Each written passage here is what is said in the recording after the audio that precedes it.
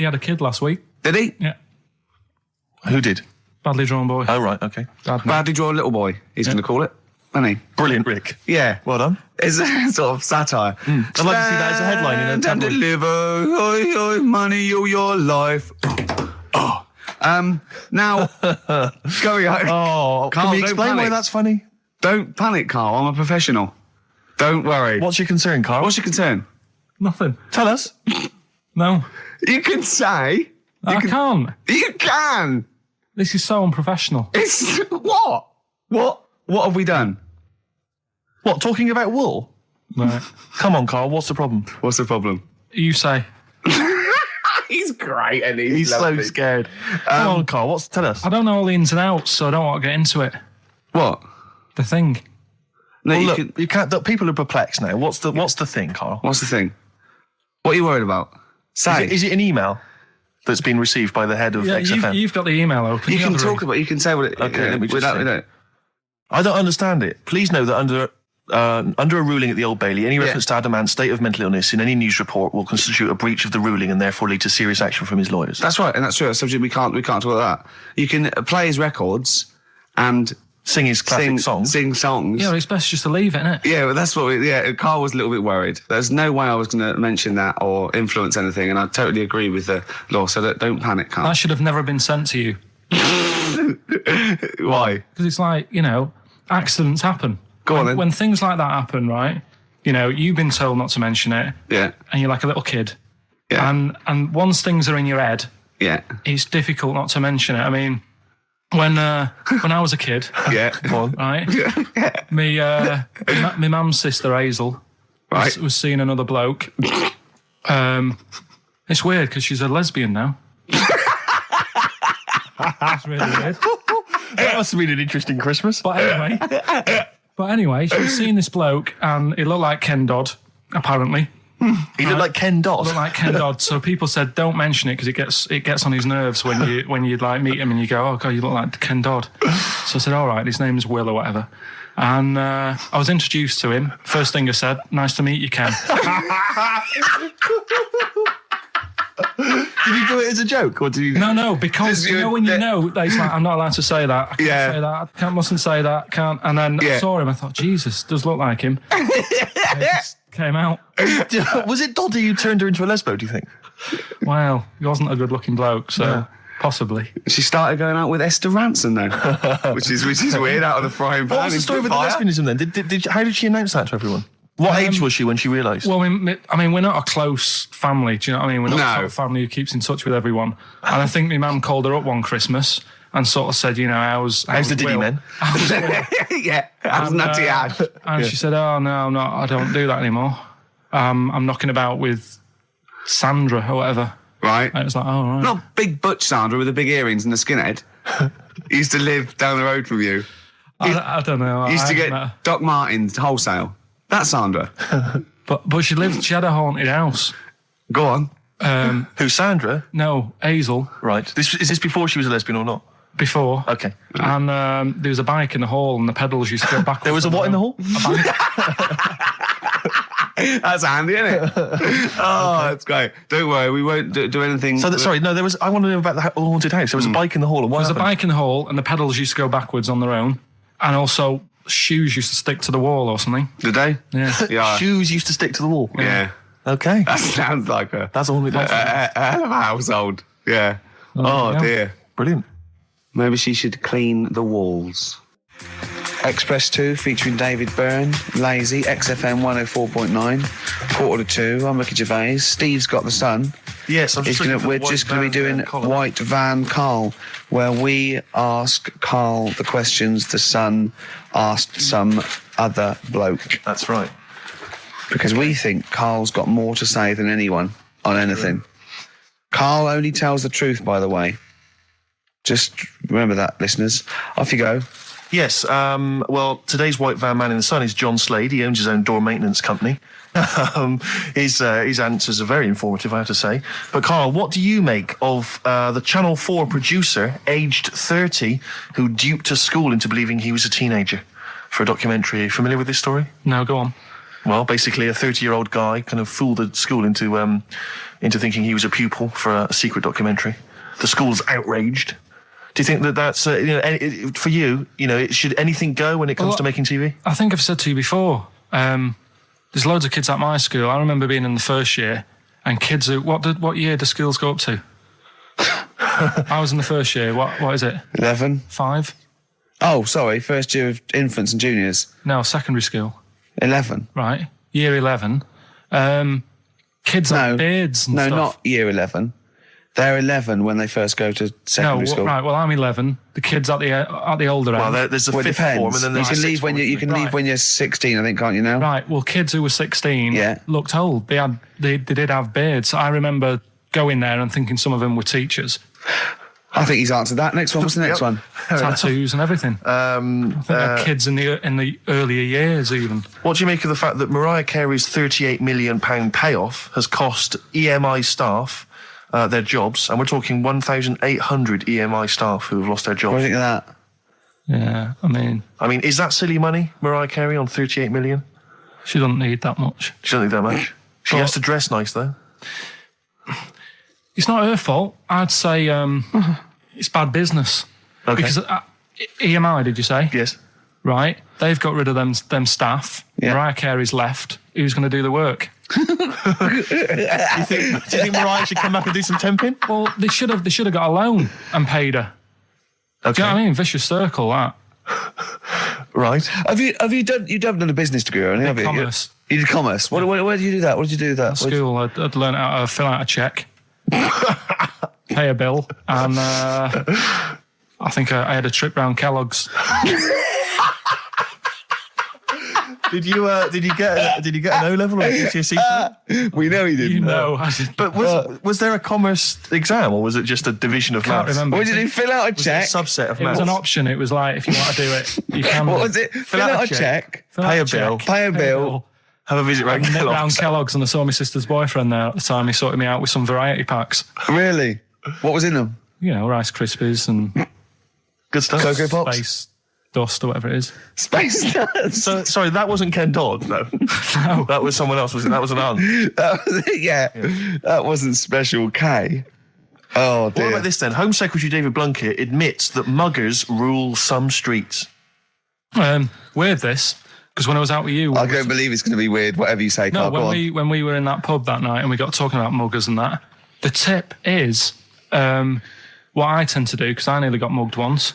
Act mental. You what? You nearly got mugged once? I nearly got mugged. Yeah. But I tried this technique of acting a bit mental. Right, and how did you act mental? Well, this guy wanted me trainers. And I was in Piccadilly Gardens in Manchester. It was quite late one night. Mm-hmm. And he come up, he said, I want them trainers. I said, you want them? I said, I worked hard for these. I said, how dare you come to me asking? And I got a bit livid. And he looked at me like, oh my God, he's got a right one here. And he left me. Were you acting mental, or were you just mental? No, I put it on a bit. Were you not petrified, though? Well, you don't think about it, do you, when you're sort of in the eyes of danger? Well, not you. Clearly, you're a brave man. So, what did you say? I just went a bit mad. I just kind of, because he said he wanted the trainers and they were dear ones at the time, and I just, no, you're not having these. So I've crafted you. I said I wanted these trainers. Yeah. And went on to tell him how I work at printers and I don't enjoy it, and I put in all these hours and that, and I have to cycle home for about 5 miles. And did he give you his trainers? Yeah. Did he have a knife or I anything? just left. No, it didn't get that. Didn't get that violent. Well, that's very brave of you, Carl. Yeah, it's That's good. good advice, though. Just act mental. See, what's it? Should have tried it the other night. Oh, Liza Minnelli. Yeah. Well, she says, I've worked hard for these diamonds. Yeah. Not easy being the daughter of Judy Garland. You don't know what it's like. Finally, apparently there was a crook that got a security job at Heathrow. Right, he was a crook and he got a job at Heathrow. As robbers steal another £2 million. Apparently security down there is lax. Yeah. Is that a concern for you? Is this another Yeah. 2 million? Yeah. Why is all this money at the airport? It's those sandwich shops. You know how they're really expensive, the sandwiches when you're in a plane. They're like £2.50 for tuna, which is ludicrous. Yeah. That's basically the reason. What do you mean, why is all this money at airports? What is it doing there? Why? Have a go. No, have a go answering this yourself. Why is anything at an airport? It's going somewhere. Or coming in from somewhere. Yeah, but money, you can sort it out through the bank, like phone banks and that. Have you done commerce? You know a lot about paying bills and writing out checks. Yeah. Tell us about Kellogg's. What was it like? What was in the factory? Was it just like squashing bits of corn? Pretty boring, really. Just loads of conveyor belts, boxes of cornflakes everywhere. Just what you imagine. Yeah. So is it more, this is where you might be working? This is where you're likely to work? Possibly. There was 2 trips. There was that and the trip to Manchester Evening News. Okay. And I left that early because I had a job in Cordon Bleu. In Kellogg's? Cordon Bleu, what's that? It's like a supermarket. Yeah? And I had to leave the trip early and the teacher went mad saying they'd thought I'd got lost on the, in the building and stuff. What, you didn't tell anyone? No, because it was like day 2 of working in this supermarket and I couldn't be late. I thought by the time I explain where I've got to go and everything, I'll be even later. Sure. So I just left, and then apparently they were searching the building and everything for me. Oh, were you? Stuck in a printer. Don't know. Stuck in a printer? I don't know. What was the printer's name? You worked at a supermarket called Cordon Bleu. Yeah. Cordon Bleu! Brilliant. That's great, isn't it? It's rubbish. Oh. Got sacked. What did you get sacked for? Messing about in a... back in the car park round the back. Yeah. Right, there was a grid, and all the concrete had gone funny, so when it rains, you got like a big lake. Oh, yeah. Right? And I got in, do you know those big metal trolleys you get to like put all the food in whilst you... Oh, yeah. And I got in one of them and pushed myself out into this lake. Of cement? No, water. Full of water because it had been raining. Right. And I got stuck in the middle, right? And the boss was like, where's Carl? He's meant to be doing, facing up the beans. And I was like... And you were stranded in a lake. So someone said, I saw him messing about out the back. He came out and saw me stuck in the middle of this lake in a trolley. And he said, get back in. I said... Would you say, no, I'm filming sharks? I said, it's too deep. I can't get out. You'll have to pass me something. And he said, I'm not passing you nothing. He said, you can get out of there and walk through it. I said, I'm not. I've got my trainers on, probably the same ones. Yeah, you've risked your life for them. Yeah. I said, I'm not getting these wet. He said, what are you going to do? I said, I'm going to wait for the water to go down the grid. He said, the grid's blocked. Now get out or you're sacked. I said, well, I'm not getting out. He said, right, you're sacked. So you were sacked. How long did you have to wait for the water to go down the grid? In the end, I did get bored and I sort of did a bit of a leap and a jump and got 1 foot wet. How long were you waiting? About half an hour. Just think of it. How did he get himself into that situation? That's fantastic. Should we play a record? Oh, definitely. That's a joy. Oh, you're an absolute pleasure. More White Van Man next time on the show. Electric Soft Parade. I keep trying to get the album for free from you, Carl. You've not sorted me out yet. I have to rely on other people to give me different copies. No, I did try. Tracks. I'll keep trying. Please do. This is one called There's a Silence, Electric Soft Parade. Okay, listen, Carl. I think we've covered that. What do you make of the... what do you make of the first genetically modified baby? Oh. Are you worried about this? Do you know what did they do? What? Let me see what it says here. Isn't it just choosing the, eye colour? Well, this is the concern, isn't it? That in the future you'll be able to decide whether it's a boy or a girl, how intelligent it is, what it looks like, is it handsome, is it ugly? Obviously, no one will choose an ugly baby, and so on and so on and so on. And so it means that where will it lead? Where will it end, Carl? Are you concerned? I've thought about this a lot. What will us three look like in the future? If they're being, genetically modified beautiful people, what will we be like? How will we be considered in society? True, yeah. But we've talked about this before, haven't we? About the cloning thing. Yeah. That's a bit weird. Yeah. But I don't think it matters because at the end of the day, right, you might look like some other kid, but it's the way you're brought up that will change your features and the way you are, your personality. If you lie, you get a long nose, don't you? Well, no, but listen, right, because I remember... When we, I was growing up on this estate. This is going to be good. Go on. No, it's not. It's just an example of how this doesn't work. Go on. So we don't need to worry, sort of thing. Sure. Right? Okay. So I'm growing up on this estate, and there was this woman about 4 houses down, right? Who's a bit rough. All right. Didn't fancy her. Oh God, no. Right, but she had a baby. Well, tell me about her first. I'm interested in this woman. Why was she? It was a very... Was it like being a man in a dress? I mean, I didn't grow up in a posh house or anything. I'm not saying that if you live in a bit of a rough house, you're a bad person. What does she look like? But anyone can Tattoos? Clean up. Look like Tony Green with a fag on. They didn't clean up much, right? Oh. Which, even if you've not got a lot of money, you can still try and make the place look nice. Yeah. Right? But she didn't. And a kid used to take a horse into the house. Sorry. Whoa, Neddy. What do you mean a kid used to take a horse into the house? Where did they get a horse? Must have nicked it from somewhere. mustard on. You seen a horse with it? No. What, is that from outside the saloon round the corner? Yeah, was it just tied up with a bit of lettuce? Right? And, Oh, that's great. I'd Did been Big out. Jake come looking for it? I'd been out. Oh. Nick, Sorry, let me get this. This was before the lynching stopped or after? Where did he get a horse from? What do you mean he must have nicked it? His mum said, where'd you get that from? I bought it. All right then, but keep it out of the kitchen. I don't want you going cattling rustling. Where did he get a horse from, Carl? And how long did he have it for? Was he leading it or riding it? Mum, open the door. I can't stop. I can't stop it. Open the patio door as well. Looks like we got us a runaway. What do you mean? I don't know, but the thing is, they couldn't afford to buy one because they're not cheap. So I'm just guessing. Maybe that's wrong of me. But I think... He had a horse? Yeah, right. So That's why the family didn't have any money. They'd spend it on the horse. No, I don't think, that's what I'm saying. I don't think they would have bought it. So anyway... Yeah, it's wise to whisper, Carl, in case they're listening. Yeah. And They could be in the room next door. It's not buying it, it's keeping it as well. Oh, so I was like in the car with my dad coming into the avenue, and you used to have to drive down it to turn round and, and you know, sort of go back to our house. You had the traditional method of transport. Yeah. And the horse was in the lounge, Reading a paper. just like walking around. Oh God! What? And when I was doing, I tried to earn myself some money once by flogging little flowers in plastic cups. What? This is genius. It just keeps coming. What do you mean you're trying to flog little flowers? What do you mean? Wait.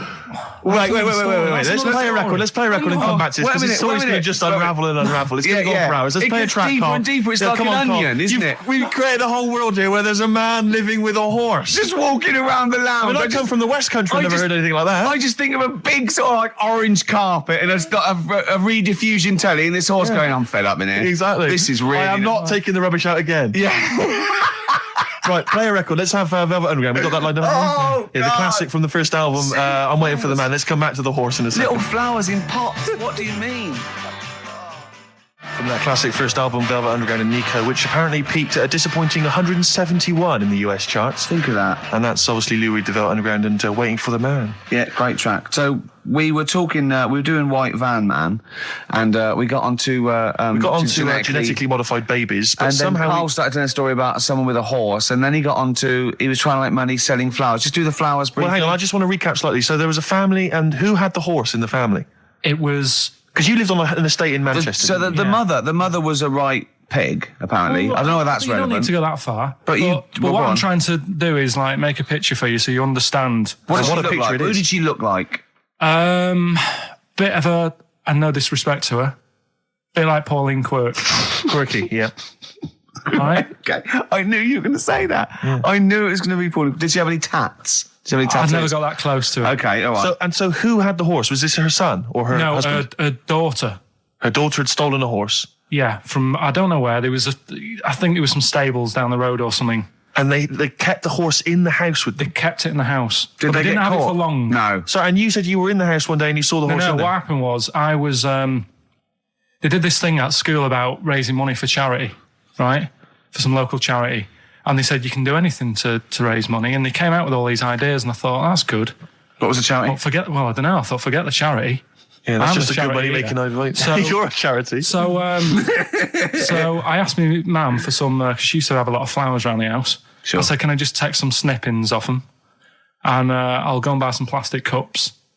And got some soil out of the garden, planted the bits of plants in them. Yeah. Got a tray.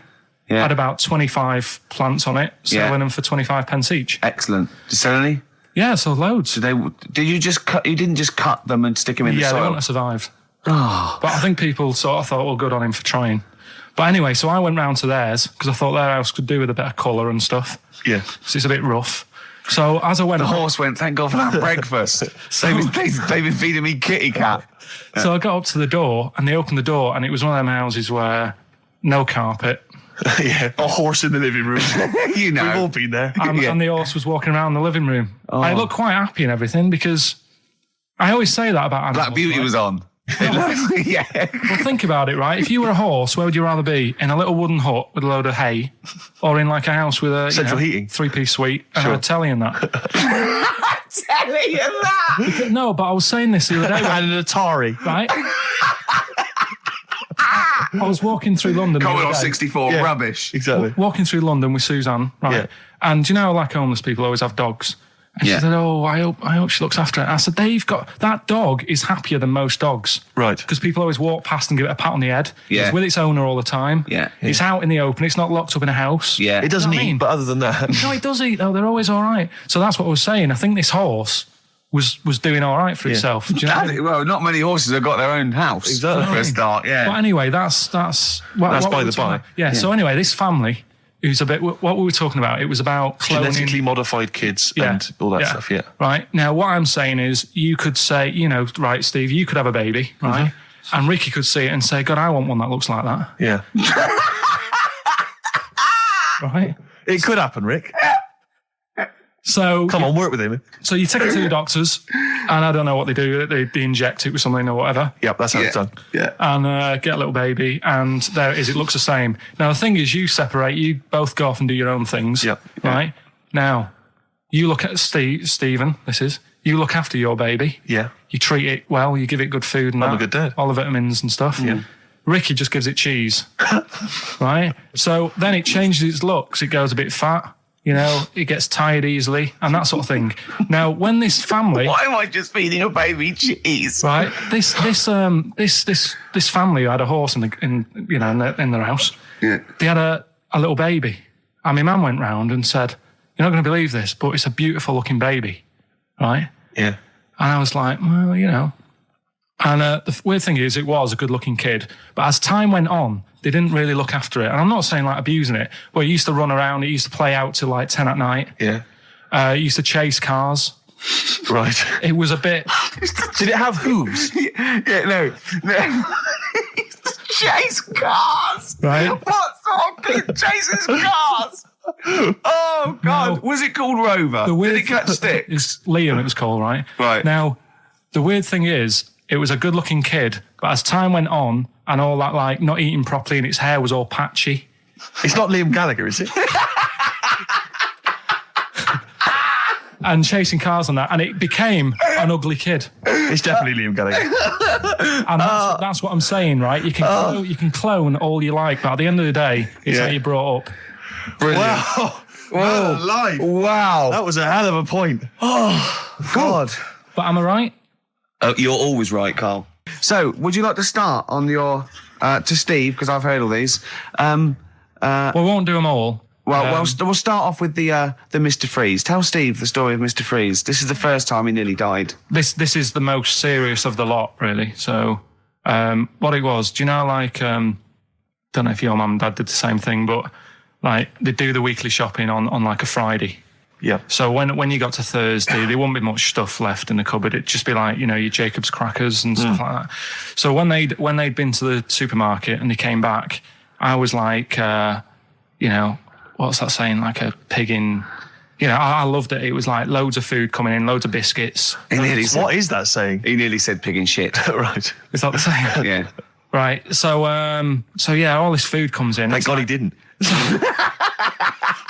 Otherwise, he'd have been in trouble. That's true enough. Because he's culpable for our actions because Exactly. he's the producer. So technically, that twat's in charge. Go on. Right. So anyway, so there's loads of food, and I'm like, oh yeah, look at this, and chocolate biscuits, and you know, penguins and stuff. Bacon. And bacon. Just in case, you never know. So anyway, my mum and dad's putting the food away. Me and our kid are like, he's already grabbed something, gone back upstairs. It's like feral children. It's like a quest for fire. And then they run upstairs. What did he just sit under the bed, gnawing at some sort of pig's trotter? So I saw, do you remember Mr. Freeze Pops? I do, yeah. So what, they're kind of like popsicles, icicles. Yeah, but really long, like a foot long, right? Yeah. So I thought, I'll have one of them. So I grabbed it. Went for the nutritious stuff first. Absolutely. And like my mum and dad are putting this stuff away and what have you. And I rip it open and knock it back, right? Straight away, just right back like Swallow that. it straight away, yeah. But it went down the wrong way, right? So What, down your shirt?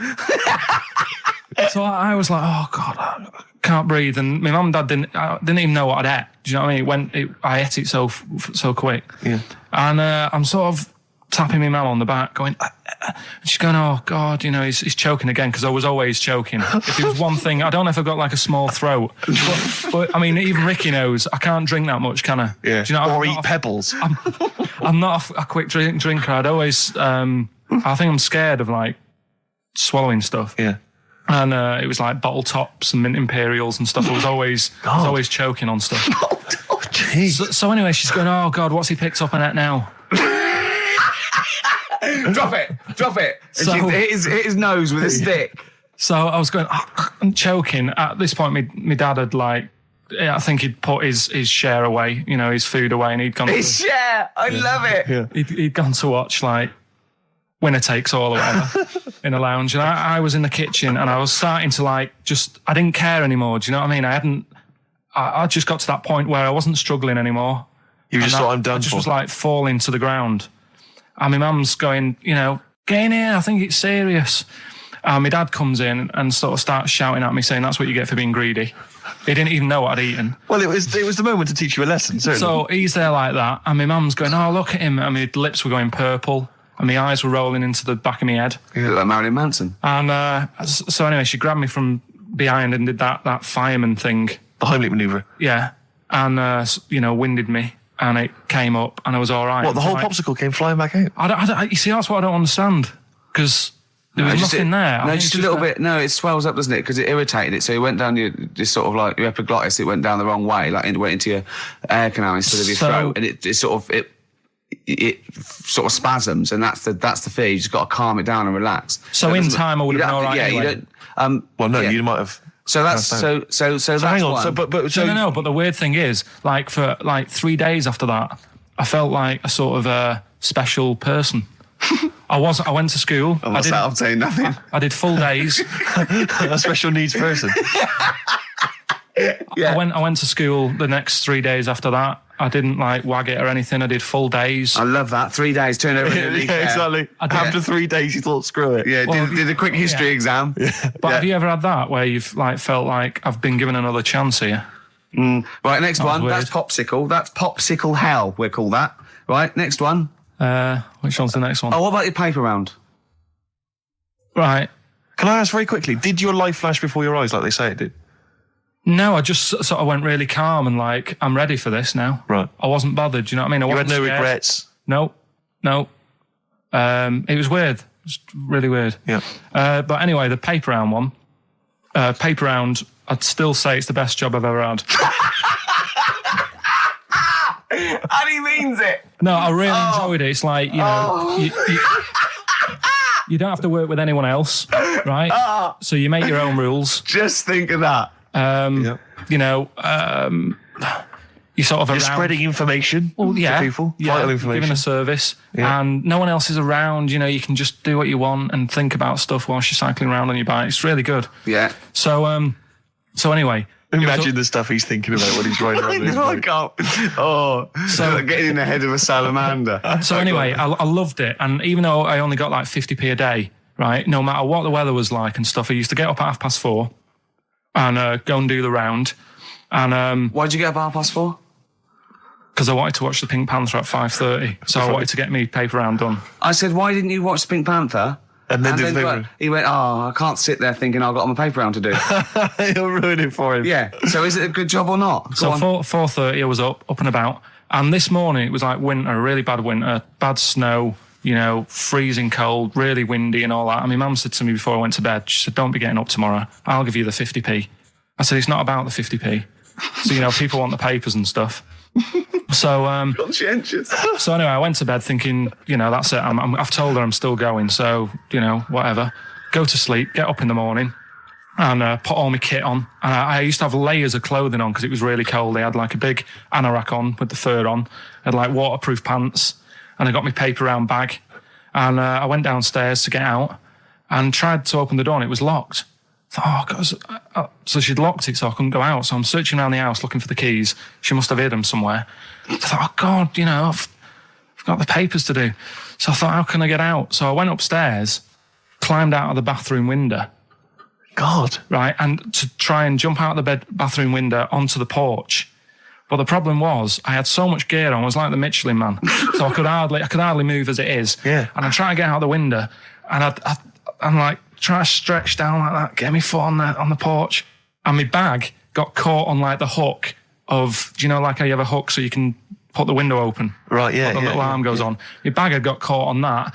I was holding onto the wall and my foot on the thing, so I couldn't sort of pull it away in case I pulled it away and then fell on my head. Yeah. So I'm stuck there. Dangling. My dad comes back from working nights. Yeah. He thinks I'm a burglar. Gets out his gun. So he's shouting and stuff, going mad and going, Dad, it's me. And he had to give us a hand using a... He's heard that wily trick in Manchester before. He had to help me using a washing prop thing, a big stick. What did he do? Well, he said, just hold on for your dear life and I'll sort of push the paper bag off the hook. Why didn't he go upstairs and sort it out? It was at that point where I was in the middle. There was nothing you could do. Do you know what I mean? It's at that point where you've just got to make a decision. Yeah. And by the time you go upstairs, who knows what might have happened? Sure. Do you know what I mean? You've got to act there and then, not messing around. Yeah. So And you could hear downstairs, now here he is, the Pink Panther. Yeah. Dad! Hurry up. Panther, ever so pink. Oh. So that was close to death because I must have been about 30 foot in the air. Yeah. And I would have, that would have been nasty if I fell to the concrete paving. So Well, And, there's more to come. Should we play a record and come back to this? Because he's got more. Oh, yeah, no. There must be no, one of them where you did fall on your head. This is the one I'm waiting for. There's got to be one. That was explained so much. Yeah. I nearly broke my back Jeez. once. My dad said, I bet I can't kick me out. And I said, I bet I can. And I don't remember this. You didn't tell me this one. I bet it can what? I was in the garden summer's day, and it was that era when like doing kung fu and all that was really popular. Sure. And I was like messing about in the garden, punching the tree and stuff. And my dad said, What a kid he must have been. my dad said, I bet you can't kick your height. Kick your height? What, you mean Yeah. kick as high as yourself? Yeah, so I must have been like 5 foot or something then. And I said, of course I can.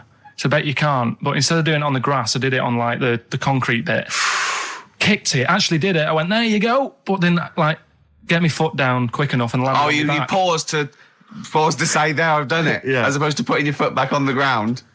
And landed on my back, and I'd still get back trouble now. Do you? Because they say that, don't they? So to cut a long story short, he gave me about 4 or 5 near-death experiences, and he went, and the whole point of this, he went, so that's why I think I'm going to die of something horrible, like cancer. And I went, why? He went, right, you ready for this? Yeah. He said, well, I don't check my balls. Wait. He said, I don't like the feel. Carl, always check your balls. Do you I check don't like the yours? feel. Why don't you like the feel of your own balls? They just, I mean, you know that I don't like bodies anyway. Right. Do you know what I mean? It worries me a bit that you've got all that going on in your body, right? And your skin's keeping it all in place. Stop. We're going down a whole other avenue of discussion. Let's play a track. Let's come back to it. Oh, right. I've brought in this. This is free. You'll know from the jeans commercials. Yeah, All Right Now Long and time everything, ago. yeah. All Right Now, yeah. But this is a great little track. This is My Brother Jake. Carl, any more? I'll tell that story that you were telling me about your dad when he was driving. Well, it's just that you were talking about, well, I mentioned Forrest Gump Yeah. and the Forrest Gump types. When my dad was when he was a taxi driver, Yeah. you used to have to sort of do your bit for the local area Oh, God. by taking the Forrest Gump people to Blackpool. Yeah. Is that what they're called now? The Forrest Gump people? Is that what the organisations that support them ask for them to be referred to? A as? minibus with Exactly. life is a box of chocolates. exactly. .com. Well, Forrest Gump types. It must be. So you work with these people. It was yeah. The people with learning difficulties. Difficulties, yeah. And they used to get 5. Coming home must have been a busman's holiday. So he got 5 of them in the cab. Yeah. And he had to go to Blackpool, and 4 of them were really good, behaving themselves, didn't mess about, weren't fighting and stuff. But there was one who was just causing loads of trouble, and he couldn't control him. And what you've got to be able to do with people like that, you don't want them to get stressed out because it's not good for them. It stresses them out, and you could end up with a bit. Thanks, Dr. Carl. You could end up with a bit of a riot on your hands.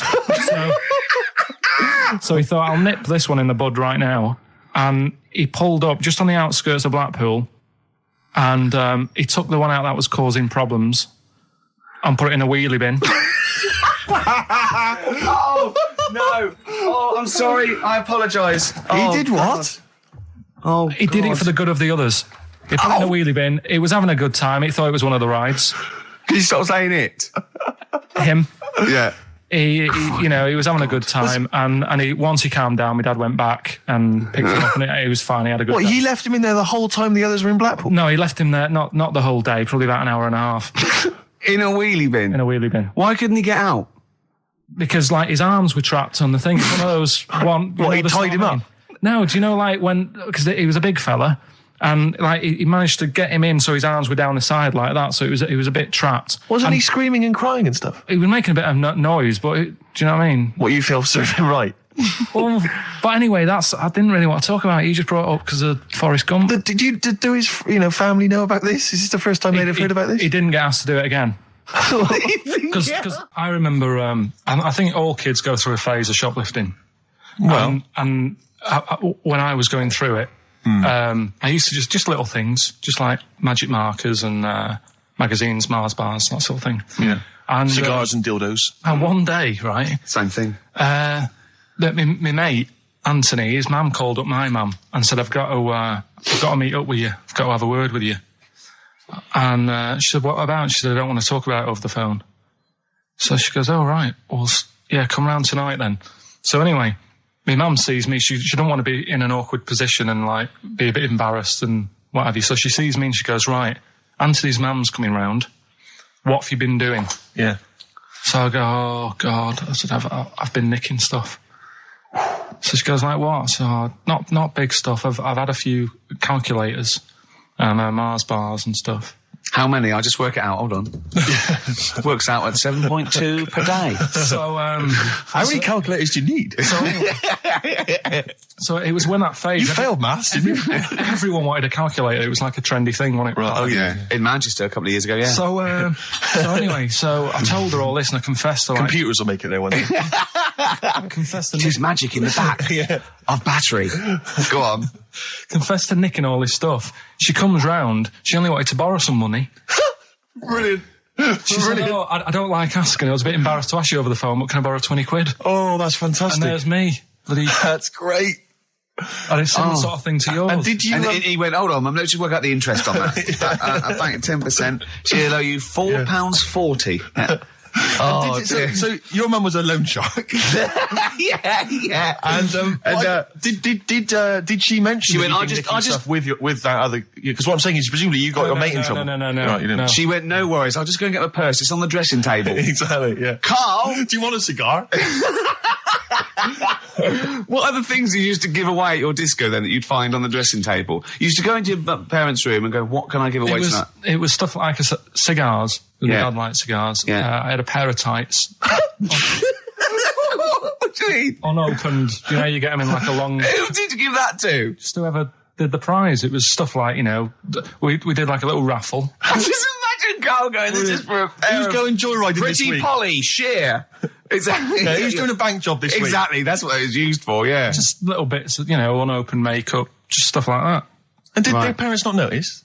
No, because it's stuff that you're not that bothered about. If a telly went missing, they'd notice it. They would, wouldn't they? They'd be staring at a wall for 3 days. But a pair of tights and a cigar and that, get away with it. Yeah. But it's funny as well, because like you had two names. I just like remembered. I started off as Dazzling Darren's Disco, just because the first lights I could afford belonged to someone who had their name put in lights. Right. So I went along with that You had name to for a bit. pretend you were called Darren. That's lovely. That's great. Is it worth it?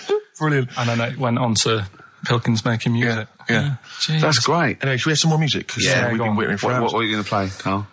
We've got the Cooper Temple Claws. Oh, lined up. brilliant. I'm going out today. I've never bought a suit since I was like 11, right? I went to my brother's wedding. That's the last time I wore a suit. Right. Really? And you can't get anywhere near it now, can you? Can't get into that. No. That was a good day. What was it? What sort of suit was it? It was like a sort of a grey silver one. Excellent. Quite flary. Nice. Well, try and go for something grey similar. silver one. Just think that with your little round head, what did that look like? I looked all right. Like he'd landed from the... just landed on it. it. Like, who's They walk among us. I didn't really need to wear a suit either, because I hardly went into the church. I was in the car park, right? And it's when my brother was in the army, and he had a Ford Capri with one of them horns that goes... And you just sat there. Why didn't he come in his tank? I just sat in that, doing that all day, and the vicar was getting well annoyed with me. What, when the service was on? Yeah.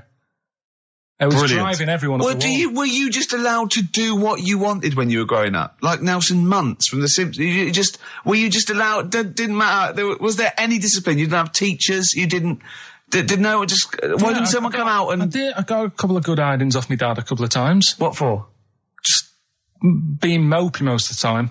If I had a strop on, he'd hate that. He'd go out and burn something down or nick something, but don't wander around with your head down. Well, didn't he smack you for not liking a castle once? Yeah. No, what's that?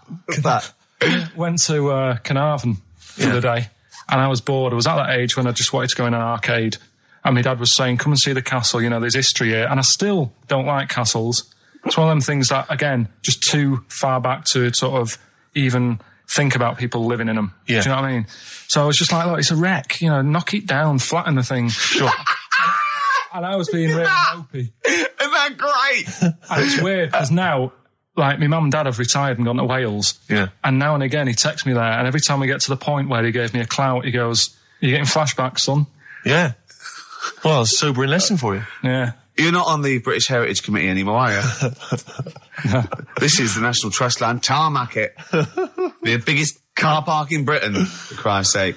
Iggy Pop on board on XFM 104.9. I'm Ricky Gervais. Steve Merchant here as well. Yeah, little Karl Pilkington. Well, to reintroduce or introduce people for the first time to Karl, I think we should have a... Yeah, maybe sort of a quick Q&A, Karl, and we don't need sort of lengthy answers from you. We don't need lots of detail. It can be just a couple of sentences. Just to get a flavour of who you are. Yeah, so firstly, name obviously Karl Pilkington. Age, Karl? I'll be 30 next month. Really? This month. No, next. Where are we? I don't think we need to ask any more questions. I think we've done it. That's it. I think we've Welcome done it to the world of Karl Pilkington. I think that... Oh, I thought it would take 3 or 4 I questions thought it was going to be at least, to really explain that was the Karl first was question. about. Absolutely God. incredible. But we can't really leave it there because we haven't got enough else to do to fill up the 2 hours. So let's pursue this line of inquiry. Yeah.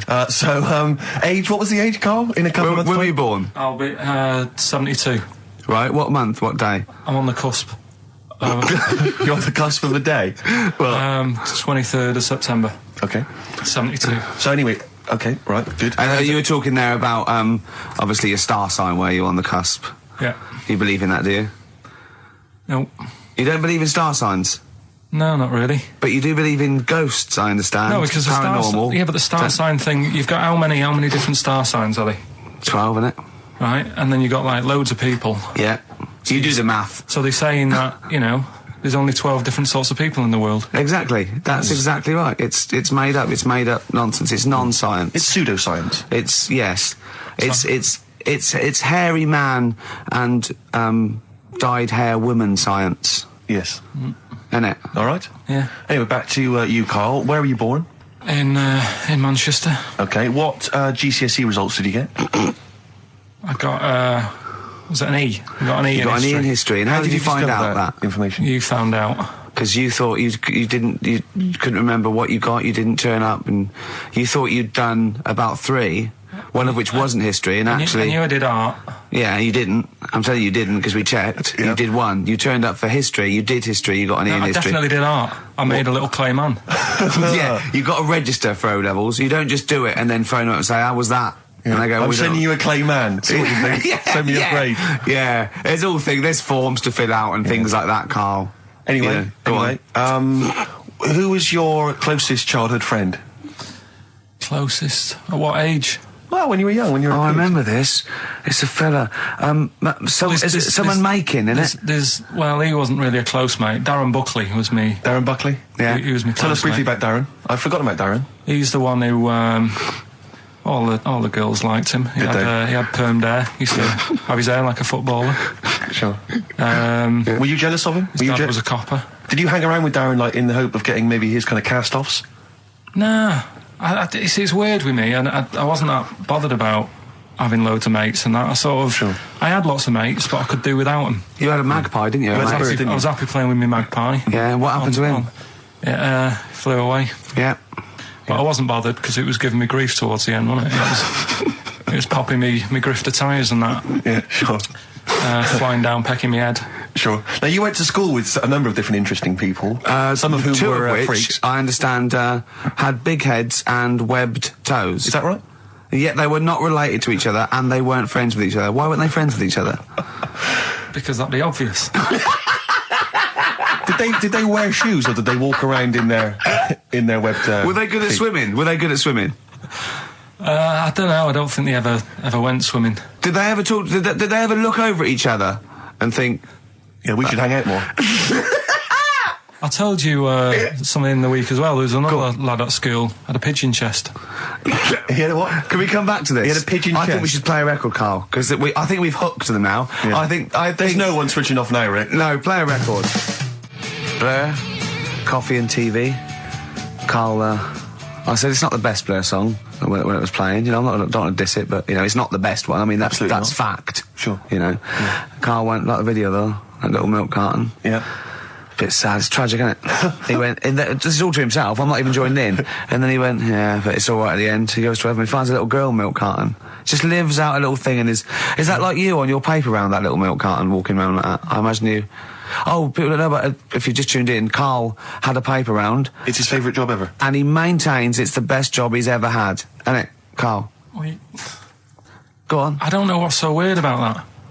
It's a paper round. Yeah, but look, forget it's not all the most that. fulfilling of jobs. Look at the way it works, right? You get it out of the way at the start of the day, so you got the rest of the day to yourself.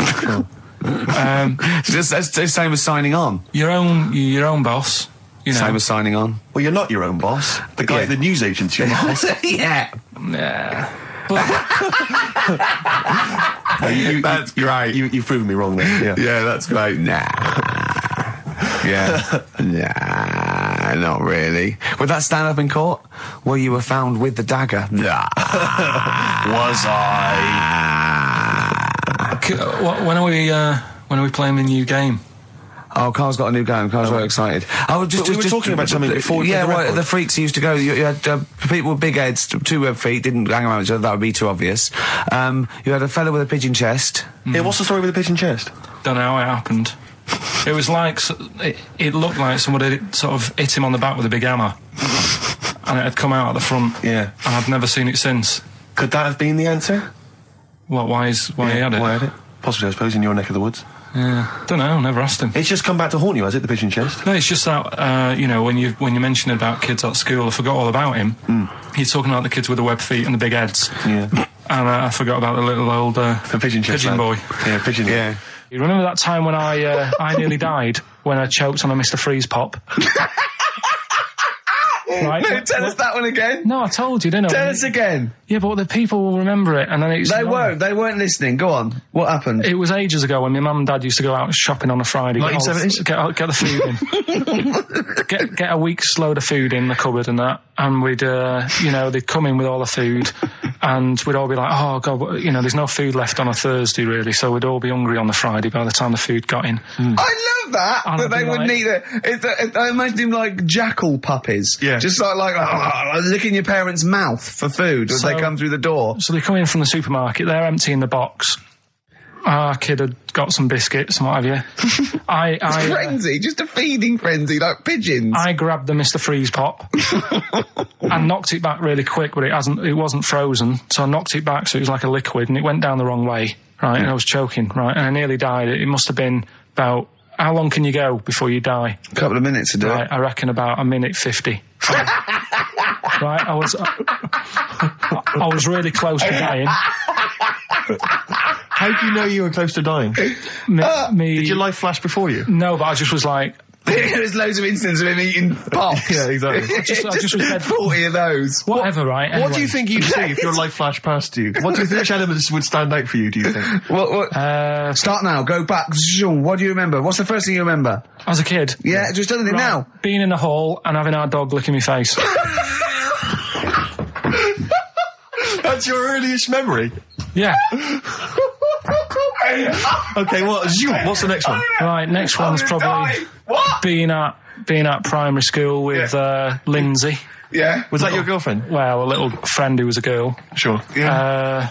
And we used to have like tins with letters in, and you'd have to write stuff. But anyway, what were we doing? What? He got confused. Right, so anyway, I'm intrigued by the dog that was licking your face. well, bin that. We won't win that. no, it's a great Rockbusters. feature. I just think you need to be a little bit more careful about what you consider to be my education. mic's gone All funny. right, I all fell right. over. All right, well, We'll work on it next week. Play a tune, and what have you got for us? Because we've got a big competition. We've Come got on. to do the competition. We've only got 25 Yeah, well, come on minutes. then, Don't worry quick about then. it, Carl. Do Play a something, tune. play We'll a come back with tune. Rockbusters. What are we playing? Let's play a bit of Tupac. Oh, that's what I'm coming out to, isn't it? Yeah, The fight. exactly. Yeah. Imagine it. Whack it up, whack it up. Right, when I did boxing at the youth club, Once, when he did boxing, he fought a little weak kid, because it was his first day, battered him. Next week, it was someone else's turn, and he got battered and he left. yeah, I said, right, I've had enough. But there was Yeah. there was a ladder there that I had to work, right? And I decided after the sort of the first step, I thought, it's not for me, this. Yeah. But if you win, it's all kind of like, right, well, Yeah, the world's There your you go. oyster. But it's a program. It's just a one-off program, isn't it? It's like, it is like, you got to treat it like faking it. yeah, but faking it, right? That little gay fella who ended up being a doorman, he's actually doing that as a proper job now or something. He loved it so much. Do you seriously think I have any intentions of getting into the fight game and leaving entertainment Well, behind? what's the point then? What do you mean? What's the point in watching television? It's entertainment. Or educational? I watch it to sort of soak in Well, information. this is educational. I'm learning a lot. I'm actually learning a lot, and I can't believe my luck. I've got professionals telling me, hopefully how to lose weight and punch hard. That's just fun. It's like having golf lessons. Right, but say, I mean, here's an example. Go on. It's a nice way to plug it. We've got Rockbusters coming up in about 10 minutes or something, right? Now, Look forward to that. people email in, and they don't just do it for fun. They do it because they know they've got some good prizes lined up. Right. So they're doing it because it gets them something. Yeah, my prize is that I've learned something in life. I've gone through an experience, and hopefully I'll come out in some way better if I don't get mashed. That's it. That's the prize. That's why we do anything, isn't it? I think this is an example of you, Carl, is you give up too easy. Yeah, and you gave that up straight You think away. there's no point in anything. I did Crusaders for I think I lasted that out for about 4 weeks. What's that? Crusaders? Well, he was my mate, right? He was religious. Uh-huh. And I'm not really. But No, I mean, you believe in ghosts, though, and shadows pushing people off bikes. But go on. it's the same time. I think I told you once before that I went to the church with this lad because Right. I swore, and he said he was going to tell me dad. Yeah. I was effing and jeffing. So he said, if you're gonna, Is that how they get people to church nowadays? I love that little kid that, he hasn't quite got the idea of the protection game. There's nothing in it for him. Either you turn to religion or I tell your father. right? So I went to church with him and that, and then the next week he said, I know that was rubbish and you didn't enjoy it. It's when I got kicked out for messing with a tennis ball in the pews, right? I don't think we've heard that, but I don't think we could possibly go into that now. Summed it up. Yeah. So Well, no. No, come on. that's We'll it. come back to that. You had a Okay. tennis That's the ball and some story. pubes. No, in the pews. In the pews, right? Yeah. But anyway, so I went there and I said, I don't think much of this church thing. It's a bit boring. Sorry, and so you went to church and you ended up in the Crusades. No, What's the crusade? Crusaders. What it is, it's meant to be the fun part of religion for kids. Uh-huh. Right. And my mate said, oh, you want to come along? It's, you go on a Friday night Yeah. and do it on a Sunday as well. Right, so I went on the Friday night. It was brilliant. They had Sabutio, played table tennis in this dead big old house. And what do they do at the end? Say, I hope you enjoy yourself. Remember, God gave you all this. Well, it's sort of, enjoy the simple things in life. You don't need computer games. You can play table tennis and talk with your friends. Yeah. And blah, blah, blah. So, yeah, that's all right. I think you'd be happy in a young offenders institution. You get to clean the toilets there But as don't well. forget, Carl, I think God invented Nintendo too. Right. Well, anyway, so that was all right. I loved it on the Friday. Yeah. And my mate said if you go for 4 weeks in a row without missing a day, Yeah.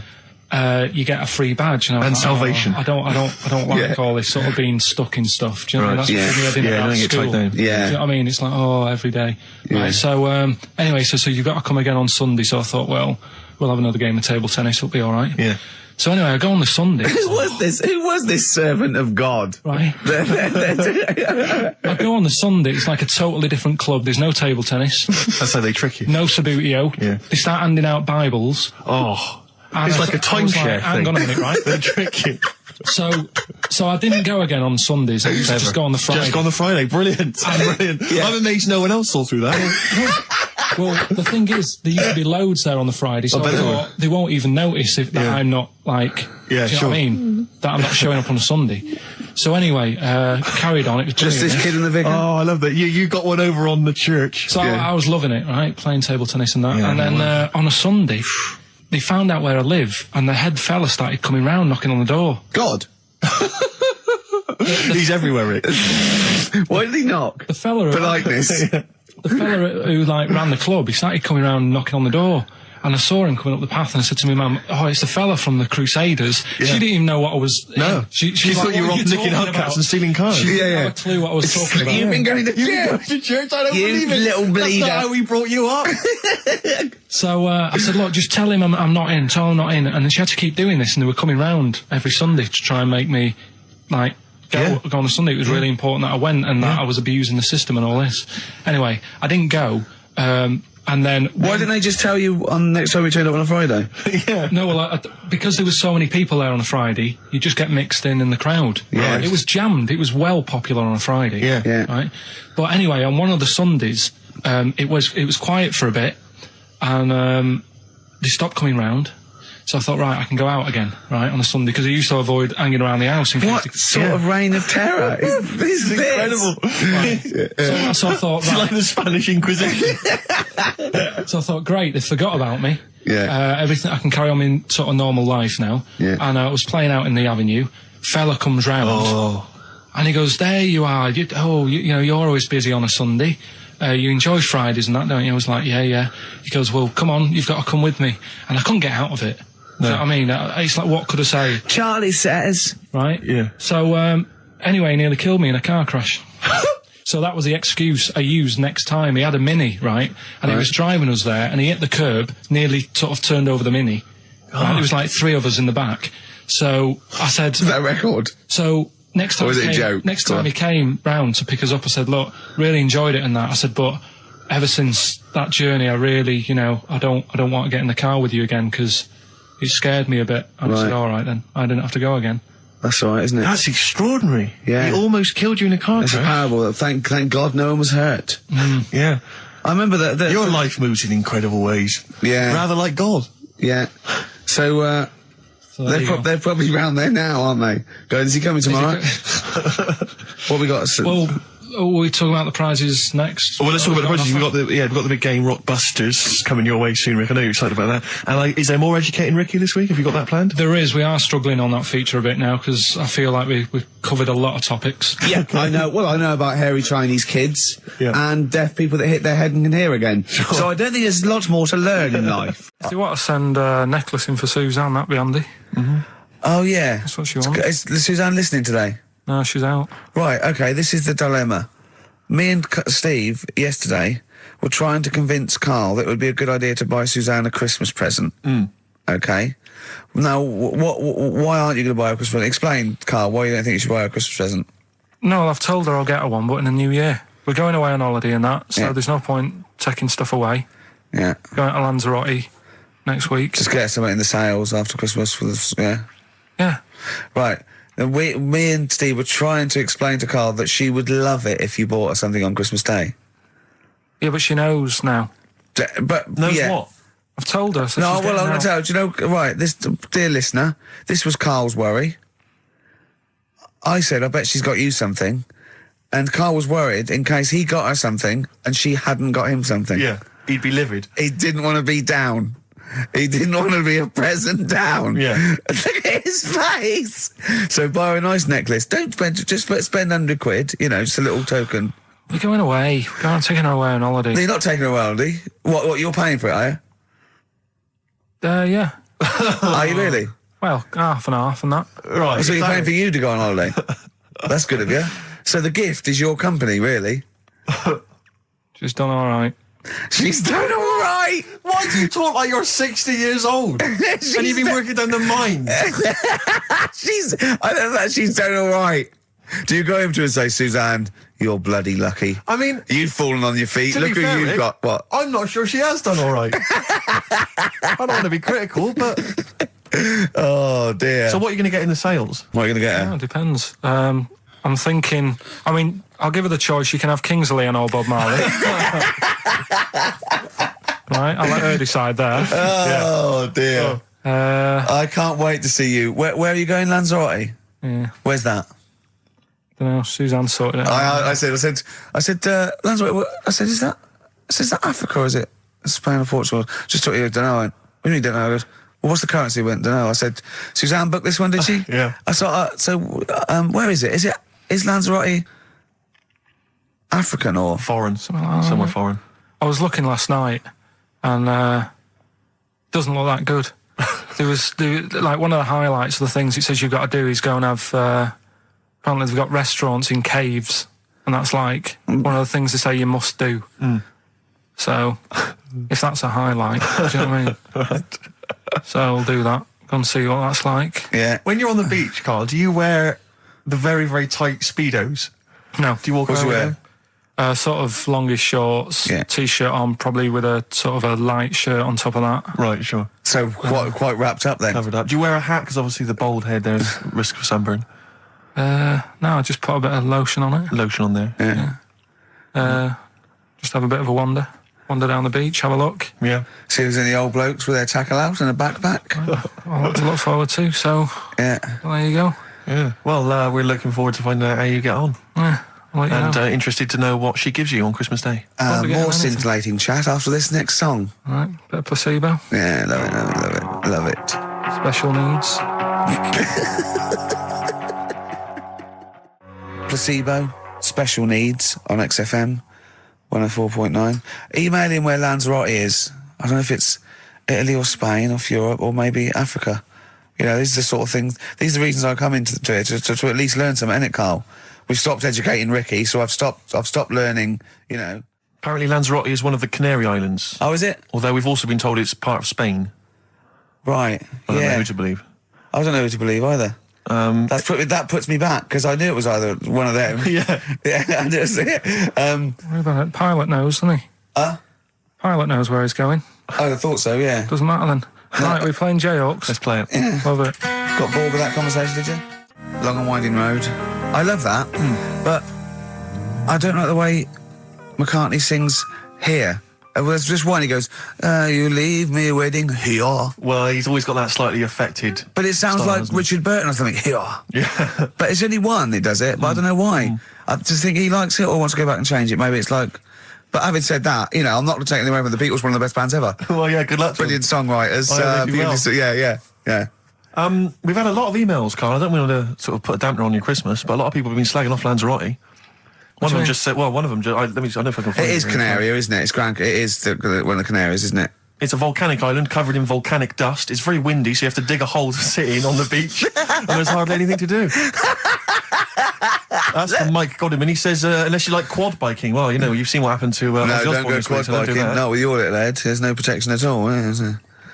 I don't know what you're thinking. I don't know. At least Rick Mann and Ozzy had lots of hair. Yours would be like Humpty Dumpty. It would crack like a little egg. And then we'd seen, there's no kings or kings horses. So, Yeah, well, they couldn't do the job anyway. No, if you remember. shouldn't really send them. They're not really qualified. Horses not equipped to put send back an a egg medical man. man like Neil Fox in Yes. to mend But not eggs. some kind of military horse. I bet he's had the egg on his face a few times, hasn't he? What, Foxy? Yeah. Well, most of the series are Pop Idol.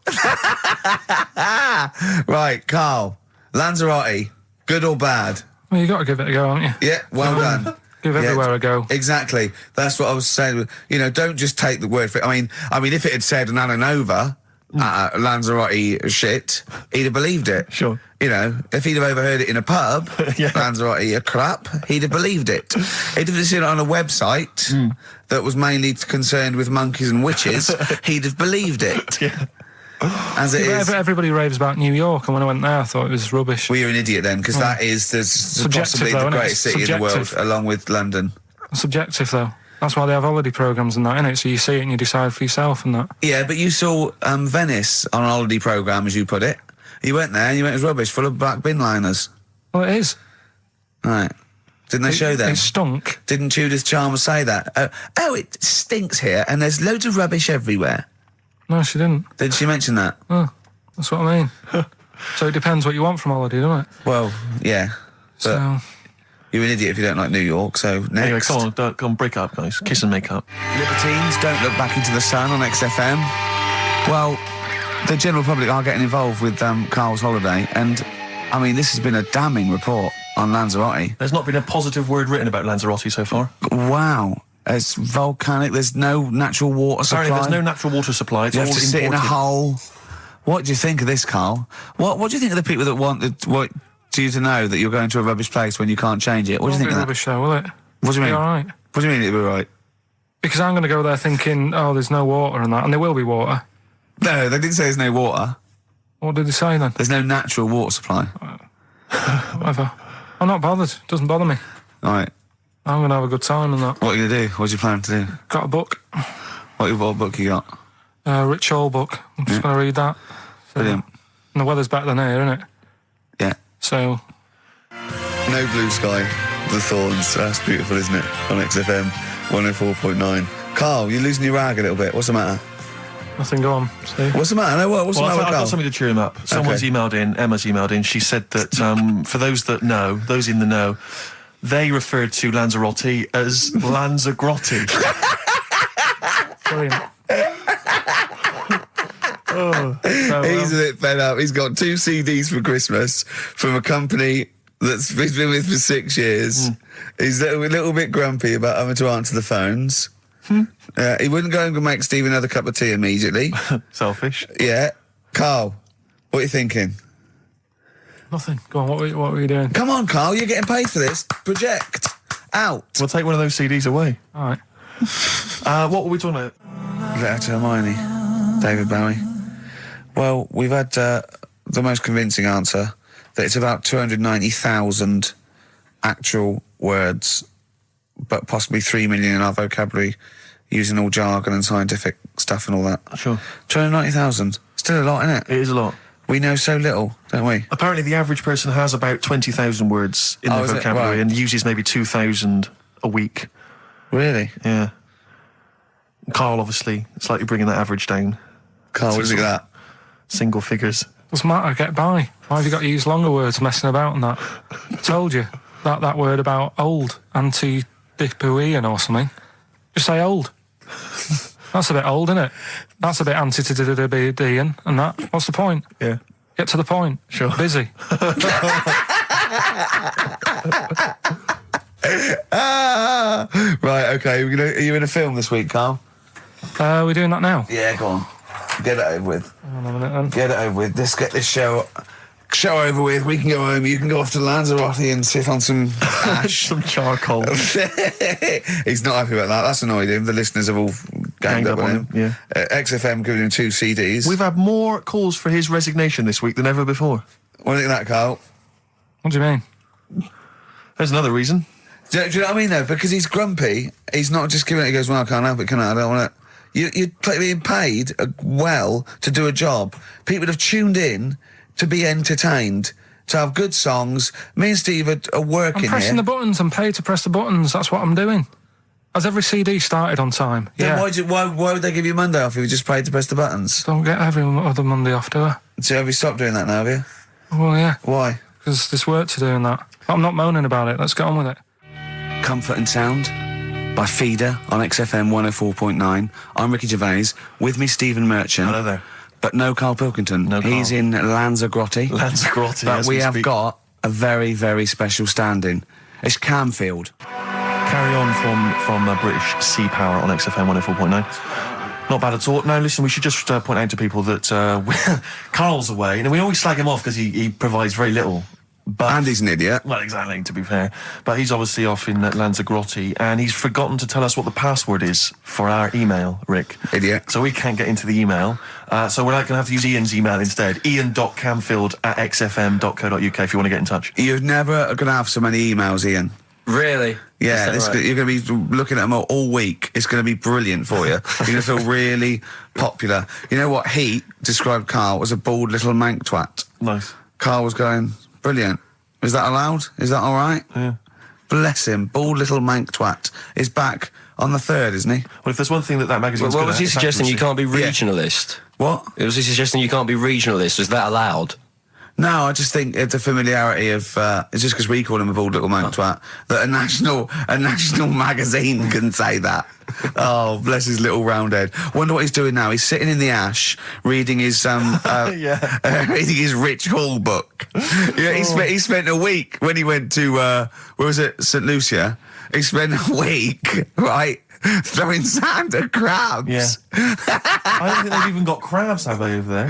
No, I don't know nothing. what he's going to do. What is he going to do?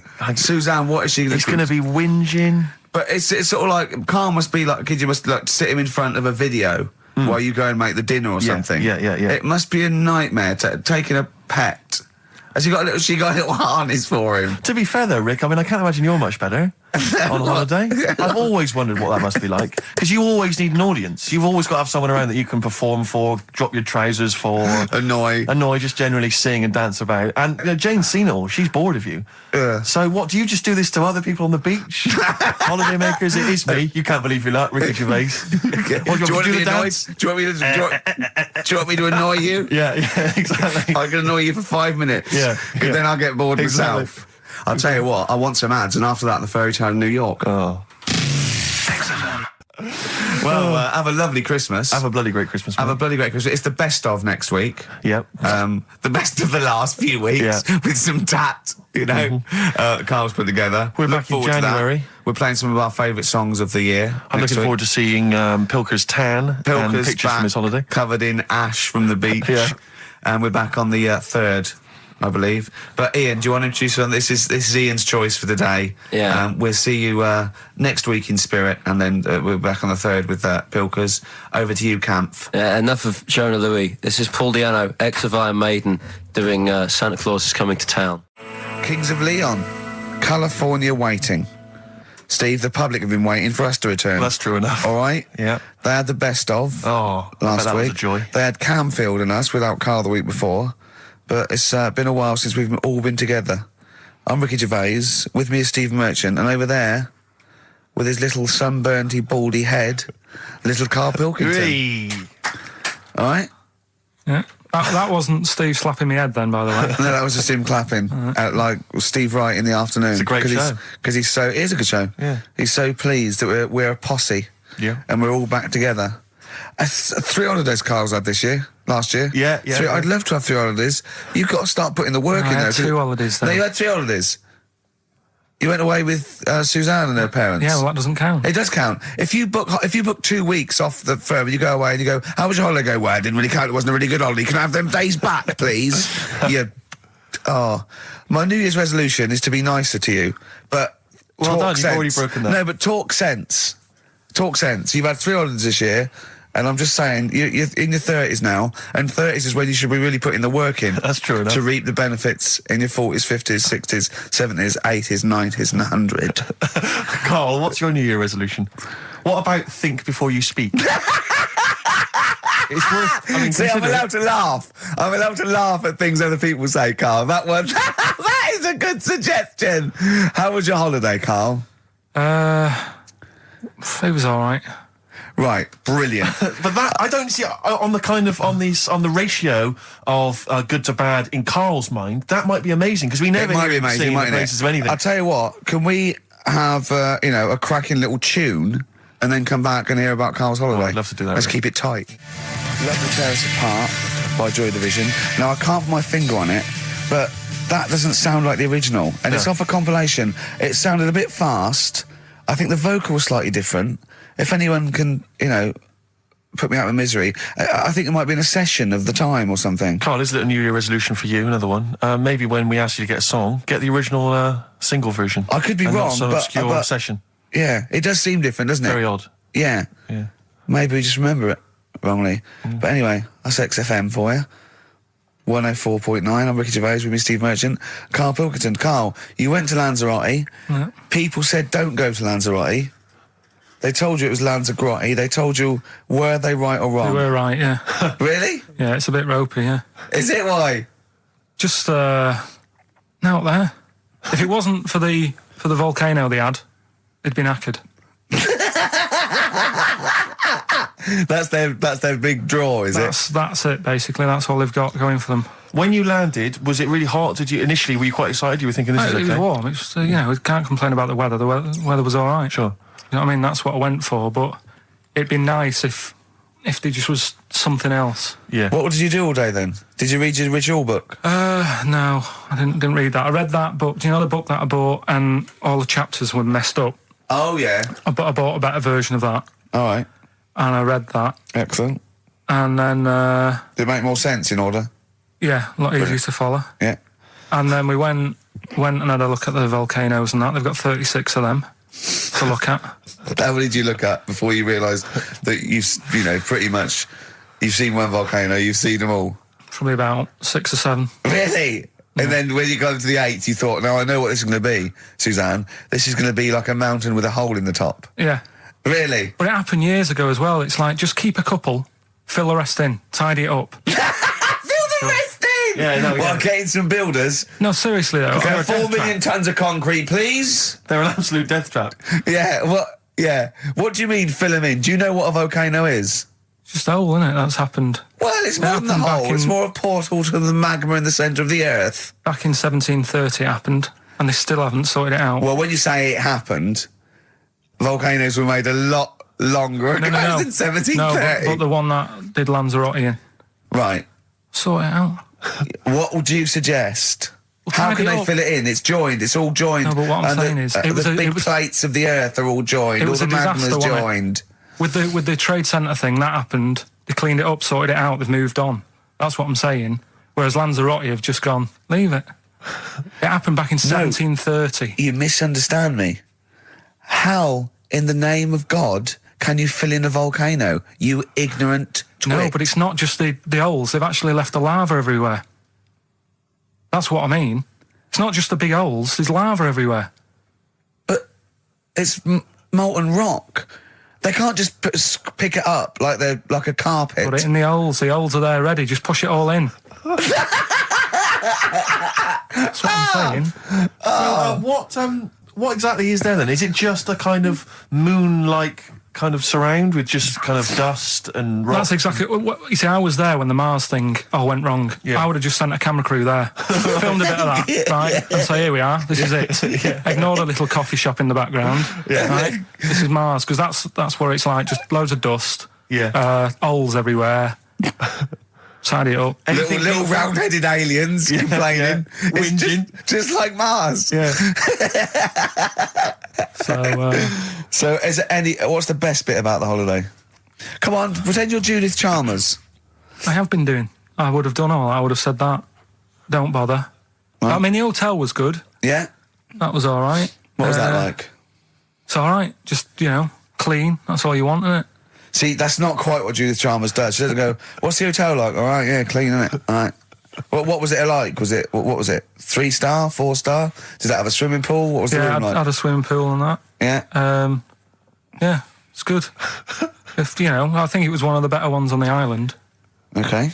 Nightlife? Wasn't really. And there was a bar. There was some bands playing. Yeah. Not very good. Food got a bit boring. Yeah. It was always the same food every night, but they sort of themed it and made out as if it was different. So, like, on Mexican night, it'd be chicken with a nacho on it. Right. And Chinese night, sort of chicken with a little prawn cracker on it and stuff. Sure. But that got a bit boring. That's me just turning on my phone because I want to read to you a text that I got from Karl.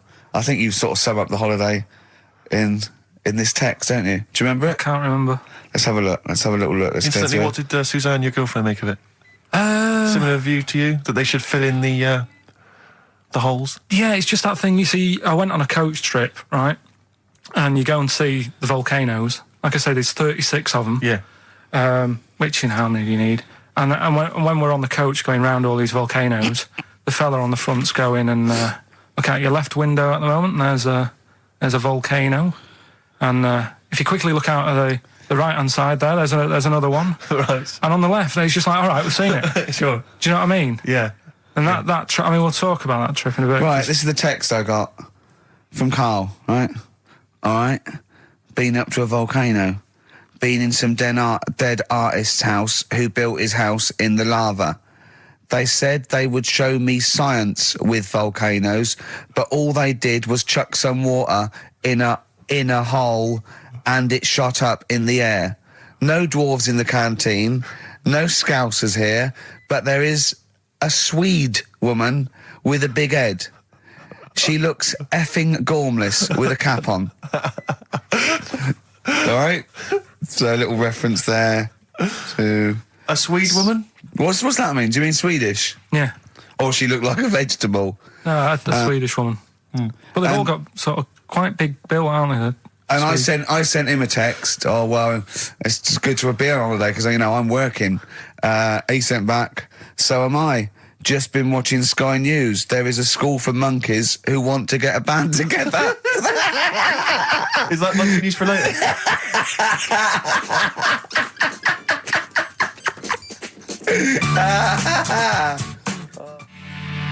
Oh My Corazon by Tim Burgess. I can't get enough of that. I love that chorus. On XFM 104.9. Ricky Gervais, Steve Merchant and little Karl Pilkington. But it was a nice holiday. Yeah, it's all right. It's just, you know, I went there to relax and that. Exactly. Did a little bit of that. Trying to think of some new, you know, features and stuff. Sure, always working. 3 holidays a year, Jesus. Oh, well, not really 3 or 2. It's all holidays, really. one big sort of like work thing to me and Steve. 2 holidays, isn't it? Work hard, you need the holidays. So, yeah, the things that annoyed me was like, you get bored sat around the pool after a couple of days. I'd read my book. Yeah. You know, there wasn't much going on the Not even any complex crabs to throw sand at, was there? No crabs or anything. They wouldn't bother with Lanzarote, right? So decided to go on a little trip. That's when I saw the volcanoes and that, 36 of them. So we go on the trip, and the thing that annoys me, it does happen every holiday that you go on. If you go on a sort of a package thing, they have these trips, right? And you pay about 40 odd quid, and they give you some wine, so it make it feel like you're getting your money's worth. But how many of these trips have you been on then? Loads. Probably about 12. More holidays than I've had. Go on. Yeah, so anyway, so you're on the coach, right? And they take you for the volcanoes. They took us in the middle of nowhere. Yeah. Right. There's nothing else round there. Sure. It's like I say, it's like Mars, but with holes in the ground. Yeah. Right. And they sort of drop you off, and they go, right, everybody, see you back here in an hour. There's loads of volcanoes for you to look at, and a coffee shop over there. And you know for a fact, right, you don't need an hour there. You could just say, well, just keep the engine running because I'll have a look in this hole, we'll get back on, give us 5 minutes. Don't need an hour. Absolutely. Yeah. You know that they've got something going. It's a backhander, definitely. What, with the coffee shop? Definitely, yeah. They go there. And they get everyone to have an ice cream and a coffee, and they sit down, have a fag, talking to the bloke. Yeah, and it's like, cousin. Yeah. How much was the coffee? Was it probably about 3 each euros, so I think it was $3.50. Sure. Yeah. Which is, I don't know, what, that's about 2.5 quid. Yeah, they stitched you up. There's a museum in Italy when we went there a couple of years back. Suzanne had like one of those little guide things. Museum there just for spaghetti. Yeah. I mean, we opened a restaurant. Yeah. You know what I Was it mean? interesting spaghetti? Spaghetti in different shapes? Don't know, didn't go. I went to see a big hole in the ground. Sure. Can't get enough of them. Well, but out of 10 then, what would you give it out of 10? All in all, food, location, Right. relaxation, enjoyment. Yeah, that's 6. Okay, brilliant. 6, yeah. Next week, where are you going next week? You're not on holiday next week? Going Cool. away with Suzanne's mum and dad again. 5 holidays. Been roped Play a into record. that. You've got to put some work in. You're in your 30s now. You've got to knuckle down. It's that thing, though, innit, of looking at her mum. There's a lot of truth in that, isn't there, that you shouldn't really meet up with your girlfriend's sort of parents and that. Sure. Because you just sort of get a little taster of what's to come and what have you. Then what's to come with yours? It's a good job I didn't meet her early on. No. You're going to be in such trouble. No, they don't listen. It's all right. Really? Well, Suzanne does, doesn't she? She'll probably be out. Really? But she knows. She's got some sense. Yeah, when you get back. Yeah. You went on holiday with them, didn't you? Yeah, we've been on since then, haven't we? I don't think so. Yeah, I went on holiday last week, been away, but that was just me and Suzanne. Talk about that later. Yeah, okay. Oh. That's coming up. We noticed today how much he's simian, isn't It's he? very strange, actually. We maybe should try and get a picture on the website because Carl's arms are particularly chimp-like. It's They really are, because he's got that he's got long downy hair. It's and not the like long extended knuckles. Yeah, and his totally round face that sort of the chin goes back and the dome of his cranium. I think, quite seriously, I know we sort of share about 98.5% of our genetic material with bonobos and chimpanzees, but I think he's got a little bit more. Yeah. I honestly think he's a little bit of a throwback. Just his line, they just kept to this sort of really the ugliest one in the cave and the tree, and he really didn't. He didn't come out of it. I'm not saying you are, I don't think you are. Yeah, you're chimp-like. No, it does annoy me. My hair annoys me on my body and that. Because I've got like hair on my little toes and that. Have you? And on the legs. Would you see your little toes? Can you pick things up with them? No, tried. Okay. Well, that's the finale of this week's show. We're going to see if he can play a record and put the fader up from a tyre while swinging in a tyre, just using his hairy toes. Yeah, I've sort of got hair all the way, but then it just runs out where it should be on the top of your head. Top of your head. Is this part of the reason why you're always uncomfortable about being nude or around naked people? Is that partly the reason, do you think, because you look so grotesque? Well, when I'm on holiday, I don't really like wandering about without a top on unless like it's a quiet beach or whatever. Sure. So what would you normally wear? Need. I just have like a nice sort of light, summery, sort of linen shirt, maybe, just a few top buttons open. Yeah. But I don't like the naked body. Isn't that nice anyway, is it? You know what I mean? Whatever it is, if you're a cat and you're shaved, you don't look that nice. You know what I mean? But with I think you'll find a cat is naked even with its fur on. Cats don't wear clothes. No, but what I mean is a bald cat isn't that good. You know it does me head in that I'm bald. I'm not, I wish if I could have hair, it would be nice, but that's life. Would you prefer animals to wear clothes like Mickey Mouse does? Or Goofy? You know that I don't like nudist and all that. We'd love to. You can ask him all the other questions, because Carl, as I said last week, he doesn't feel his own testicles because he doesn't like the feel. Yeah. So, I'd like a doctor to explain to him how necessary that is. And this is truthful as well. I've got very slight pain around the genital area at the moment, and I think it might be some kind of groin strain, but I'm a little bit anxious, not entirely sure. Yeah, what it is, you've been with me twice when I've gone along to get them checked. Yeah. And I go, oh, what's that? Yeah. It's terrible. I mean, but it's usually I think you're in a pretty low risk, aren't you? I'd hope so. You're coming out of the 20s. I think testicular sort of. I shouldn't be doing this. I'm not qualified. They told all they said was to me sort of like it's 20s and 50s. We're in. Mine sort of felt like they dropped a bit the other week when I was on holiday. I don't know if that's like when you're relaxing or I was wearing shorts a lot. How far? If it's 2 foot, it's too far. I was having problems walking. What do you mean? Why? No, it was just a bit. I had shorts on all day. I'm happy and walking about on the beach, what have you. And then at the night when I put some long trousers on, I was sort of walking like a rickets. They probably like stretch a little bit. Sometimes, I told you when I was about 18, I was scared. I went to the doctor. I felt a pain, right? And because I was doing biology, I thought I'd show off this doctor. I said, I've got a pain. I think it feels like it starts in the epididymis and goes up through the urethra either. And he went, finger up the arse. He said, your jeans are too tight. They're squashing your balls.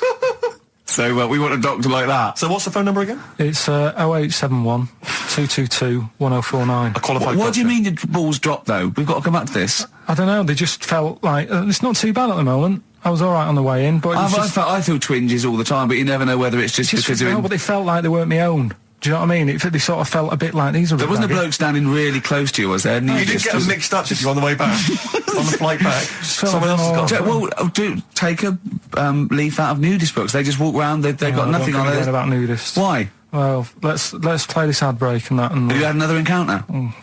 If we've got time, I'll tell you about it. Have you really? XFM. Now, Carl, you haven't told us about your holiday yet. You were meant to do it last week and you didn't. You started telling us, but we didn't have time because we had to do monkey news about a monkey who was a director who cared about lighting and stuff. Is there more monkey news this week? Is it as... okay. Is it real monkey news? Did it happen, or is it mostly embellishment in your round little head? It's proper stuff. Yeah. Okay. Good. So holiday. Where did you go on holiday? Sardinia. Good. Yeah, it's all right. Yeah. Nice food and that. It's important, isn't it? Yeah. And nice beaches and what have you. Excellent. Always like a nice long beach to walk down. Yeah. But so we're having a nice walk, right? You know how nudists do me head in. Sure. Right. Not a problem though, is it? It's not like being scared of spiders where they might jump out under the kitchen sink at you. You know what I mean? It's not a big problem having your head done in by nudists. Yeah, but it just annoys me. It sort of ruins the day a little bit because it makes me feel uncomfortable. Right. Take your clothes off if you feel uncomfortable.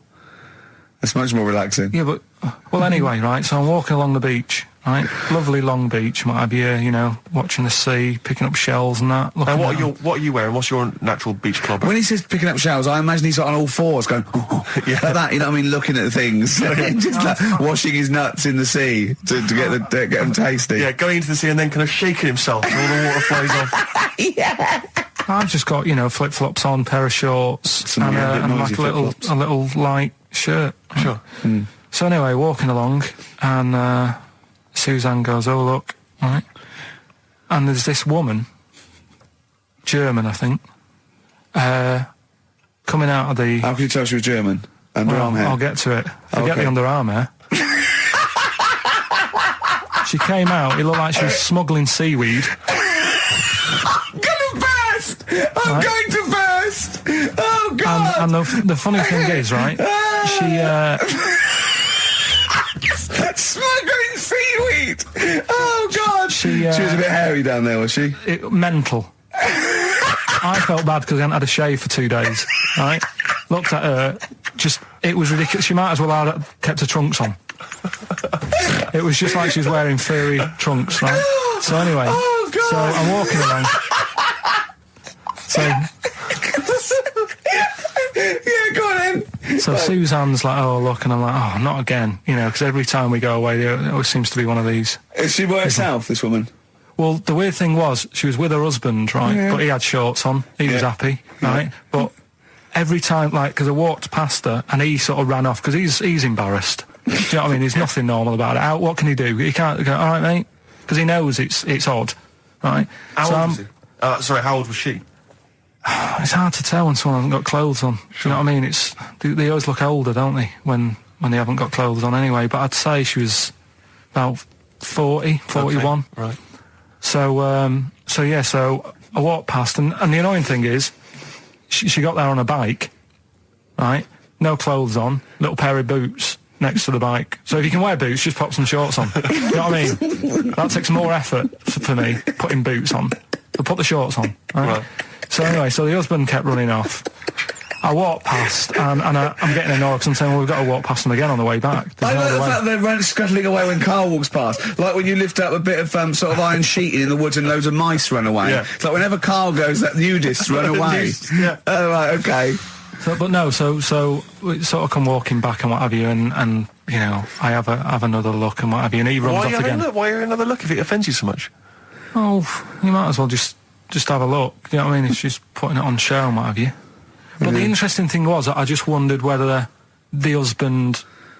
If the husband were nude, you'd looked at his tackle. Because remember, when you went to see those two strippers, and it was a woman and a man, and they whipped their shorts off, you said you looked at his tackle first. I think any bloke would. Wow.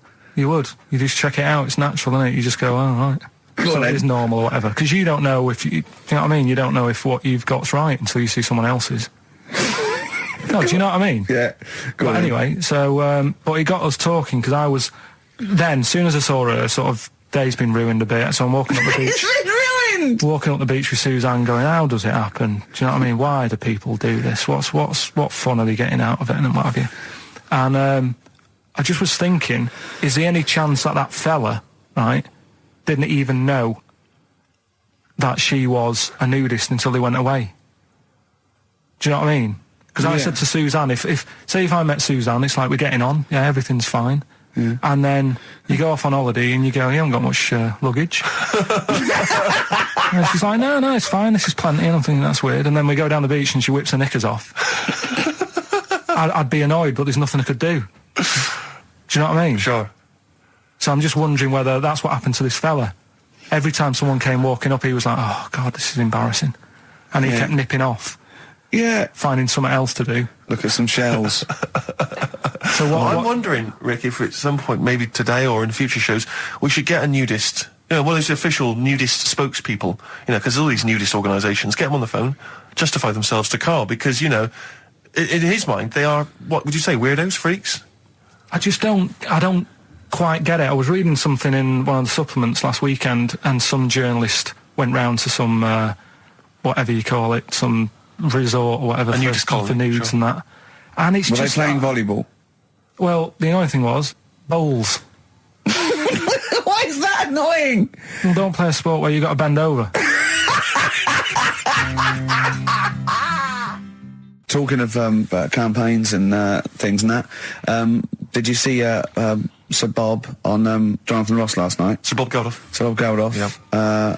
Are you going to walk to Edinburgh or sail to France, Karl? What do you think of all this? The G8?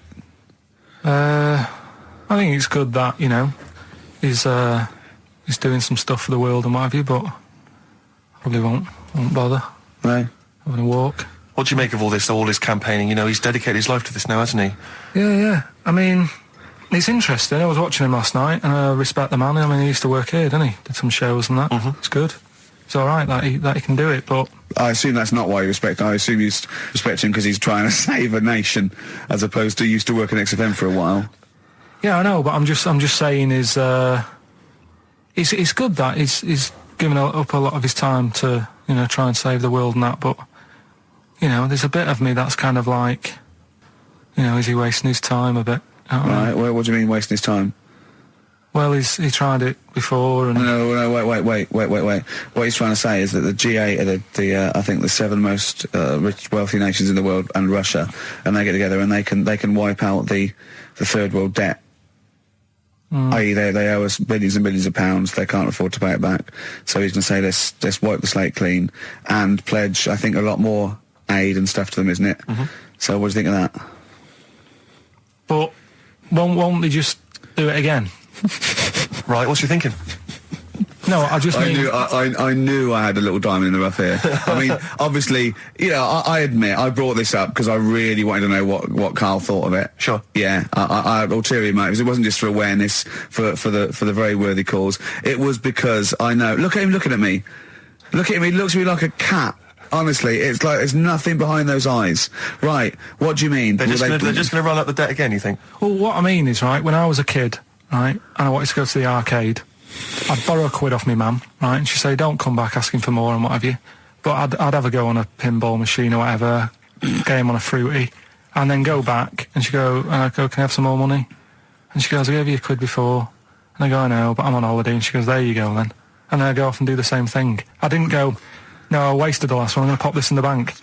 Right. So you think that's what's going to happen with... That's a nice metaphor. So what do you think happening there? That the Africans are blowing it down the arcade. Instead of putting it towards a fishing rod, they're blowing it down the arcade. I'm trying to win a watch.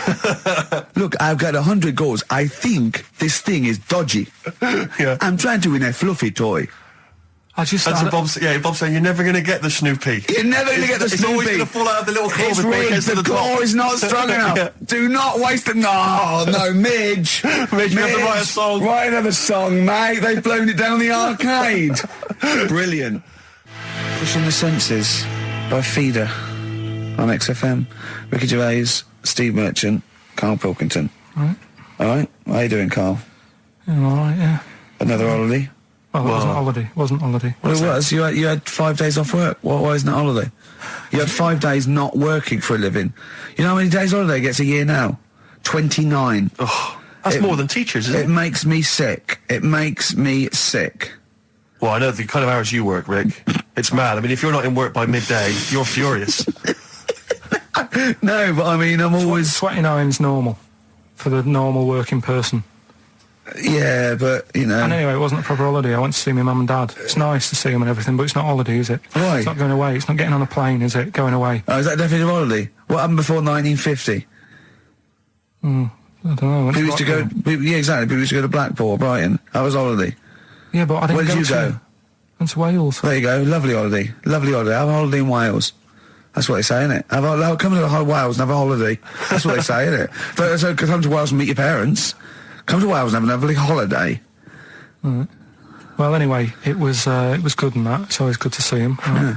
But week off work. Do you know, like my mum likes gnomes and stuff. Yeah. Right. Of course she does. She's lived with one for 30 years. She said, get your dad to take us to this park where they've got 6-foot gnomes and stuff. Right. Have a walk about. Sounds like a nightmare. Yeah. Sounds like a living nightmare. Keep an eye on Carl. So anyway, he stood still for 2 minutes. Someone bought him.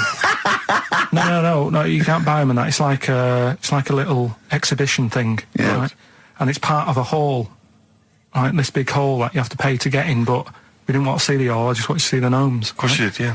So anyway, my dad says, yeah, well, we can get in there for free. Of course he did. Clever. Right? So we parked up on this little country lane, right? No one about. We How much down, was it to go in? Like £2? About £3 each. Yeah. But he said, well, yeah, but if you don't have to pay, you enjoy it even more, don't you, when you're walking about and you think, I've got this £3 in my pocket, no one's having it. Yeah. Right? No, looking over shoulder for a bloke with a peak hat saying, can I see your ticket, please? I wouldn't enjoy it more, no. Go on. Yeah, but you don't worry about it, do you? You got a bit of money now then, Rick. You've changed. So anyway, so we had to walk across about 4 fields. For £3? Right? And what happened was, we're walking through all these fields and what have you, big grass and muddy bits and all that, 'cause it'd been raining, and climbing over fences and stuff. And we're in this field, right? And I look to my right, and there's about 30 cows all staring at us, right? And Suzanne started to panic a bit. She said, we shouldn't be here. Dad says, of course we can. We're allowed to go wherever we want. All this land, it's ramblers' rights and all that stuff. Yeah. And take a cow if you want, unattended. Serves him right for leaving him in the field unattended. I'm having one. Yeah. And So keep us fed for a week. across. Anyway, these cows start surrounding us. Surrounding us. Oh, brilliant. Oh, no. Face off. And Suzanne's panicking, going, this isn't right. We're not going to make it to the fence in time. They're moving faster than us, and they started sort of running a bit. Wow. And It's like some kind of bovine West Side Story. Don't A gang of cows coming at you. don't worry about it and stuff. But my dad had to sort of stand there and wave a stick at him. Of course. And we got away, but Suzanne was having a bit of a sweat You on, got away. saying, we could have got killed. Sure. And my dad saying, no, it never happens. And I just wondered if it does, if there's a risk of... Yeah, it is rare, but there's been a couple of cases of being trampled by cows. They're not aggressive. They sort of run through you. Well, they're aggressive if they've got a calf. They did have kids. What? You had kids with them. Kids, yeah. That's a goat you're thinking of. Yeah. Maybe they were trying to sneak into the gnome thing, and they were worried that if too many people did it, they thought some cows, we can just sneak in. They Where were trying cows, to, yeah. No one's expecting cows. And the cows were going, walk upright like you're a human. Don't walk upright. They thought you'd blow their cover. Yeah. Yeah, people have been killed by cows before. Yeah, that was like the highlight. And then... So when you arrived there, you were presumably covered in mud, looking like something that had just come from Glastonbury, staggering around this exhibition. It wasn't that bad. It was just like a woods, and it had like a funny sort of funeral, like a graveyard thing. Right. Yeah. With bodies sort of hanging out the ground and that. And we had What? these 6-foot gnomes. Right. And then we just set off again, walked back. But we didn't Sure have to this go wasn't a through the field. dream? No, it was good. But then I got back, right, Steve, and called up Ricky. I said, right, are you about? Have a chat and that. So he said, I'll just come round. It's a nice day. Have a drink and what have you. So I got round there at about 6:30, right? Go up to his door, knock on his door, right? He stood there with his tackle out. Oh. Yeah, what did you make of that? What was wrong with that? What do you mean, what's wrong with that? Why were you looking at it? Why were you looking at it? I tried not to look at it. But again, you're always sort of attracted to it, aren't you? Kind of like... I've never been attracted to another man's tackle. I don't know what you mean. you can't help but have a little sly look. And especially when it's there. When you ring the bell, and I mean the one on the door, right? And that's hanging out. And does he dress to the left or the right? It was to the left, wasn't it? Yeah, it was left, yeah. Just popped it out of my shorts for him. Just popped him out of the shorts. Should have seen the state of him. Shorts on, no top, cigar. Looked like someone out of The Sopranos. It was a mess. Yeah. And then, we sat on the balcony drinking wine, didn't we? Did you pop it back in, or was it? Yeah, I popped it straight back in. I got the laugh. Sure. I got the laugh I wanted. Yeah. He walked in, he went, it's not that hot. Straight away, it's not that hot. Oh, brilliant. then, was that knob news, or is there more? no, it's got more knob news. That's just a coming. taster. Just a taster. Listen, let's play some adverts. Let's play some great music, and maybe we should have some early knob news. Early knob news coming up.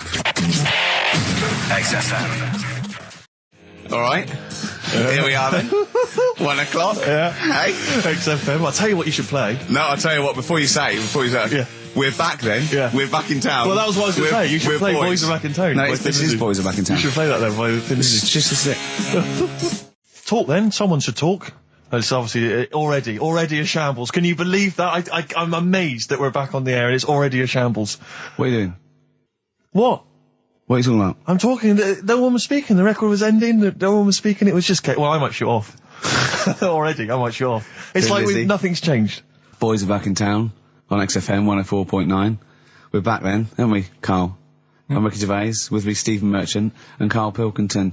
I'm not coming back. I'm definitely not coming back. Oh, care someone. Care that I'm not coming back. Rick, I seem to remember the end of the last time we were on. What was Yeah. that? 3 months ago. Yeah, 3 months Carl ago. said he's never going to do the show again. There was Yeah. nothing that was going to bring him back. Yeah. He didn't enjoy it. Wasn't going to do it. All a ruse, right? Really? Yes. I've known him coming back for about 2 months, because he's got our agent now representing him. I thought he was a I haven't fool. really. Why? Well, what's he done for me? What's he done for us? No, I know, but I mean, he's your agent, so, and he's sort of calling Graham. And it was all a con, so Carl could get Mondays off. Poor Graham, the station's struggling enough as it is. Yeah. It's like running around like a headless chicken. Yeah. No one's listening. That's why I don't bother talking on a record then, because there's no loss Sure. to London. Sure. Right? It's pointless, this show. We don't do it for the money. We don't do it for the kudos. I don't know why we do it. No. Is there anything on telly at this time? I could have had a lie in. I know. But, it's all a ruse to get Mondays. He's got Mondays off now, because he has to do the show, 2 hours, right? And he's still getting paid. And it's all a con, because he knows that he's holding him over a barrel, and it's like, we've got to keep Carl happy. Right? I had Mondays and Tuesdays off before Duncan got involved. No, but you know what I mean, though? And it's like, poor Graham, who's the MD, in charge of the thing, probably pulling his hair out, worrying about the station, right? It's a sinking ship. And then Carl comes along, well, I'll do it, but I want Mondays off. He's probably sitting at home now. His family, he's probably ridiculed by his wife. His kids almost certainly would have lost all respect for him. That he's been his fooled mates. by Karl Pilkington. He calls his mates and goes, I'm busy, Graham. I don't, I just can't think. It's just... It's embarrassing. But do you know what I mean? And you think it's funny, and you think you've got one over him. He's going, I don't Mondays think off it's for funny 2 though. hours. Yeah, you do. You think it was, and now you're embarrassed. We've said it on air. I'm But not. you're only conning yourself in the long run. Because, do you know what I mean? I hate that sort of, the world owes me a living, what can I get out of the world? What are you going to give back to the world, Carl? What are you doing now then? Are you going to prepare Mondays? told you, What I have you don't- prepared for this show now? You've had 3 months to prepare. Yeah. What have you got? What have you got for us? Okay, what's happened in the last 3 months? What, in this place or just my life? Well, what have you got for us? 3 months, we're turning about, you get Mondays off, you're getting paid for it, you've got a cushy deal, you're having a laugh, you're taking the piss out of the management, right? So, what have you got for us? Give it to us. I've kind of, updated Rockbusters a bit, Right. Brilliant. Yeah. right? So, and you said don't mess with it. If something's good, don't mess with it. What do you mean it wasn't good? It was never good. It was never good. No, Of it was course we never had to good. fix it. It was fun to do. It was a laugh. I mean, I imagine it was much more fun for me than the 450 listeners. You know what I mean? I enjoyed it. I enjoyed squeezing your head and dressing you up. No, but that's just it. When I had a meeting with Graham, right, I said, look, I'm not being funny. I don't want to do it anymore. Yeah. I've had enough of it. Yeah. And he was like, oh, what's up with you? You sounds like you have a right good laugh. I said, yeah, but that's all good acting and stuff. I said, it's hell in there. I said, like he's talking about Vietnam. Yeah. I said, having my head squoze, right? What? Squoze? Squoze is still not a word. We've been away 3 months. It's still not a word. Right? Yeah. I said he's putting a dustbin lid on my head. Yeah. You told this to the ND. He's hitting me with a tray. Yeah. He's chucking toilet paper at me. Yeah. And he said, yeah, but that's all over 2 years. I said, no, that was the same day. So, Okay then, what has changed in 3 months? They're listening. They've been listening for 6 minutes now. Come on, give us something. bit of Nickelback. What's happened in 3 Play a days? record and let him think. 3 months. What, in my life over Yeah, here? Nothing's yeah. happened here. Nothing's changed here. Right. But, I don't know, do you know last time we were on, Yeah. right?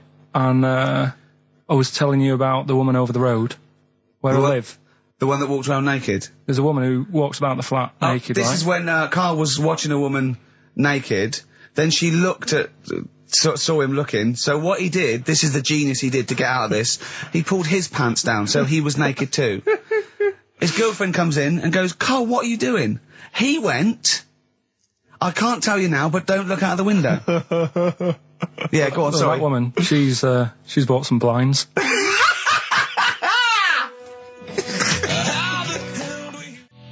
Nickelback Someday on XFM 104.9. How old's the bloke from Nickelback? He don't looks know. about 40. It reminds me of you know when a kid's made up at a fate to look like a lion. Yeah.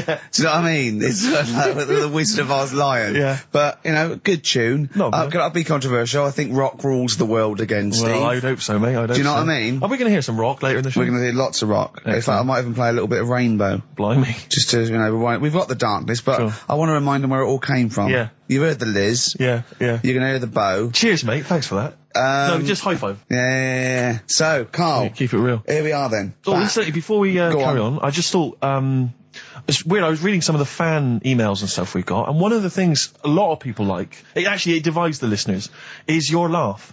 It's interesting. Some people love it, they find it infectious, they find it adorable. I mean, close up in a small space, like a kitchen Terrifying. or something, it's annoying. Like, Horrific. Carl was annoyed because I squeaked in his ear earlier, didn't I? Sure. Why did I laugh? You on the toilet? I think I squeezed his head again, didn't I? And he said, "No, it's not 1 o'clock He doesn't yet." like the squozing. The squozing head. Yeah. but It's it the just- squozing one. The funny thing is, right, we were out a few weeks ago with a mate of mine, right, and he went to squeeze my head, right, give it a squoze. Sure. And I was like, don't do that. You know, I don't like it, right? And Ricky said to me, mate, yeah, he doesn't like having his head squoze. As if it's like Marmite. As if some people love it Yeah, yeah. and some people hate it. Sure.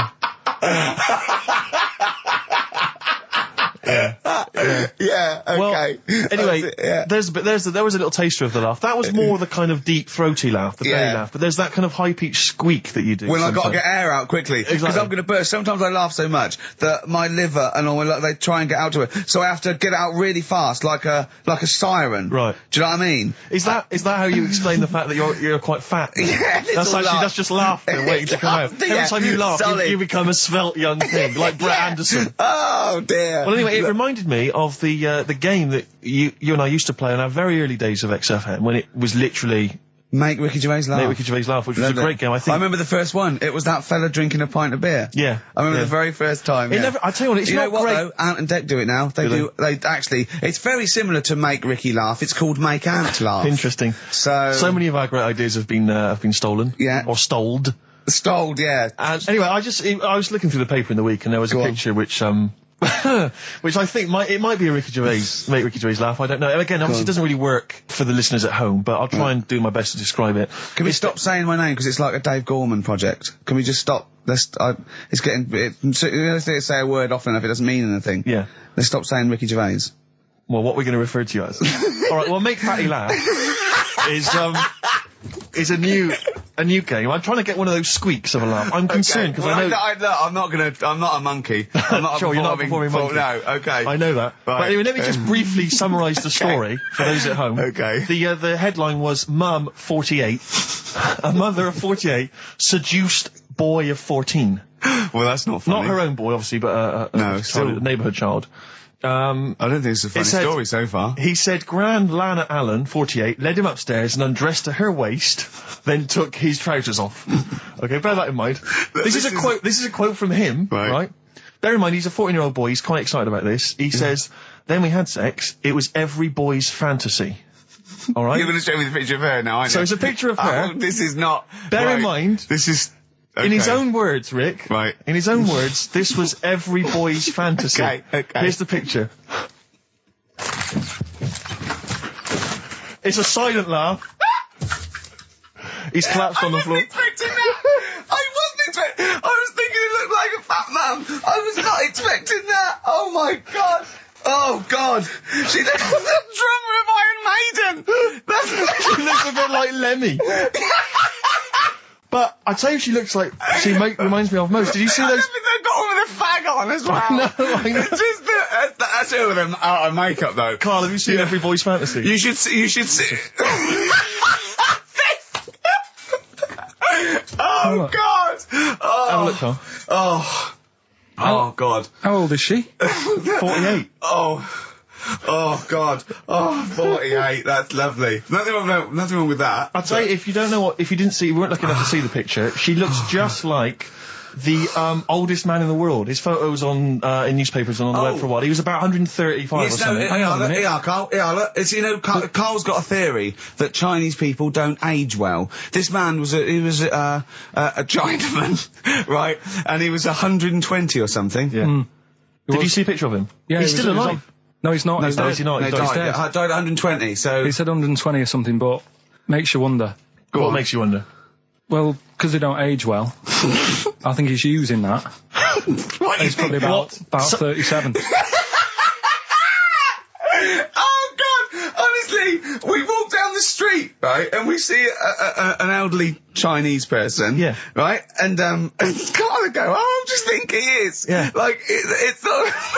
I don't understand this notion that Chinese people don't age well. I don't know where this has come about. No, I mean, I'm not having a go. No, right? of course not. I don't never want anyone to think I'm like having a go at them. But they are really good looking and they're healthy and that. Till they're about... I've never seen one, right? Can you Scared now. Can you tell me if you've seen a Chinese person who's about 30? It's either 20 or 50. There's no middle ground. This is what I came back for. This is 2 hours of absolute drivel from the brain of Karl Pilkington. Let me just check something. So the Chinese gentleman who died recently was 130. Your theory is... Sure.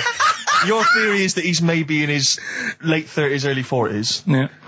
This is an elaborate conspiracy on his part, because obviously whenever they talk about the oldest people in the world, it is always a Chinese person. Yeah, invariably. they do, yeah. I mean, they seem to win that every year. Go on. So your theory is that in those small backwater villages in China... Ross McWhirter comes to a little village. they go, the Guinness guy's on the way. He goes, well, until recently, the oldest person in the world, how old are you? And they're so embarrassed, because they think they look about 120, they go, 120, they go, really? They go, yeah, can I have his birth certificate? No. In fact, I think this Chinese bloke it wasn't verified by the conspiracy because he didn't have his papers. Didn't have his papers, no. So... Is this the same one or a different fella? I think it might be the same guy, I'm not sure. Trying it on.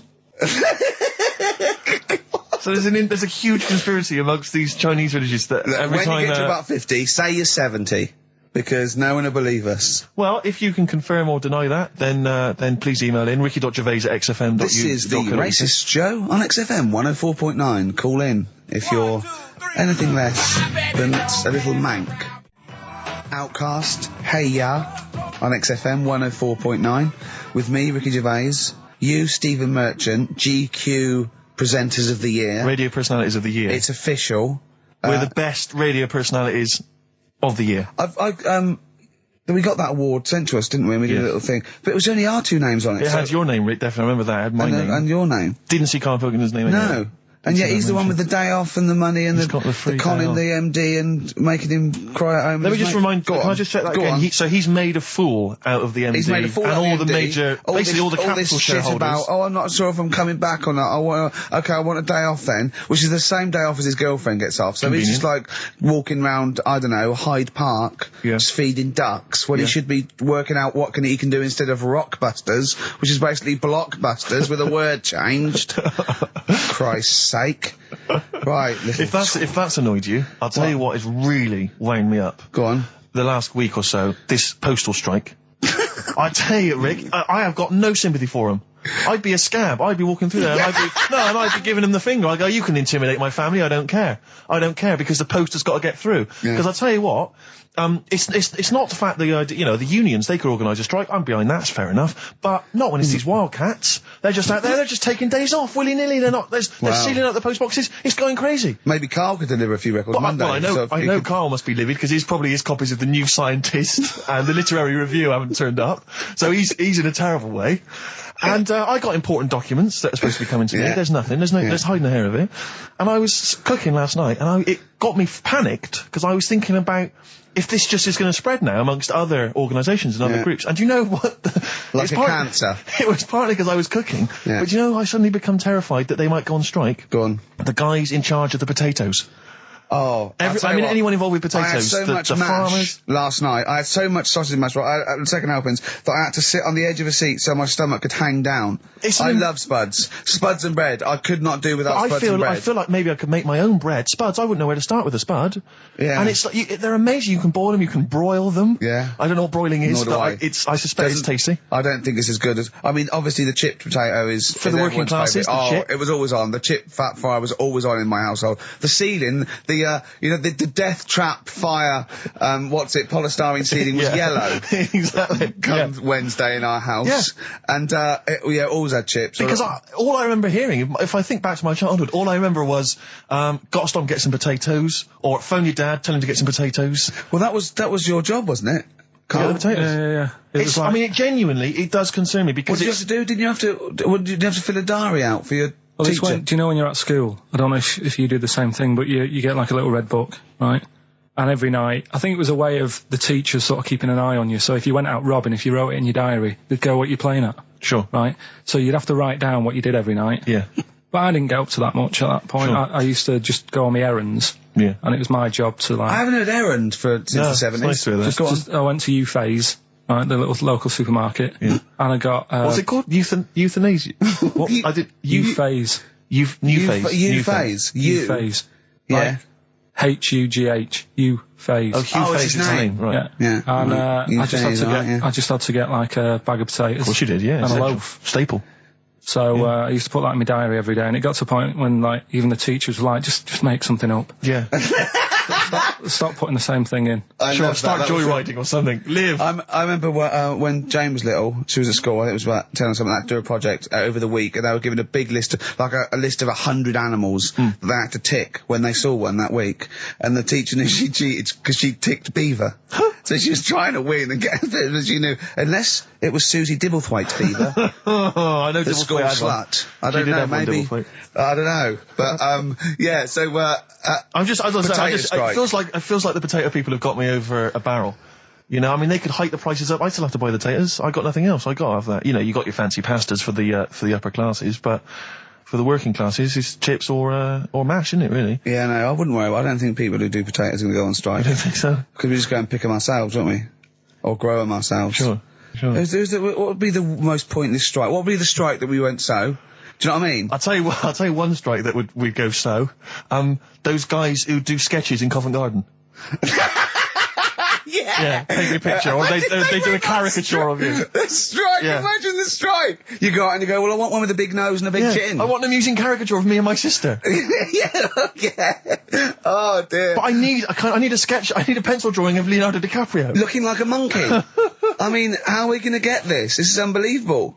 Yeah, I'll tell you also the strikes that have no effect. What? Those people in nightclub toilets who just kind of there. They got the Lynx deodorant sprays. I know, quite controversial at the moment with the Tweedy case. Oh, the Cheryl Tweedy case. Do you know what I mean? Sure, I got some thoughts on that actually. Like what? Well, maybe we play a record. I'll share my thoughts on. Well, coming up, some Steve Merchant thoughts on the Cheryl Tweedy case. What's that? 104.9. Some R.E.M. Rick? What's the frequency, Kenneth? Yeah. What's the frequency, Kenneth? I'll tell you, it's 104.9 XFM. I'm Ricky Gervais with me, Steve Merchant, and Karl Pilkington. Karl, the user Pilkington. Just takes. Takes. Destroy the man. Go to you, Steve. You should talk like that more. It's cool and sexy.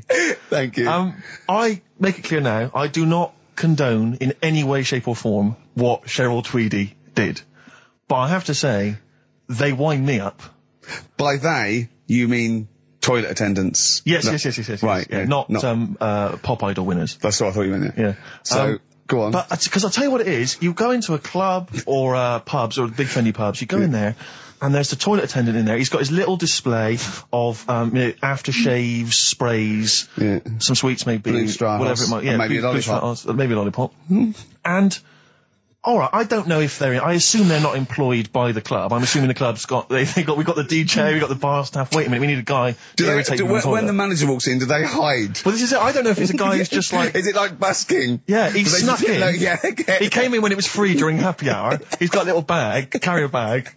He snuck in the toilet. But the thing is, it's the fact that toilet attendants, fair enough. I mean, I'm happy if a toilet attendant sneaks in under cover of darkness, cleans it for me, and then shoots off. But it's when I have to see them there. I feel guilty because it's like, maybe wash my hands, I'll forget he's there. He'll hand me a paper towel. Suddenly I've got to tip him like a quid or something. It annoys me because just I wash my hands at all. I don't usually wash my hands. I sometimes don't even bother getting my knob out. I do it while I stand and change my trousers when I get home. Exactly. So it annoys me I have to go through this charade of getting it out, slushing out of it, shaking it dry, and then washing my hands. See, if he did any of those elements, what, I'd tip him a quid, yeah. Pop it out. But not to hand me a paper towel and get it myself. And it's this guilt. And sometimes I'll hold it in because I'm nervous I don't want to go back in there. What annoys me is like a posh award ceremony, it's a pound a piss. It is a pound a piss. Do you know what I mean? So, or in a top hotel or something. Yeah. It's absurd. And I'll tell you what's worse than that. I know that he's doing it because he's got to feed his kids. But it's the fact that I've got to look him in the eye. You know, it's like he's humanised. You know, if he was only dehumanised, Rick. Yeah. If I could see him and I didn't think he was a human being, I wouldn't feel guilty. If he could sort of hide under the urinal, perhaps, or if he could hide underneath the sink. Like thing from the Adams Family. He just puts out, just pop a hand out. Doesn't say anything. Just hands me the paper so you don't towel. even see, like, you know, hand go, and then I'd put a pound in, I'd take the thing, put a pound in, nick a lollipop and run away. No aggro. Exactly. It's the fact I got to see them and I feel guilty because, you know, I'm on the radio, I've got a cushy life. I know. Here's a guy who's just trying to make ends meet. It makes me feel bad, it ruins my evening. Yeah. I'm just pleading for them. Can they not do it anymore? Can they maybe get a job? Illegal mini cabin or something? Please.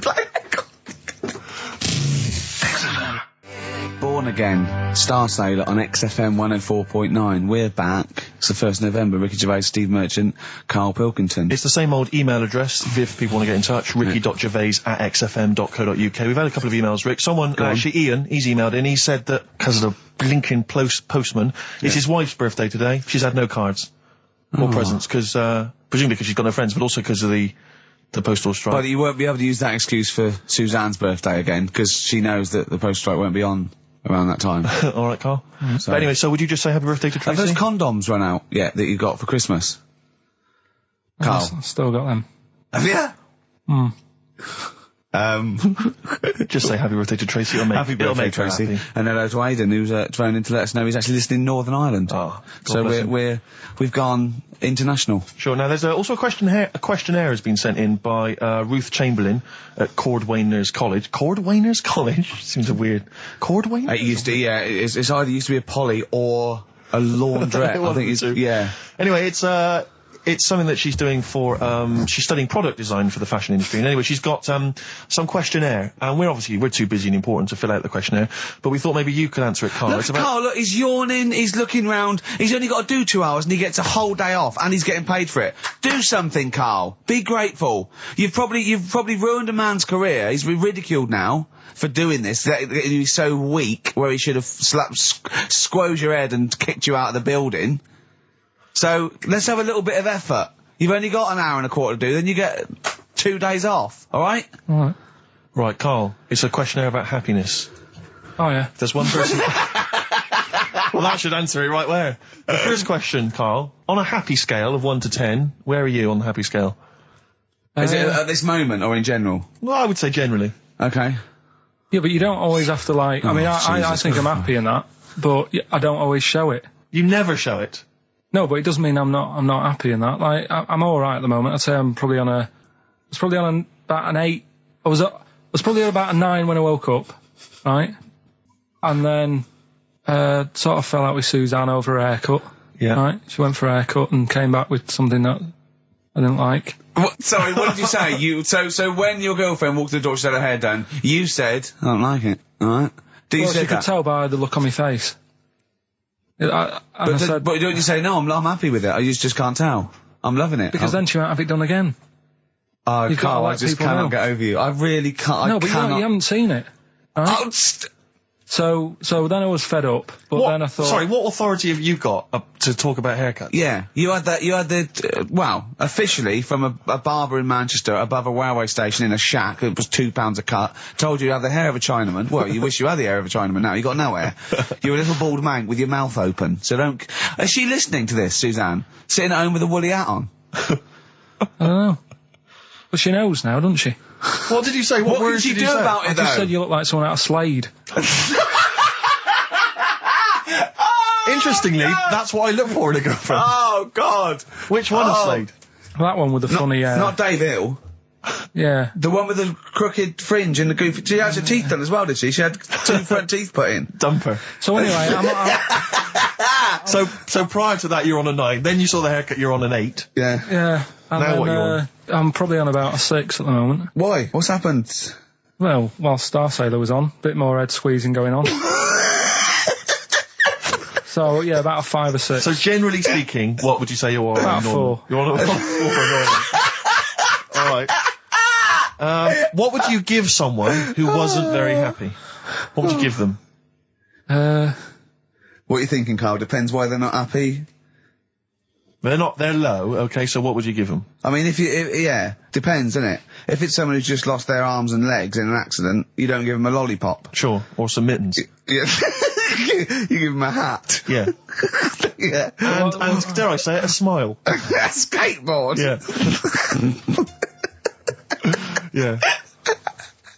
I don't know. You don't know? You got to answer the question. Alright, so hang on, let's assume that you've upset your girlfriend because you slagged off her haircut. What are you right? going to do now to feel go and guilty. make her happy? How are you going to cheer her up? And not buy her a baseball cap? I don't know yet. I haven't thought about it because I've got this to sort out, haven't I? So when I get home, get her some gel or something. Oh, God!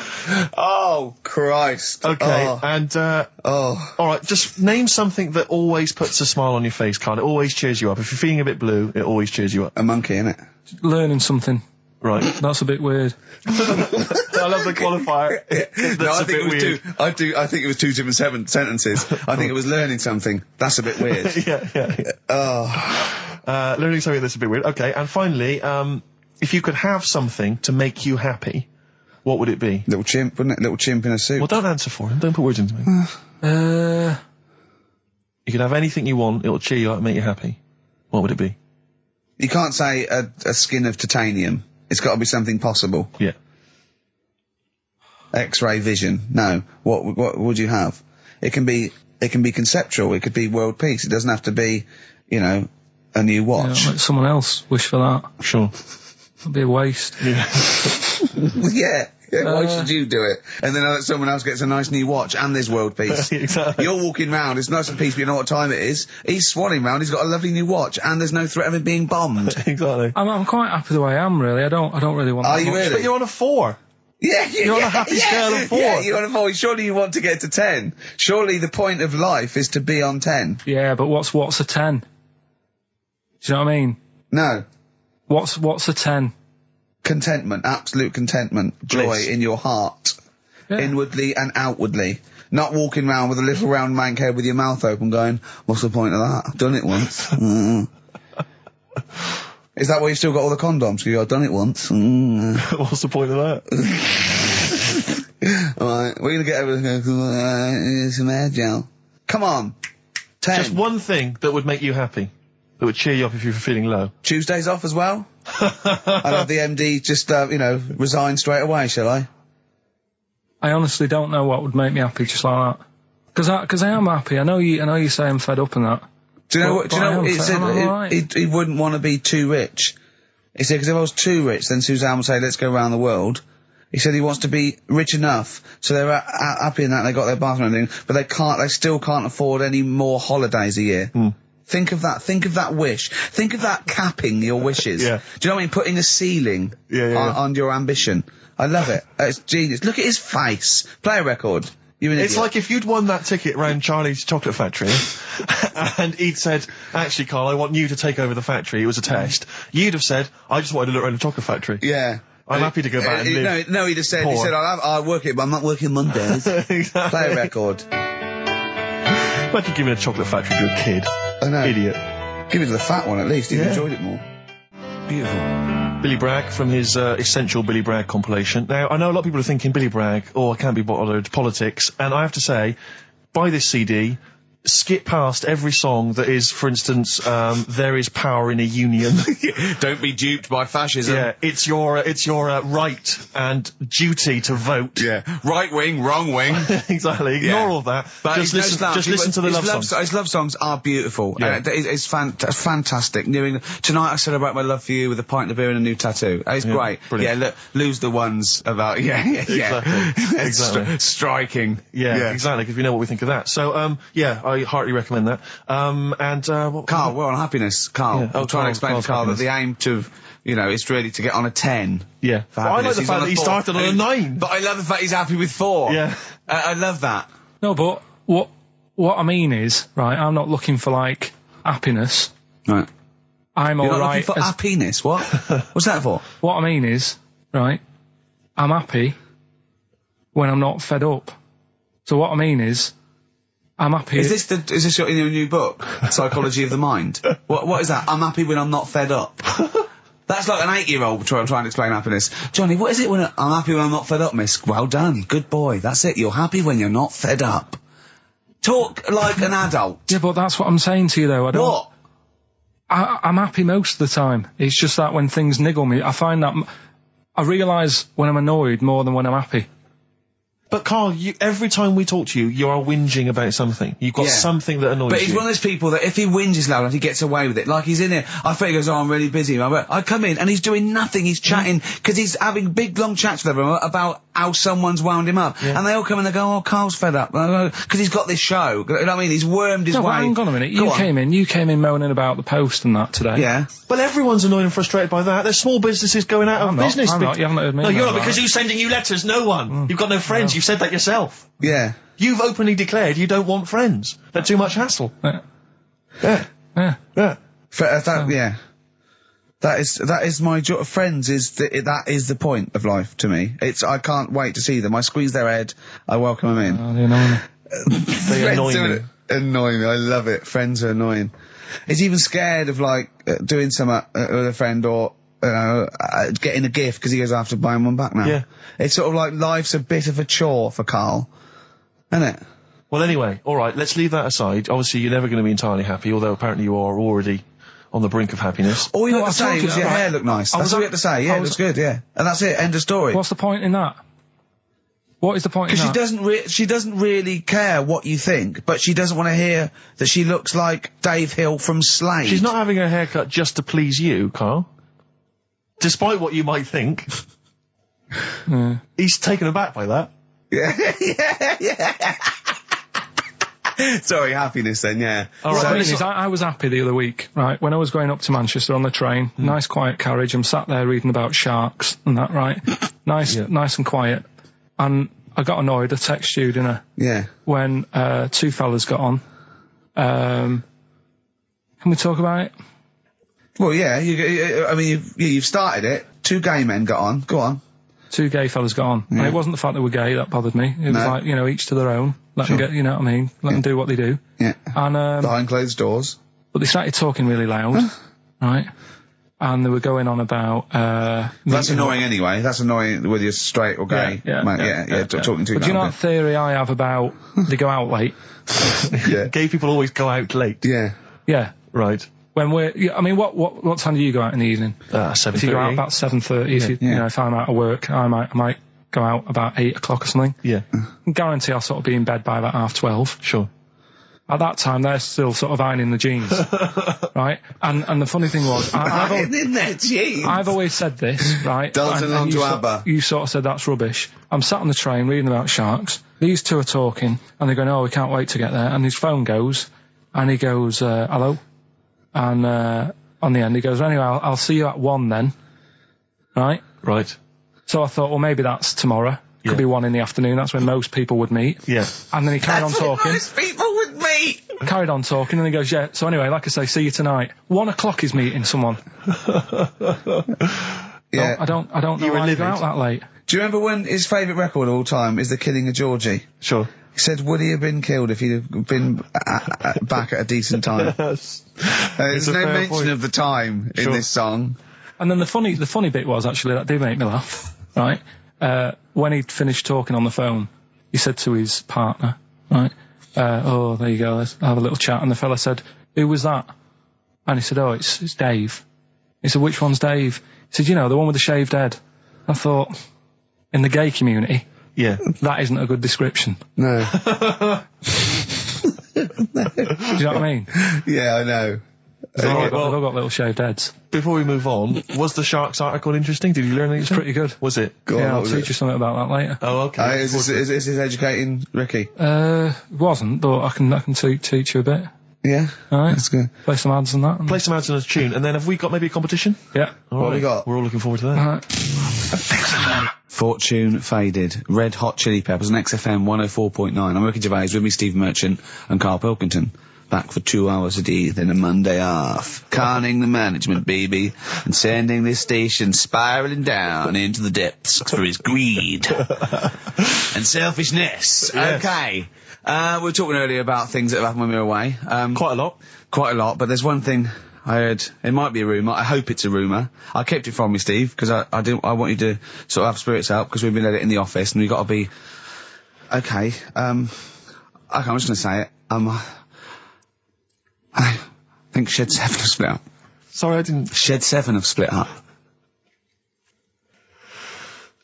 Sorry, I think I got something in my eye. It's just a bit dusty now, I think. So, okay, if it's true, it's true. If not, at least we got their music. Their music didn't... The music lives on. So we're going to dedicate this show to Shed 7 and all the bands they influenced. So we're just going to play... Just every artist that formed a band after they'd heard Shed 7. Just play them from now on, and obviously all the hits, the Shed 7 hits. When I saw this, I saw it on a website. It said about, is it true Shed 7 has split up? And the next, one of those dorky message boards, someone came on and said, you are joking. Oh dear, what else is happening? I just pray that it is just a rumour. It is just a rumour, yeah. Just call in if it's true. Well, no, call in yourself. Well, if Shed's listening, and he's not busy, he's got Mondays off now. Call in and say what was the split all about? Tell you what I read about. Sharks, monkeys, or jellyfish? It's 10 past, isn't it? We haven't done a little bit of knob news. No, right? We haven't done knob news, no. But it's been 3 months. It's been 3 months coming. There's this thing. I don't know the full story. I don't know how it happened, right? But little Russian fella. Yeah. He was sort of having sort of emptying his bladder, right? And somehow electrocuted himself. Right. And sort of did a bit of damage. How did he slashed onto some live wires or something like that? So did anyway, it damage to himself or to an electric fire or something? No, to himself. To himself. Yeah.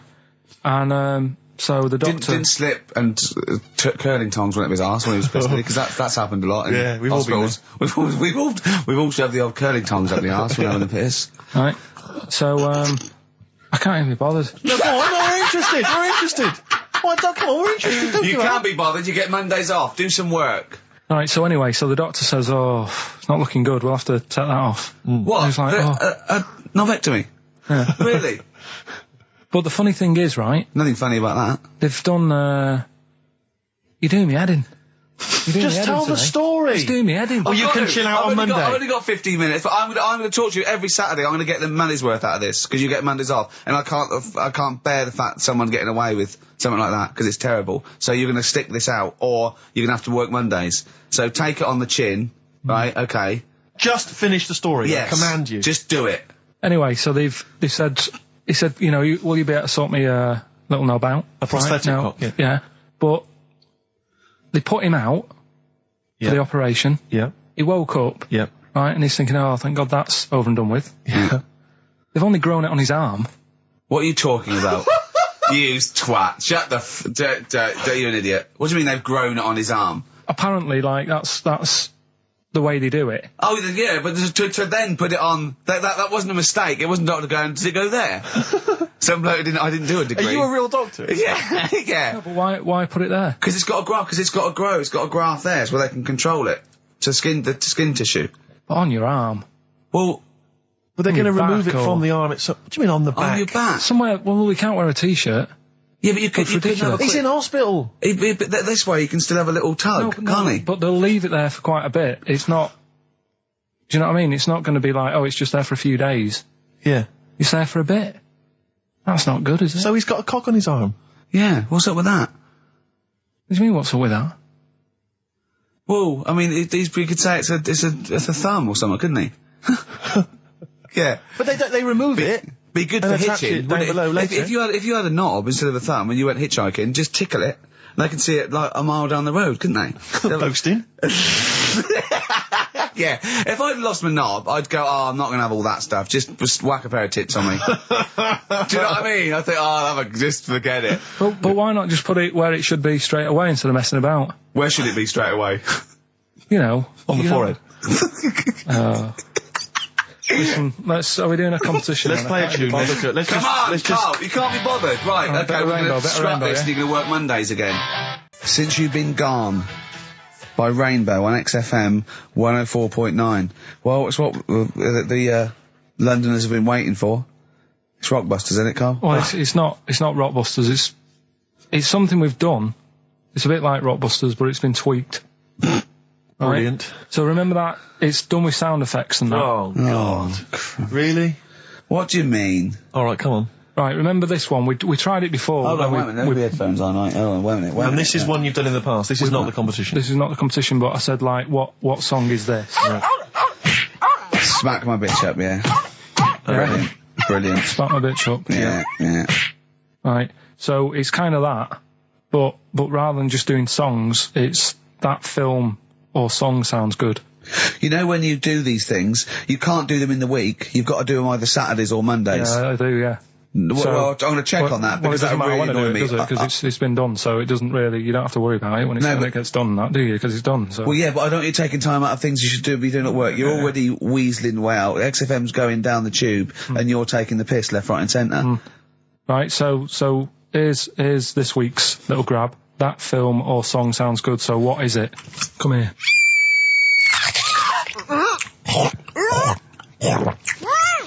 I'm well happy now I've had that. What? Right? It's a film or a song title, is it? No, it's a film or a song. What do you Forget mean? that. It's a film. What are you talking about? That must have taken you 3 minutes. I didn't do it on a Tuesday, though, because that's cut into precious time. Have you seen how long a trial takes him? About 30 minutes. And he's Sorry, do one a week. let's just concentrate for a second. Okay, right. This is a film, This is a film title. The title of a film. Yeah. Play it again. Come here.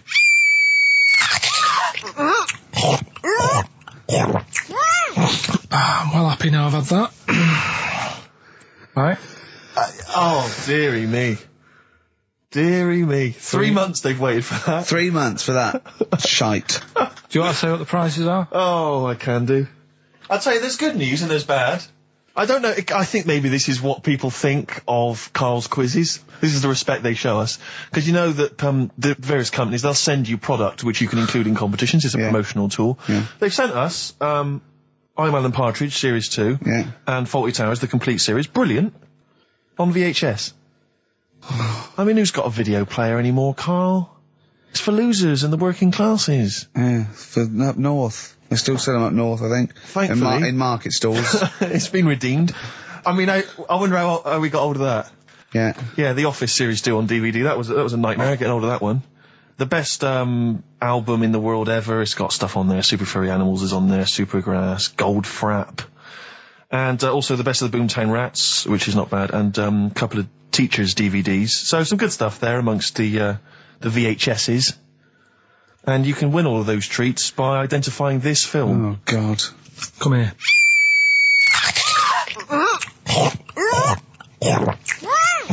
I'm well happy now I've had that. Email only, we don't want to actually speak to you.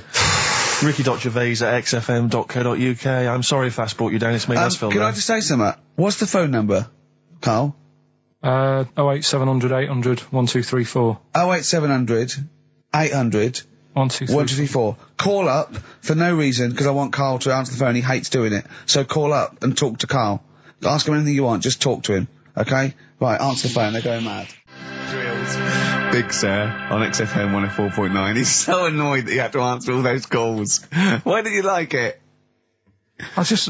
We're wasting time, aren't we? That's your listenership. No. They want to speak to you. No, that's nice and everything that people call up. Yeah. But we should be concentrating on what we're doing.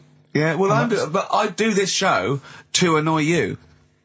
I don't do it for the money, or the kudos, or the awards. Do you know what I mean? I do it so you have to be here and do what I say for 2 hours, because you're getting away with murder here in the week. I don't like seeing that. I don't like injustice in the world. I try and fight it wherever I can. So I do it to annoy... It's good of you, Rick. Thanks for doing that, mate. Yeah. It's interesting, though, that you're passionate about fighting injustice, but you focus specifically on Carl at XFM. One of the world's lesser crimes. Yeah, being a little bald mank twat. Exactly. I know, yeah, but nonetheless, it is a crime. Look at it, look, he's got his head down like one of those, one of those chimps that have, like, lost their mate in London Zoo. He just sits there like, a broken animal. Carl, what are you thinking? Where are you on the happiness scale now, of 1 to 10? Carl? On about a 3. Go on, Steve, what are you going to do? Well, we were talking earlier about stuff that happened while we've been away. We don't talk about I haven't been this upset since Skunk and Nancy broke up. Yeah, I know. Cheryl Tweedy. Tweedster. We've done that. We've done the Tweedster. Well, of course, the war. Is that all done and dusted now? I think it's pretty much over. I think we've sorted that out. Okay, good. What annoys me is people going at Tony Blair and Bush, right, for like bombing stuff and all that. But my point is this, right? Those bombs have all been bought and paid for. Yeah, the taxpayer, they're yours. They're bought and paid I'm not for. a scientist, but I think bombs go off. I think so. And if you don't use them, you lose them. So let's use them. Exactly. Do you know what I mean? It's like tinned food. It lasts for a while, but eventually it's going to go off. It's like anything. Oh, we better eat that. No, don't open the fresh stuff. Don't build the fresh ones. Let's use the old ones. Exactly. So because they're just stockpiling there, and they cost us millions. I know. We want to see if they work as well. What? We never tried that one. Use them. Use them on just Oh, exactly. Carl, who would you bomb if you could? I wouldn't. No? What do you mean? Well, imagine you could bomb a country. You're not actually going to bomb them, but you're just going to frighten them. Just going to put the frighteners on them. Frighten them, yeah. You're just going to go, I'm going to bomb you, and then obviously... And they'll go running, behind and under tin shelters and that. Yeah. Ricky's house? No, come on. What country? No, what country? I wouldn't. Honestly, no one sort of makes me fed up or anything. No one makes you fed up? Not enough that I want to bomb a place. You're not actually going to bomb them. I wouldn't get involved. I just say, let someone else do it. Sure. What about you, Rick? I got a list here. You know who I'd threaten? Go on. The Swiss. Oh, they've had it easy. They've always had it easy. They've always chicken out. It's that equivalent of having Mondays off. Exactly. Like, we don't want to fight. Exactly. You can both walk through it. You know what I mean? Yeah. We're a carpet. Exactly. While we're busy sorting out fascism. Yeah. Or Osama bin Laden. They're just chilling out. They're holding ours and Hitler's coat. Exactly. Do you know what I mean? Little weed. Yeah. Both turned on them. Yeah. And I'll tell you who else. This will just frighten them up. Just shake up a bit. Iceland. They've had it easy. Because they have stayed out of everything. They have not been involved in anything, as far as I can tell. But you don't have to bomb them, do you? Eskimos, they've never been involved in anything. I know, but don't bomb them, just pour hot water on their igloos. Exactly. Just send a plane over with warm water. Yeah, with a big flask. Yeah. No, just to shake things up a bit, just to keep them on their toes, that's all it is. Why would you live there? If you could choose, I have no idea. If you're an Eskimo and you're born, little baby, you grow up and you go, what? I'm sorry, I'm eating ice and fish for the rest of my life. Well, fair enough. Having a laugh. Fair enough, like years and years ago. But now, presumably, they're aware of the proper house and the fact you can live in, say, Somerset or the south of France. I know, but it's like, haven't they learned? It's sort of like, they haven't even got, they're not even on as good a thing as the North American Indians. Now they're sort of pierced up. They got smoking fags. They live in lovely little cages. They're all brought to their little village. They're having a whale of the time. They don't have to go hunting anymore and killing buffalo. And the same with the Eskimos. Let's get them some beer and fags down there. Knock the igloos down. Build them some lovely little semis or like... Or just a little kind of trailer or a caravanette or something like that. It's got to be better. It's got to be preferable. I know. Some of them now have got TV TV's built in, Rick. I know. What And do they showers. watch? Yeah, they've got cable and stuff, have they? Yeah, Or is there well, one sort of Icelandic Well, you channel? get satellite or whatever, wouldn't you? Magnus Magnuson. Yeah, exactly. Probably doing. There's loads of Mastermind reruns. Yeah. And Pingu. Just on a loop. That's porn over there. Yeah, though. exactly. Oh, brilliant. No, well, that's like a hardcore documentary. Yeah, this is Racist FM 104.9. Yeah. So, who would you like to see bombed, or not bombed, not bombed, but just put the frighteners on them? Yeah, it would Email Ricky.Gervais, XFM. Anyone, any nation or anything. Carl, thoughts? Play a song. You're not working for your money. You're not having Monday off. We've got to do something Monday. Let's plan something Monday, just to get him in here. You've got 2 hours for 8 hours off. You don't do an 8-hour day anyway. Rick, how much is he getting paid? He's getting money for this. I think his wage went up last time. So he's getting paid to be here, extracurricular, extra work, right? So it's moonlighting, and they're giving him a day off. Yeah. And he's contributing nothing. Nothing. Huh? What, Carl? You say something, mate? Huh? What's going on? What? Going on with yourself? Well, say something back and earn your money. Well, let's just play a song. We've done a bit of stuff there. You idiot. Don't say we, mate. I've not heard anything from you. We've heard your contribution. It's a classic. If I Can't Change Your Mind from Sugar on XFM 104.9. Ricky Gervais, Steve Merchant. Old Mouldy, up to his old tricks. That's right. In the shugs. Should we just? Yeah. Should we just hear Carl's name Carl, that film? Come again? on, Carl. Come on, hurry up. Do work. You got half hour, then you get Monday off. Come here.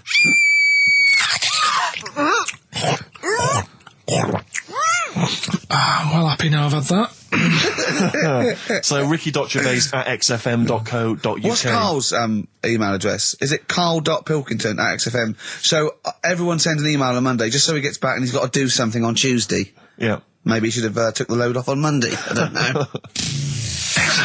PIMP, 50 Cent on XFM 104.9. Me, Ricky Gervais. You, Stephen Merchant, and you, Karl Pilkington. Alright?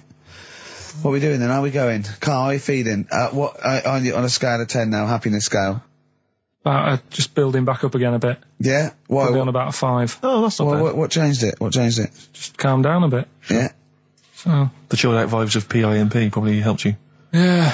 I think we should just say, give massive props to Adam and Joe, who stood in for us. Oh yeah, stood in for us. Did a great job. Yeah, great, really good. In fact, interesting. I listened to the show. Are they going to get their own show here? I think they should.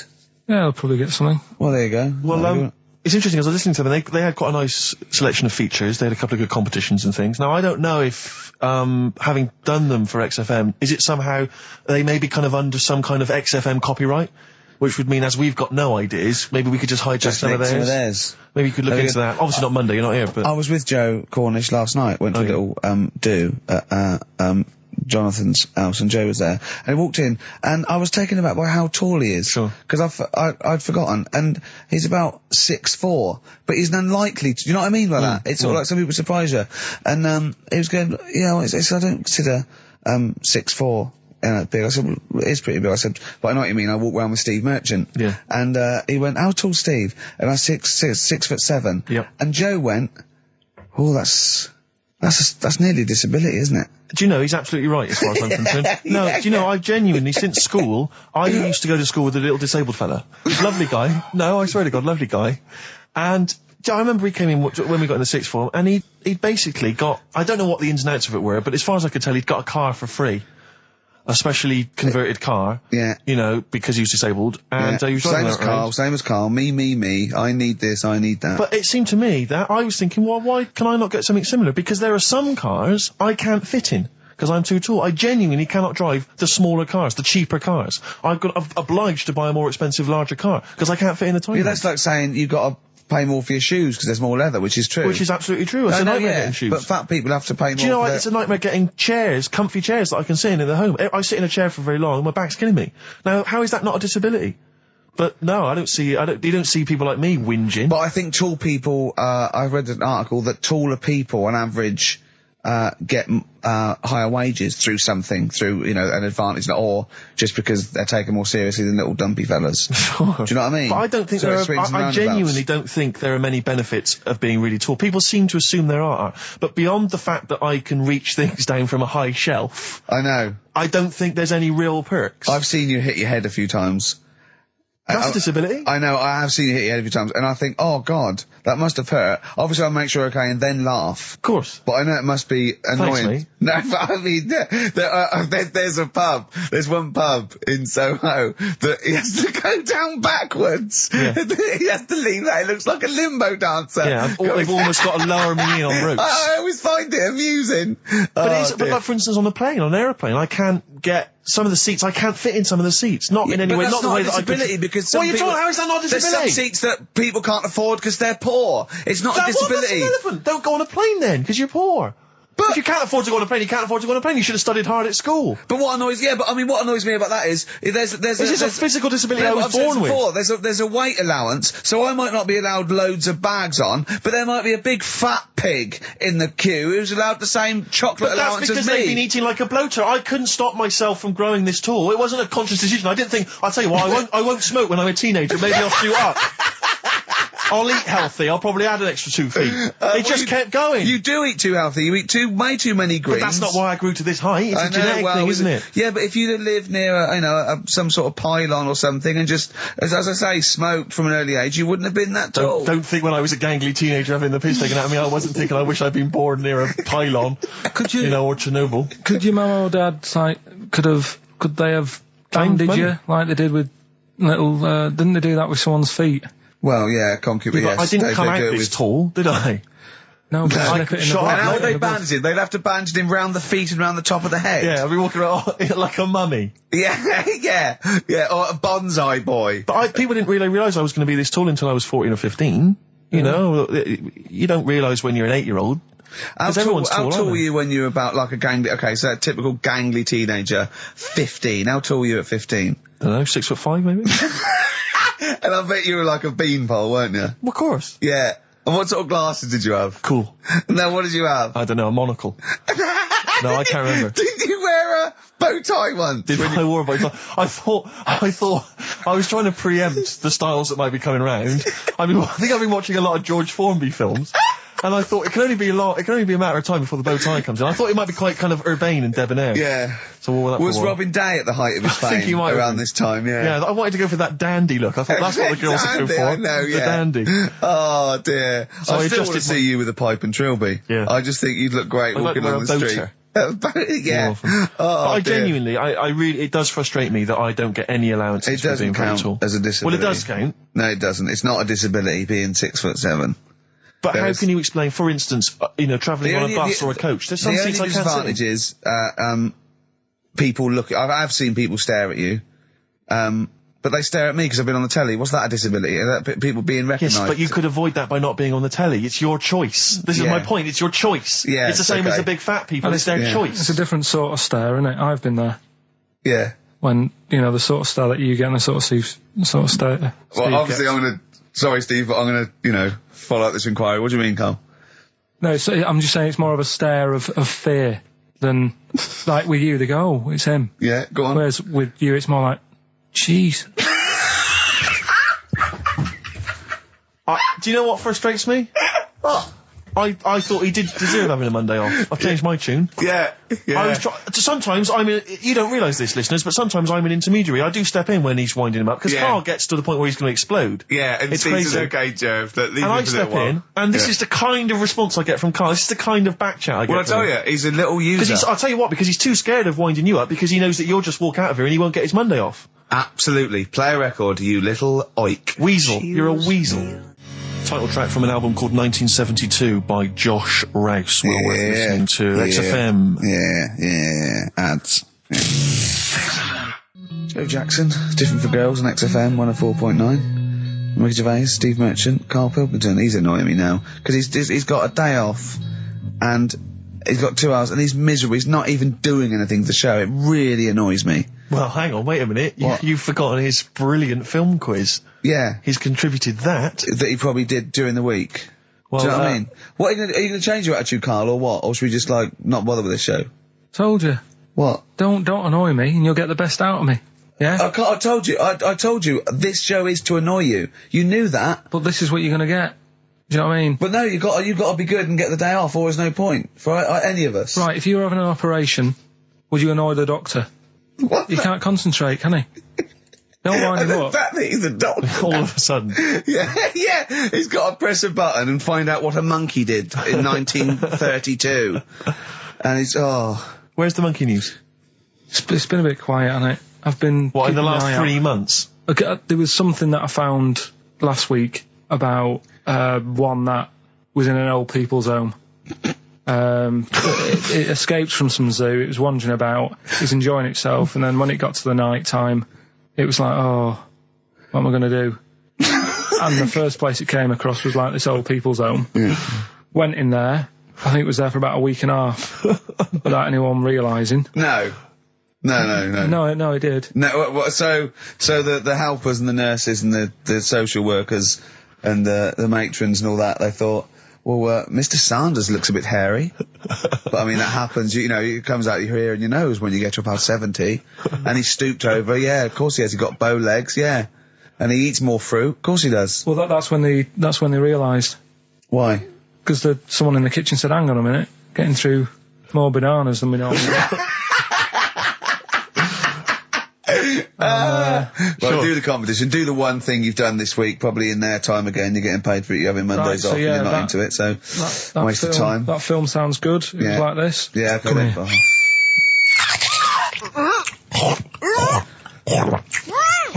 I'm well happy now I've had that. Oh, yeah. Right. So that's a bit of a cryptic clue. Yeah. Someone eating this woman. Yeah. And he's happy that he's had that. Yeah, go on, yeah. That was Gladiator. So, who wins A this one? couple of people sent I in think you should- Hannibal, which would still work. Yeah. And someone else sent in Man-Eater, which I suppose works. Although he did put the thing in about, I'm well happy. Glad. Yeah, I know. I know, but it's even not, so. it's not worth the, I don't know, undercredit he gets for this and a day off. No. Well, Right, think Eva, about it. who got the answer right, well done to her, I'm going to give her the prizes. She said that she'd heard this before on Christine O'Connell's show. This is really annoying. Right, that's it. You're going to do something, or we're going to stop this and you have to work Mondays again. Because you are taking the piss out of me, you're taking the piss out of Graham, and you're taking the piss out of London. I'll see you next week, and you can change your attitude. Limp Bizkit, we may be back next week, it depends how Carl gets on, maybe he bucks up his attitude. Thanks. Hickory dickory dock, some lads there just wrote a song called Clocks. The lads are Coldplay. And the song is? Clocks. I'm Ricky Gervais, with me Steve Merchant, Karl Pilkington, pressing the little buttons there. XFM 104.9. What's that? What's that little Well, I think I do more than press the buttons. right, you see, this is it, right? Karl has had a little strop on since last night, okay? And it's... He's had a little strop on. yeah. You said strop on. I just wanted to clarify. And, I don't know why. He says that I'm an annoying person. He says that I wound him up, right? Which I don't know. He says that you're winding up because you're sort of like negative about I'm everything. negative? Yeah. And, but what I think it is because we pointed out that his lateness is unacceptable. Yeah. He said, meet you at 6. He turned up at 20 past. He said, well, someone stopped me in the corridor. I don't care. I've got stuff to do. We had stuff to do. I think we're a bit busier than you, Karl. You've got one job. We've got loads of jobs. I keep telling you that. You got one job in a little room, a 9 to 5 there, that you don't even get done in 9 to 5. That's why you're late and mucking around all the time. There's loads of work to do. Yeah, one Right. job. No, Cool. it's not. It's one job with a lot of other jobs in it. It's like those little Russian dolls you get. Right? Well, it's So not, don't is have it? a go. Yeah, it is. Yeah. Everyone thinks, oh, he only sits in his studio messing about, making songs a phrase. That's what I do in my free time. Which we've got coming up later. Super slick. I still think 20 minutes late is an outrage, though. Yeah, Carl. 20 minutes late is... Yeah, but I didn't say bang on 6. I you said said around 6. 6. No, you didn't. You said 6, which means 6. Well, it doesn't. Wait, sorry, it doesn't. If it was a newsreader, I'd say, yeah, you've got to be on time. Do you know what I mean? If it was a 6 o'clock news, I wouldn't want to be late. But it's the fact that I said to you, I'm busy, I've got stuff to do. No, you didn't say that. You said 6 o'clock to sort out tomorrow's show. I didn't. I know what I said. So Yeah, well, You don't, because I remember you sent me a text. You didn't even, it wasn't even a phone call. You didn't even have the politeness to call. Stephen has stitched him up by being a little bit more Busy. precise than him. It was a text and it said, see you around 6 tomorrow, question mark? Around. You just said it. Well, Around yeah, but 6. that doesn't count, that doesn't mean anything. Well, yeah, no, he does. What, so, all right, You Rick. told me he said 6. Well, he did, I'm paraphrasing. 6 o'clock, Rick, to me, even if it was around 6 o'clock, that would be 5 to 6 or 5 past 6. It would not be 20 minutes after the event. Because that is late.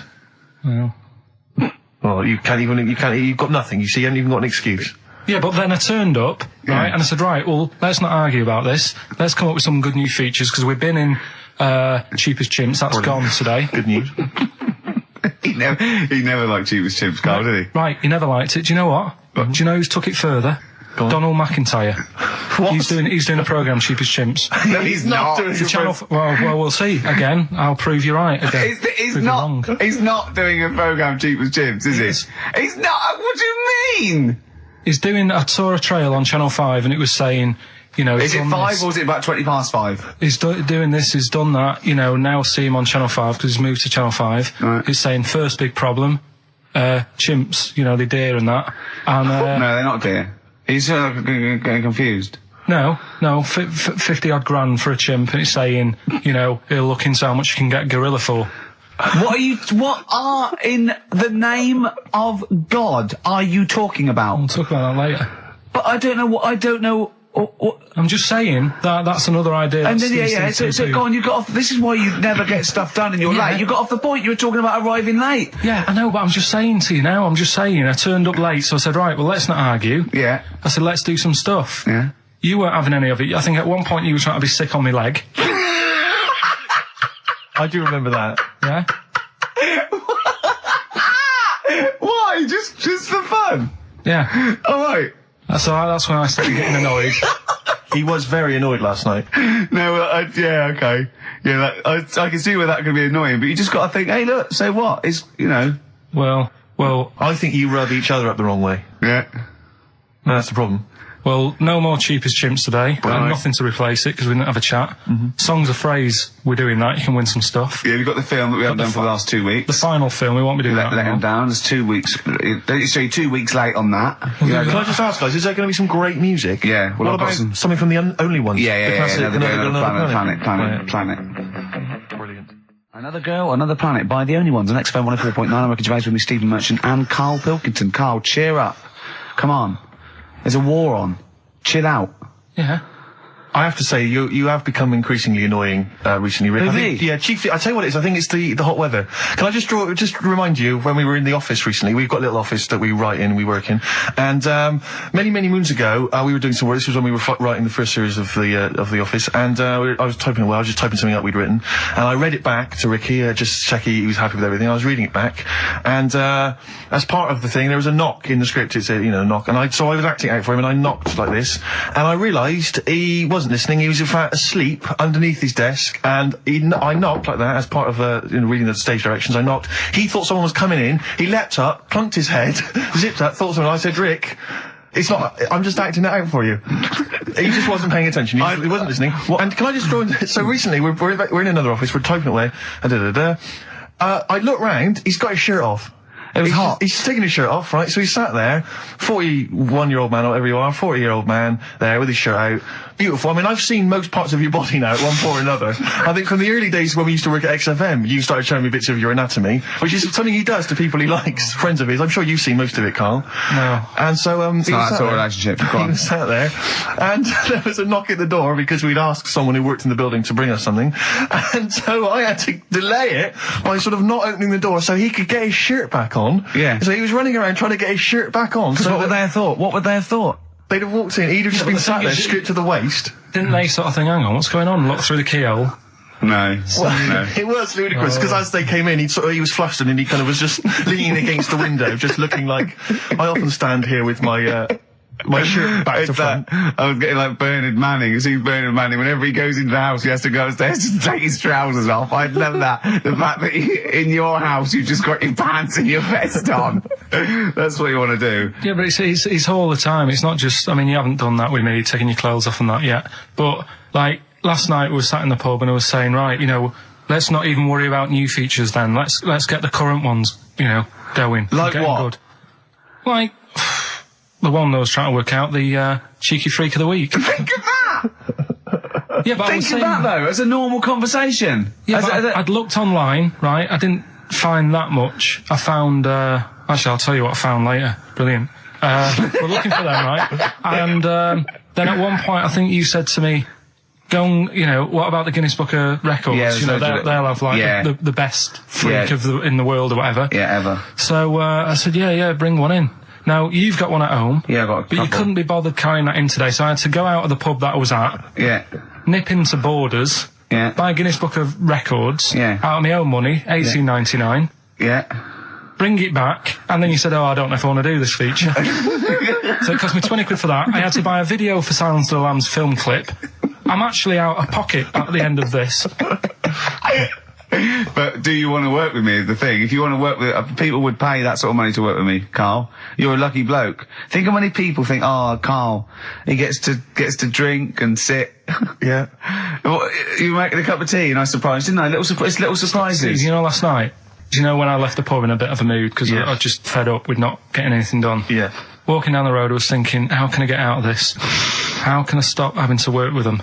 I'm thinking, I wonder if I leave, I wonder if they'll be funny and they'll go, and then my boss will be giving me stick. And I'm thinking, how much notice have I got to give out? And all this is going through my mind. I'm walking home and I got in, said to Suzanne, I'm sick of it. She's going, you need to do it when I get a new kitchen. And I was like, yeah, but how big does the kitchen need to be? I was saying, do we need a big kitchen? Can we get a small one? Have we got enough for a small kitchen? Do we need so many cupboards? Can we just have wood instead of steel? All this, trying to get out of doing this. Yeah. It's always I always feel like, because I like to think that I'm not perhaps as bad as him. Yeah, You no. annoy me in different ways. Like what? How does he annoy you? Well, stuff that, I come up with ideas, say Cheap as Chimps. Yeah. Rockbusters springs to mind. Yeah. 15 Taiwan. 15 Taiwan. Let's just remind people what 15 Taiwan was. It was a little feature that I wanted to give a run, give it a little run, see if people like it. The premise being? No, there's no premise, it's just a title. No, we were going to get 15 sort of ornaments, you'd explain them, and then people would call up and say, that one's from Taiwan. See, Carl, you just explained why I didn't think that was a good idea.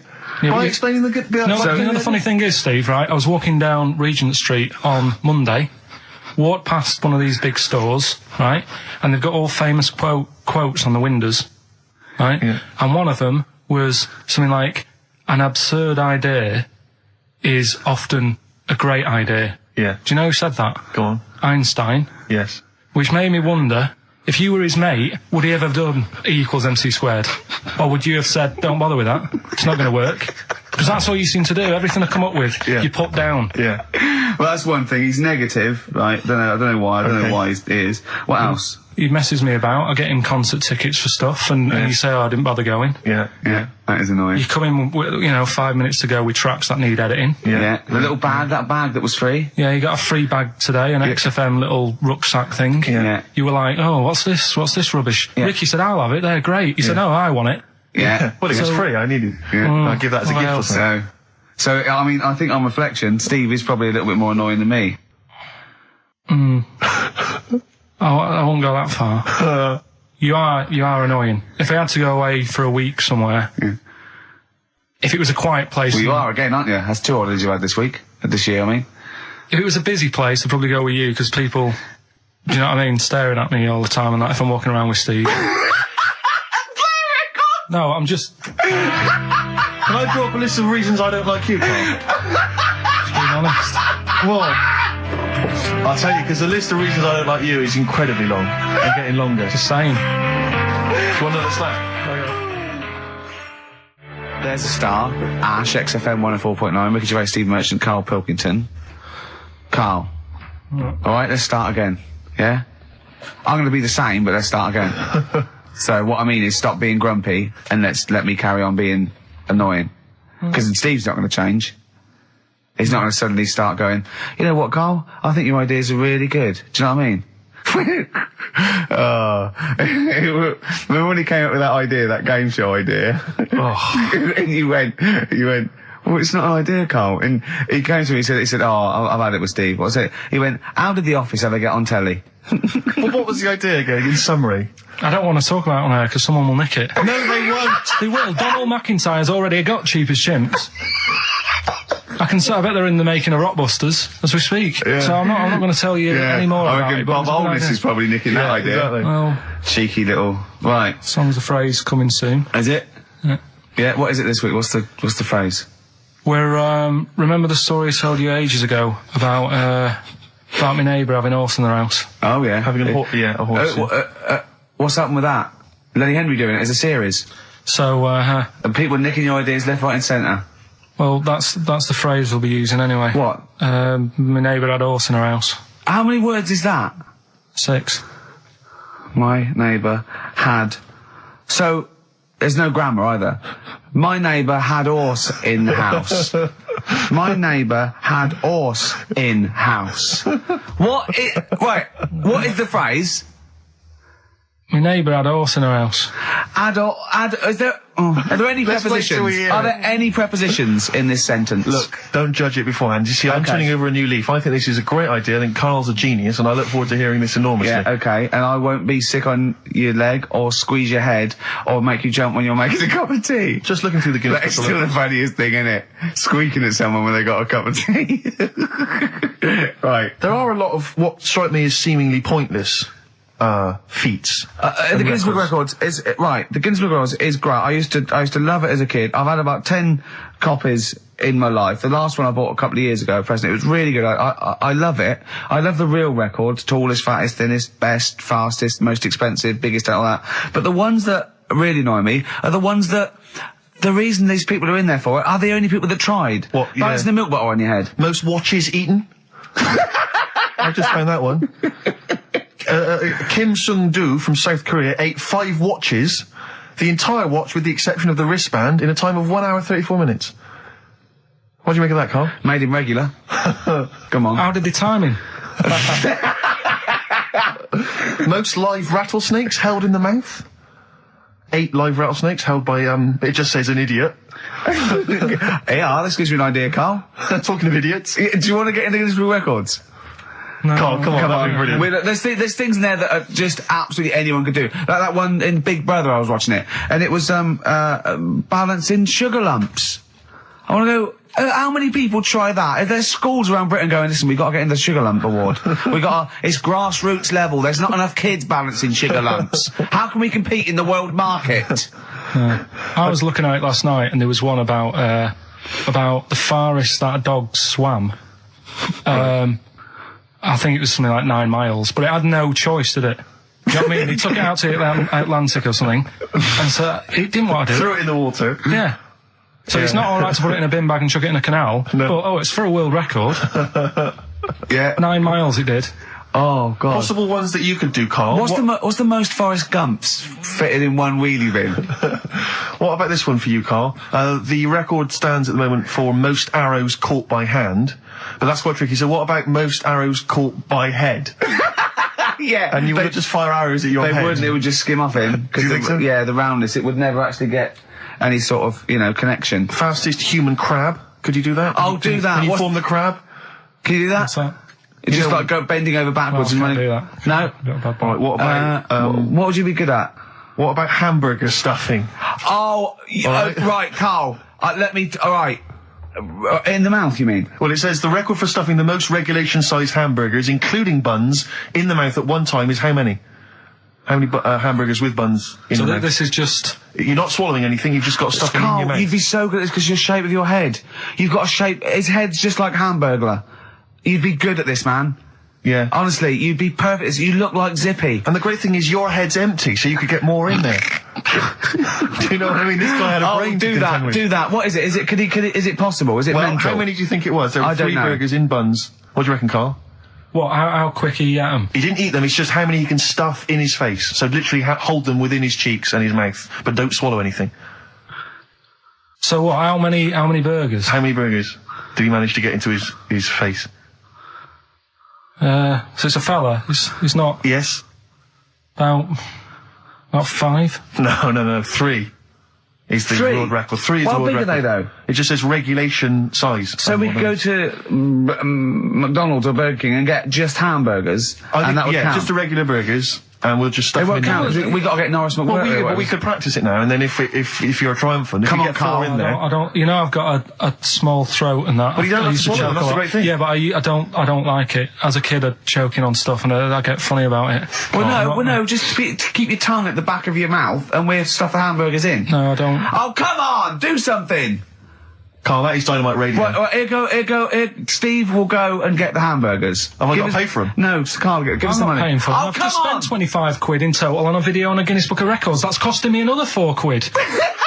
I'm not doing it. Come on, give us the money. Come back. Andrew, come on! I'm not doing it. Come on, do it. It's an interesting thing. Come on. You could be in the Guinness Book of Records, Carl. No, leave it. See if we can. Oh, please, phone in if you want Carl to eat burgers. You don't have to swallow them. You can spit it all out. You can be sick on my leg after. Oh, come on. No, 'cause I don't like the stretching thing either. Don't stretch it. It will stretch. I'll be like the little bloody dog on the Winston Churchill ad. Don't swear. Well, I'm just saying, though. I know, but we apologise to the radio authority. Carl is not only swearing, but he's refusing to do things we come up with. But the radio authority will be happy with me stuffing 3 burgers in my face. God, I'm not doing it. Yeah, we will. No, we'll go. leave it. Yeah, I'll give you the money. Can we do songs of phrase, something? No, let's do it. Right, play a record. Play a record. You're going to do it, Carl, or you're fired. No, actually, he wants that. No, you're going to do it. Do it. Please do it. It'd be great. Honestly, please do it. How about Chicken McNuggets? Meet halfway. No, there's no record for Chicken McNuggets. Well. Mental. So I'm not doing it, Steve. So. You are. Steve. Hello. Can you hear me? Yes, can you hear me? Yeah. Where are you? I'm in one of the capital's many burger joints. I'm just about to go up now and order some burgers. Where are you? What are you? Where are you in? I'm in McDonald's in Leicester Square. Oh, right, okay. Yeah. What are you getting? Just get. Yep. Get Hello too there. I many. need to order 5 regular hamburgers, please. If that's all right. Sorry. 5 hamburgers. Yes. You're probably wondering why I'm ordering only 5 hamburgers, aren't you? And let me tell you why. My friend is going to try and break the world record for putting burgers into his fat, stupid face. What do you make of that? Exciting? Yeah. Do you wish him good luck? Yeah. What's your name? Tyre. Tyre? Yeah. Oh, thank you very much, Tyre. I'll try and get Tyre to wish you good luck in a minute, Carl. The coming shortly. 5 should be enough. The world record is what? 3? 3, yeah. Okay, good. I don't know what. Oh, here we go. How much is that? $3.45. $3.45 for 5 hamburgers. It's good, isn't it? It's good value.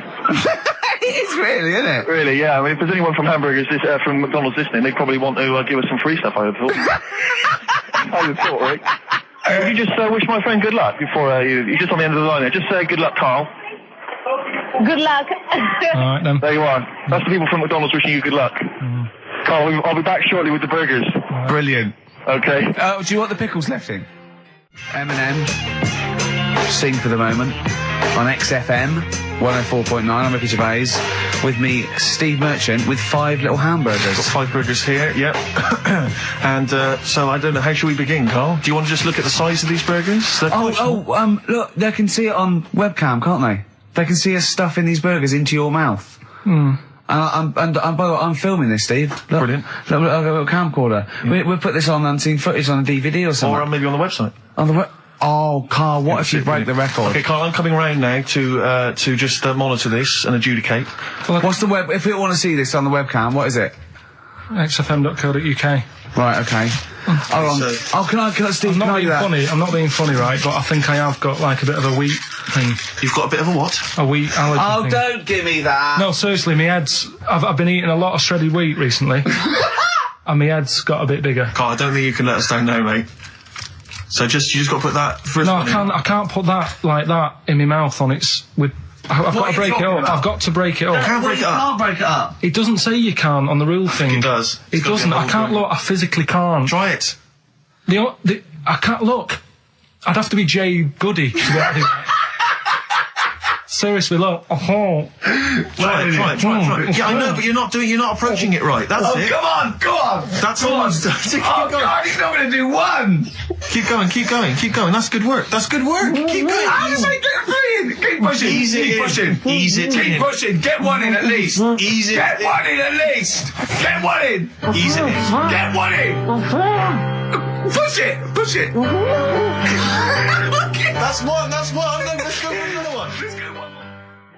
R.E.M. Night Swimming. It's a lovely song, isn't it, Carl? Huh? XFM 104.9. I'm Ricky Gervais with me, Steve Merchant. Carl, disappointing. You couldn't even get one whole burger in your mouth. I did, kind of. Yeah, but there was a bit sticking out. It just looked messy. There was but you were saying about putting it in whole, and I don't think that's the rule. Okay. It's like you can get more in a suitcase if you put things in properly. So you don't just get all your clothes and chuck them in. So it's about, I reckon you've got to rip it up a bit. Okay, do that then. See how many you can get in. You've got to get in 2. No, just one. No. Well, it's three. Pack it in. What do you do? Pack your cheeks first. Honestly, Steve, my head is swelling a bit because I have got a wheat allergy. That'd be good then, there'd be more room. Right, okay, look, Carl is now just sticking it in his cheek. Yeah. Don't eat any. You can't swallow any. It's like a hamster, you've got to work it like a hamster. Yeah, stick it in. Come on. He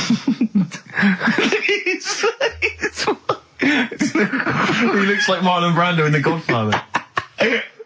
Come on. Don't lose any yet. Right. Pack it in, then use your fingers to pack it in. Come on! Wedge it in. Like you're grouting the bath. I can't do this either. Keep going, keep going! Keep going, don't give up so early. This is part of the problem. You just give up, Carl, too quickly. You failed again. It's like your history O level. Come on, Carl. Come on. Do something well. Succeed at something. Push it in. You've got nearly a half a burger there. Oh, I'll come round there. You're chewing. Don't chew. I've got a bit of food. I don't know what he said, but is that what? Is that a whole one? No, it's not. I can see bits left. Come on, Carl. Come on, keep working at it. Keep working at it. Look, there's so much space in your mouth, I can see it. He's going red. Okay. Okay, we do another one. We're doing another one. That one then. We're doing a... Oh, are you alright? Are you going to be sick? Are you alright? Alright. Oh God, should we play a record? He's making my eyes water now. I'll find a different one for you. Find a different one for you. Most grapes eaten in 3 minutes. I'll go. Do you want to do that? Grapes are easy, aren't they? That's easy. Great. Come on, grapes are easy. You sing from Jesse Mailing, that's called Wendy. White Stripes, Seven Nation Army, that jumped twice. I apologise for that. You're the producer, Carl. Yeah. It jumped twice. Well, it's not my fault if people are slipping around because of burgers on the floor. You're trying to squeeze my head when the song's playing. What difference does that make? Well, anyway. Right. Don't take any. Right, I've just got some grapes there. We've counted them out. What's the record then? Okay, well, the most grapes eaten in 3 minutes. You've got 3 minutes, Carl, and you've got to beat Matt Hand from the UK, who consumed a total of 133 grapes in 3 minutes on the 8th of November 2001. Right, there's 150. So 150 in there. Right. Okay. So you've got 3 minutes. What are the rules? The rules You just are... got to eat them and swallow them. And it's like Cool Hand Luke, right? You got to just stuff them in and don't choke, because I got worried with the burger. That's a good advert for McDonald's, isn't it? Not only was I impressed by the cheapness of them, but he couldn't even get one in his mouth. Yeah. So, value for money there. Maybe they'd like to send us some free stuff. Yeah, free stuff, or just money. Any some money would be good. Next week, Carl, you're eating Sony Walkmans. That's right. Yeah. Available for... Right, Carl.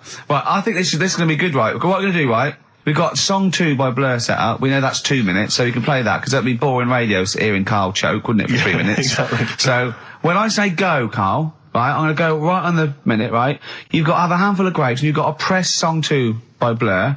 When we come back, you'll be stuffing your face. Hold on. You ever do that? How can you work the buttons? I can do that. No, I don't think you can. You cannot touch the grapes until the opening note of Song 2 begins. When the Blur 2's, when Song 2 stops, can we just push up the fader so because you'll be stuffing your face? We're almost. Let's go. If we go. Okay. Any second now. Okay. Right. Okay. 3, 2, 1, go! And he's off. It's good work from Carl there. He's approaching it cautiously to begin with. Cautiously. And he's keeping well, let's just, just keeping people up. Come on, don't make him laugh. He's choking. He's choking. Oh, Carl! Quick! Keep going, Carl. Come on! Come on! What happened? Did he just throw up? No! Don't make him laugh! Oh, come on! We can make wine. Come on, Carl, you're doing so well, mate. I want to go. Come on, only... Why are you making him laugh? That was a world record attempt. Come on, he's over. Keep going! Come on! You got 25 seconds. Come on. Oh. I think that was a shame, actually, because you were doing well, but something went wrong. I know, and I think those are bigger grapes than the ones I've seen before.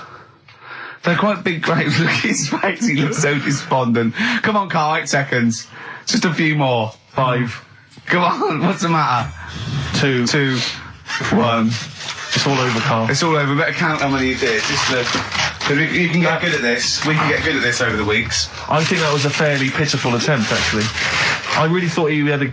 It's interesting, actually. These are harder records than you might think. Yeah, I know. 6, 8, 10. How do you feel after that record-breaking attempt? Not happy with that. What are you not happy about? The fella who did it, was he in hospital and just had loads of grapes and was bored?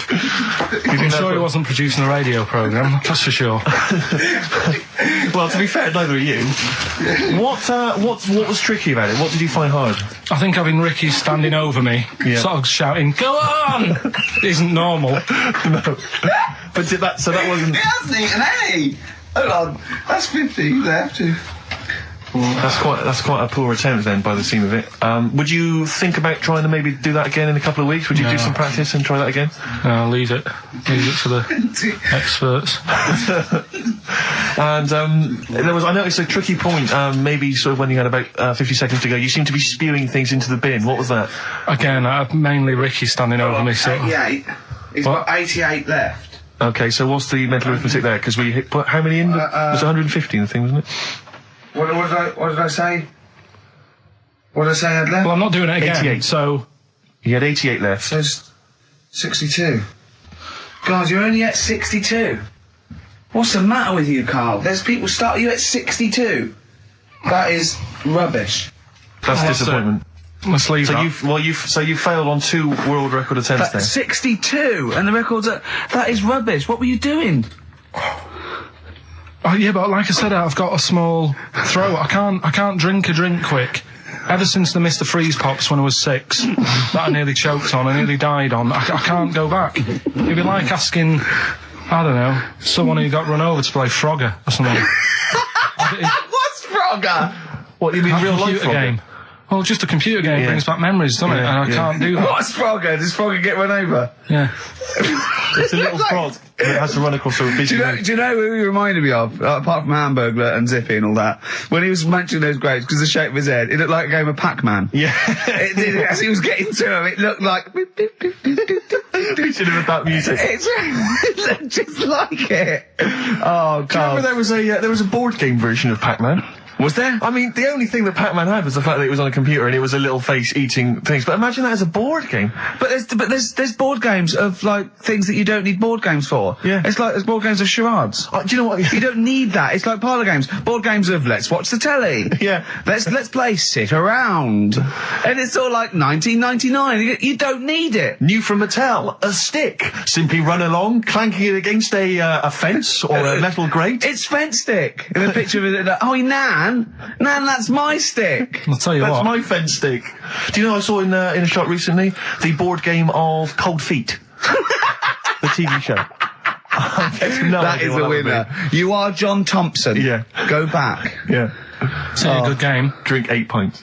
Go on. Songs of phrase. Songs of phrase, nicely done. Right, we'll get this going. How do you feel, Carl? Yeah. all Again, right, all disappointment. right. Disappointment probably to your family and friends. Well, I don't think they'll be that gutted, to be honest.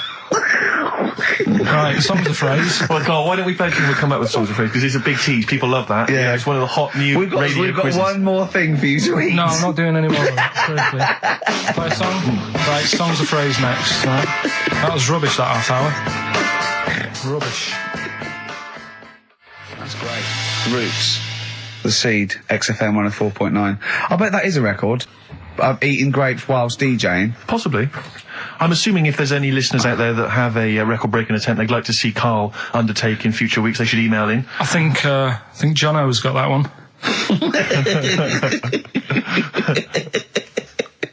Right, what have we got then? That's that. Right. That's the silliness aside now. Let's get on with the proper show. Right, songs of phrase. Yeah, let's do that. On to the classy stuff. Yeah. Do you want to do the prizes first? Right, now then, where are they? Here they are. I haven't seen these, but I'm excited as ever. All right, we have a T-shirt there, arbitrary T-shirt that you have probably stolen off of someone. What does it say? Is it the Red Hot Chili Peppers? So if you found that, that's not too bad. It's a big T-shirt there. On DVD, this should you be giving this away? This looks like it's the film Don't Say a Word. Yeah. And it's it doesn't have all the proper packaging. It's literally the disc, the DVD disc, just loose. So enjoy that. The current album from Oasis, Heathen Chemistry, DVD, on DVD, The Life of Mammals, the complete series, the David Attenborough recent DVD, that. Walking with Cavemen, which I think is a DVD, it's currently on TV, isn't it? And, well, there you go. Also the X-List, which is a good new compilation, double CD compilation from XFM with loads of stuff on there, including Nerd, Snoop Doggy Dogg, Athlete, all sorts. Go on then, Carl. So not bad, actually. Simple nice one. Well done. So, yeah, it's a phrase that's been said at some point, or said a lot on the show. We've had, like, Hairy Chinese Kid. We went back to my mum had wind for 5 minutes and that. Today we're looking at my neighbour had a horse in a house, right? Yep. If you remember, we were talking about that probably about a year and a half ago now. Yeah, of course we remember. They've been talking about it ever since, Carl, I imagine. Yeah. Well, it's famous. It's a world famous phrase. My neighbour had a horse in her house.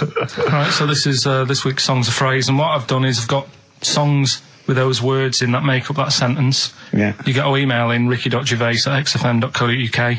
There's 6 different songs, right?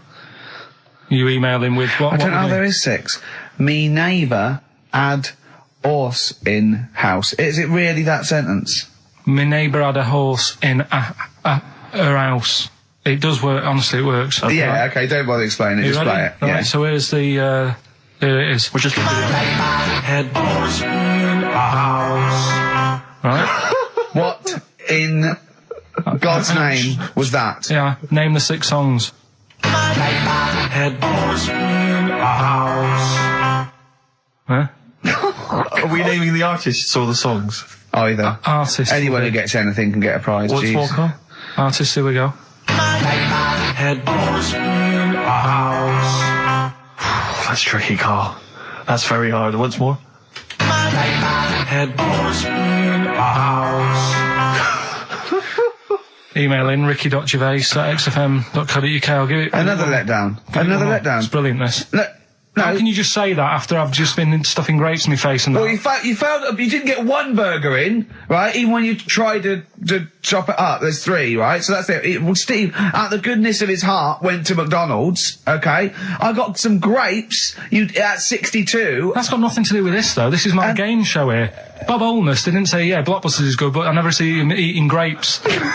So this is a different thing. Forget that. Right? Here's the clips again. Here's the clips. Head horse in a house. Oh, you know I said I was going to turn over a new leaf and not criticise your ideas? I think it's the end of this one, mate. Oh, he's done it again. It's atrocious. ricky.gervais@xfm.co.uk if you've got any idea. XFM. Dandy Warhols. We used to be friends. That is Carl's favourite record of the year. Yeah.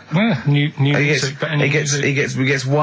He gets one play a year, and he chose that. That's what he chose. It's all right, but I mean, that favourite track, innit? He played that. That was Carl's choice. Just something new on XFM 104.9. Don't worry, we've got some really good stuff coming up later with me and Steve. If you're from the 70s, you might like it. You see that he's getting too cocky, isn't he? It's arrogant. He's sort of like I mean, we've tried giving him something in his life. He's got, you know what I mean? He comes in and tells us this sob story of just like a trail of failures, and we've said, Carl, come under our wing, right? He just started picking up on him. A few other people's like, and then he does that. He fails at the burgers, he fails at the grapes. He will not trust us with, you know, what we want to do. I don't know what more we can do. It's like I've saved a mouse from a cat's jaws and it turned around and bit me. Yeah. That is a brilliant analogy. It's a bit like we were trying to give you something that you could care about, that you could be passionate about, that would somehow give a meaning to your life. You would be in the Guinness Book of Records alongside, I mean, Bubble. Bubble failed. Do you want to be Bubble? Do you want to be Bubble? Or do you want to be the bloke with the milk bottle on his head? Exactly. Who's in there? The guy who made the watches. Yes! Now, I've got an idea, Carl, because you're getting all stressed out. I don't know what it is. You're getting funny. I don't know what it is. I don't know what... Because you're annoying me. Wow, you say that. Started midweek. I don't think I annoy anyone else, so it's just you on that. So, I thought maybe we could all three of us go away to a little health farm for a weekend, just get like a triple room, Right, and that isn't happening. Why? You've just reminded me because you've been annoying me. Steve started getting on your case, sort of ganging up on me. I'll tell you now, Steve, I just forgot. Remember a couple of weeks ago, you said to me that my pub quiz team is rubbish. Yeah. Right, well, it doesn't matter anymore because you're not part of it this time. That's bad. That's bad, because it's interesting you say that, Carl. Carl, you say that because I tell you this, I found someone, mate, who could be filling that tricky fifth member. I wanted to test him out this week, mate. On your team. Test out on your team. Because Carl. I'll tell you what this is like. I don't know if you're familiar with Paul Ince, who used to play with Man United, right? But everyone used to say he's the governor, right? Even the players used to call him the governor, right? And Alex Ferguson at Man United was like, I'm not having this. Yeah. I'm in charge here. And he got rid of him. And that's what's happened. You were moaning the other week, saying your team's rubbish, you don't know what you're doing. Yeah. Well, let's see how you do on your own, right? Ooh, he's turned, isn't he? I'll be honest, Carl, I'd like to be on your team. Well, sorry, Paul Ince. You'll have to go and join Middlesbrough, or wherever it is it's gone to. Carl, what can I do to get back on your team? It's not happening. I've already filled your bins. Don't let him have the upper hand, Steve. No, wait a minute. I'll tell you what always annoys me, though. Ricky spends most of the show slagging you off, right, having a go at you, annoying you in the week, squeezing your head, making you eat burgers, right? But you always take out on me. I'm the one who always gets the insults. I'm the one who's now relegated from your team. Why, you see, this is the thing. You're just as bad as him, really, because you're siding against me, because you know that I'm willing to take it. The truth of it is this, you know that Ricky Gervais is keeping you in burgers and grapes, metaphorically speaking. He's the one that's got you in Heat magazine. I just spat all over your new Guinness Book of Records. You see? Get me a tissue. He's just squirted tea, laughing all over your Guinness Book of Records. I'm assuming I'm going to get the flak for that. No, it's because you made me laugh when I was drinking, because you went, it's like that, and it made me laugh, and I spat. I just think it upsets me that you never pick on Ricky. You never ever go at him, because you know he's the one who's raised your profile and made you a little bit of a celebrity. We've missed one here. Using his teeth, Raman Andiapan, right, husked a coconut. He did what? He husked a coconut. He's the fastest coconut husker in the world. What does that mean? I don't know, he pulls husks. What's that? His little face, look. What's a coconut husking? He pulls the husk off and look at Carl, just with his head down. Carl, come on. What's the matter? Because that cost me 20 quid. I know, well, I'll see you alright. I've tea all over the world's smallest man.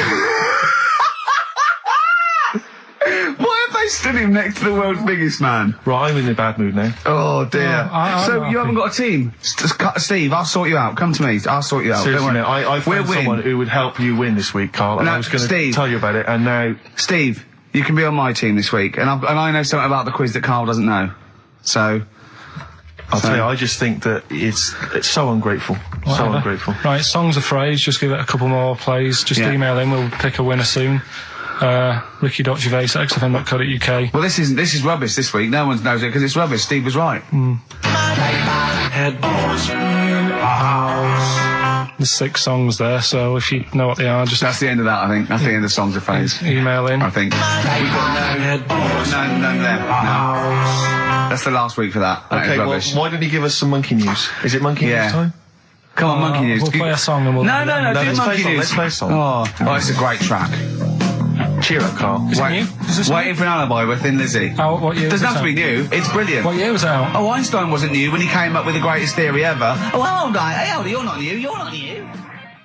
Waiting for an Alibi by Thin Lizzy on XFM 104.9. Right. Okay. This is with all the trauma in the world, I thought we'd come on a little bit, and he's just brought it right down. Little mank twat whinges. No, but I mean, do you know what I mean? He's had a go at you. He's thrown you off his team. I'm devastated by that. That was the one thing I was looking forward to this week. To be fair, you were looking forward to telling him you were taking over the team, so it's sort of poetic justice. It has blown up in your face, to be fair. True, I was trying to squeeze him out of his own company. Yeah, you were going to try and get him out of his team. Yeah, well, it was a hostile takeover, and they clubbed together. To be honest with you, there's normally 3 regulars on his team. I got 2 of them on my side, one of which is his girlfriend. So I only had to work on him to try and get him to resign, and we'd have been away. Still, You know, we should give the prizes away. Yeah, well, Carl. this has been dreadful. This thing. We started off well with him trying to force burgers in his mouth, and then he come up with this tapped. I mean, this is the end of this because it's. I mean, it was shoddy to start with. No little duo couple. Well, this is not only. Well, I'm just saying. This is what I was saying in the pub yesterday when you try to be sick on my leg. I was saying, come up with new ideas if you don't like them, but you diss them on air. Well, it's just disappointing, isn't it? And Right. What's that? I was disappointed when I was choking before. We were disappointed as well. Yeah, you didn't try. You didn't try with the grapes. You were just like chewing on that. You meant to just throw them in and swallow them. Songs of phrase. It was 6 songs. It sounded like this. Boring. Right, what are they? Just give you 6 answers. songs there. We had Lionel Richie, My Destiny, for my. Tricky. Neighbour. Oh, that's XFM. Ooh. My neighbour was Space. Neighbourhood. Had Harry Connick Jr. Had to be you. Yeah. Right. Had a neighbour had a horse. From America. America, yeah. We had a horse. In was Lisa Stansfield with Pathetic. In All the Right Places. Oh, pathetic. Did anyone get that? And No a house one got that. Animals. So that was pointless. All right. Well, the most anyone got was 3, and we're going to give it to Deborah, and that's possibly Deborah and Kate. They got at least 3 of those. So well done. Okay, well done. Yeah, there's prizes on the way. That's the end of that. So that's the no cheapest chimps. None of that anymore. What have you got left? You got the film to do? Let's see what you've done with the film. Hang on, I'd love to have some monkey news though. Go on then. Got any monkey news? Yeah, got some monkey news. Go on then. No, Rick, come on, cheer up. Well, it's just sort of like he moans that he's got too much time on his hands, and he comes up with that. Okay. Shite. Monkey news. The jingle, please. Oh, chimpanzee, that monkey news. Okay. There's been quite a lot of stuff going on. There was a few bits in that Guinness Book of Records book that cost me 20 quid. Yeah, well, that's not news, is it? They printed that probably last September. No, so that's there's one in there. new music, new monkey news from last September. You're a lord. Come on. Waster. Please, Ricky. Monkey news. Right, there was this monkey in a zoo in Brazil. Right. And there's a little man monkey, a little woman monkey. And You're a scientist, aren't you? Go on. And they said the people in charge were like, oh, wouldn't it be good if they had kids? Brilliant. Right. So anyway, the chimps used to stand sort of, you know, they'd have their little caves each, and they used to sort of lean on the fence having a bit of a chat and stuff with each other. Right? With a chat, go on. Well, you know, gossiping, gossiping. The equivalent sort of thing. Yeah. So anyway, they were getting on a storm, and like the zookeepers were like, Can you hear that cheapest chimps this week? I thought it was fascinating. Yeah, just gossiping, I understand. So, what's any monkey news? I don't know, let's tune in. What was some monkey news this week? Come on. It was from last September. So there was, you know, stood there having a chat, and the zookeepers were like, I wonder if they're ever gonna, you know, have kids and that. Yeah. Anyway, it went on for ages, you know, this just chatting, no sort of action. Blimey. So what the zookeepers did was, they said, I know, they'll have kids. Are we letting that go? They were just chatting. Are we just letting that go? We're letting it You know go. what I mean? I mean, just doing whatever monkeys do. Okay. Right? So the zookeepers were like, yeah, I wonder when they're gonna, you know, have some kids. Yeah. Anyway, what they decided to do, to egg them on, bought one of them a suit, one a wedding dress. Right. Keep going. No, I'm not having it. Shut up, Gervais. Fade him down if he's going to interrupt. I want to hear the rest of this. They got married. So they got married? Yeah, they got married. Right. What? That's the end of it. This is why I don't. Right. That's the end of monkey news. That's the end of monkey news. Don't do that again. You've got no features left. Why don't you like that? Well, it's not a story. It's about 2 chimps chatting, which doesn't happen. The zookeeper's going, I wonder if they're going to ever have kids. Egg them on. They got married. That's the end of the story. What are you talking about? Hang on, just calm down. Let me just check that you didn't make a mistake there and didn't lose out. What do you mean you didn't make a mistake? Wait a minute, he may have just left out a fundamental piece of information. What, the story? That would have made it into a story. Right. Let me just check the facts. So they bought them wedding outfits. They were married. Did they propose to each other, or were they just forcibly Don't married? encourage him. Just forced onto And it. then what was the outcome? Once they got married, what happened? They fell in love? Yeah. What? Whoa. It's not a marriage, Carl. Be quiet. It's not a real marriage. I don't know what you've got in your head. It's like the head of Homer Simpson. I'd go in there and there'd be a wedding reception and there'd be a couple of fights and they'd be talking about stuff. They got married. They fell in love. Did they have children? They're not back off the honeymoon yet. Play a record. You got no features left. You got one feature left and come back to film. You Satisfaction, new single. Yeah, XFM, quick, play it. Right, we've waited 3 weeks. We are going to play it. I don't care whether we're late. We were late in because there was news. So, play it. Which film are you in this week? Looking at Silence of the Lambs. Right, play it. Just play it. Have we got a question? No, who cares? Who cares? Should Carl carry on? Play it. Right, Silence of the Lambs. The bit where Jodie Foster is having a chat. Good evening, Clarice. Right. Just thought I'd come and see you. How very thoughtful.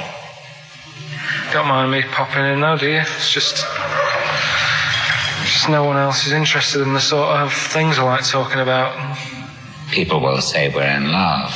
Well, say what they want.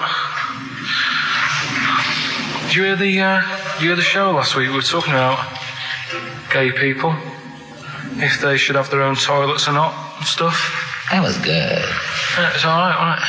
Got a good debate going. Enjoy doing the show. It's a favourite part of my week, really, just talking about weird stuff and that. Oh, Clarice, your problem is you need to get more fun out of life. I have a lot of fun in my life. You know, come and see you and spend a lot of time on the internet looking up weird stuff. Reading something about a hairy Chinese kid. There's another thing, there's a fella who, no arms and legs, is known as a pillar man. Everything you need to find him is right there in those pages. Bizarre magazine. Yeah, I get this.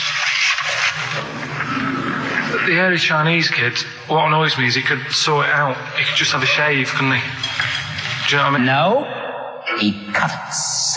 Does he? Well, he used some like Emacs stuff. Yeah, don't be getting funny with me, just because you're in a bit of a mood, right? You know you shouldn't eat people. Your eyes are bigger than your belly, I've always said that, so I'll see you later. Interesting. Atmospheric, moody, and the question is... okay, here how about this. How many films have been made featuring the character Hannibal Lecter? How many films They have been haven't got made? time to phone in now, have they? No, they can email in, they'll have time. Do you care? I don't care. No, exactly. Ricky.Gervais, xfm.co.uk, if you can be bothered. If you're interested in and you want a $4.99 copy on VHS of Silence of the Lambs. He's dissing that as well, Carl. Wasn't it that? Bit annoying, but that's it for this week. But remember what happened when... No, it's not. It's 9 minutes to 3. How can that... Tell him, Steve. No. How can that be it? It's 9 minutes to 3. What's he doing? Is he playing a record? Carl, what can I do to get back on your quiz team? You're not. Right. Songbird Oasis, right. Send Carl a little present. Send him some essential oils or something, or, a little lavender pillow, or just a little message. Send him a little message. Tell him it's all worth it. He's getting all grumpy, aren't you? I just get sick of it, that's all. It's not worth going through the stress for 30 quid every Saturday. You lying little... You'd get more than 30 quid. Oh, not much more. Anyway, Steve, who's the winner? The winner is Mike McNulty. He correctly answered the fact that there were 4 films featuring Hannibal Lecter. There's a downer now, isn't there? There's a downer. I think it was you, actually. I mean, I don't know, Carl. It's not like I'm just trying to win myself a place on your team, but I actually felt that Ricky was really out of order this week. I gave him grapes. I thought Ricky was discourteous, if that's a word. I thought he was rude, aggressive, unpleasant. As one person emailed in, a dickhead. So, someone also said you were fat and talentless. I don't like those emailers who do that sort of thing, but one of them said you were really, really annoying. Well, cheers for that, but you're still not on the didn't like what you were wearing.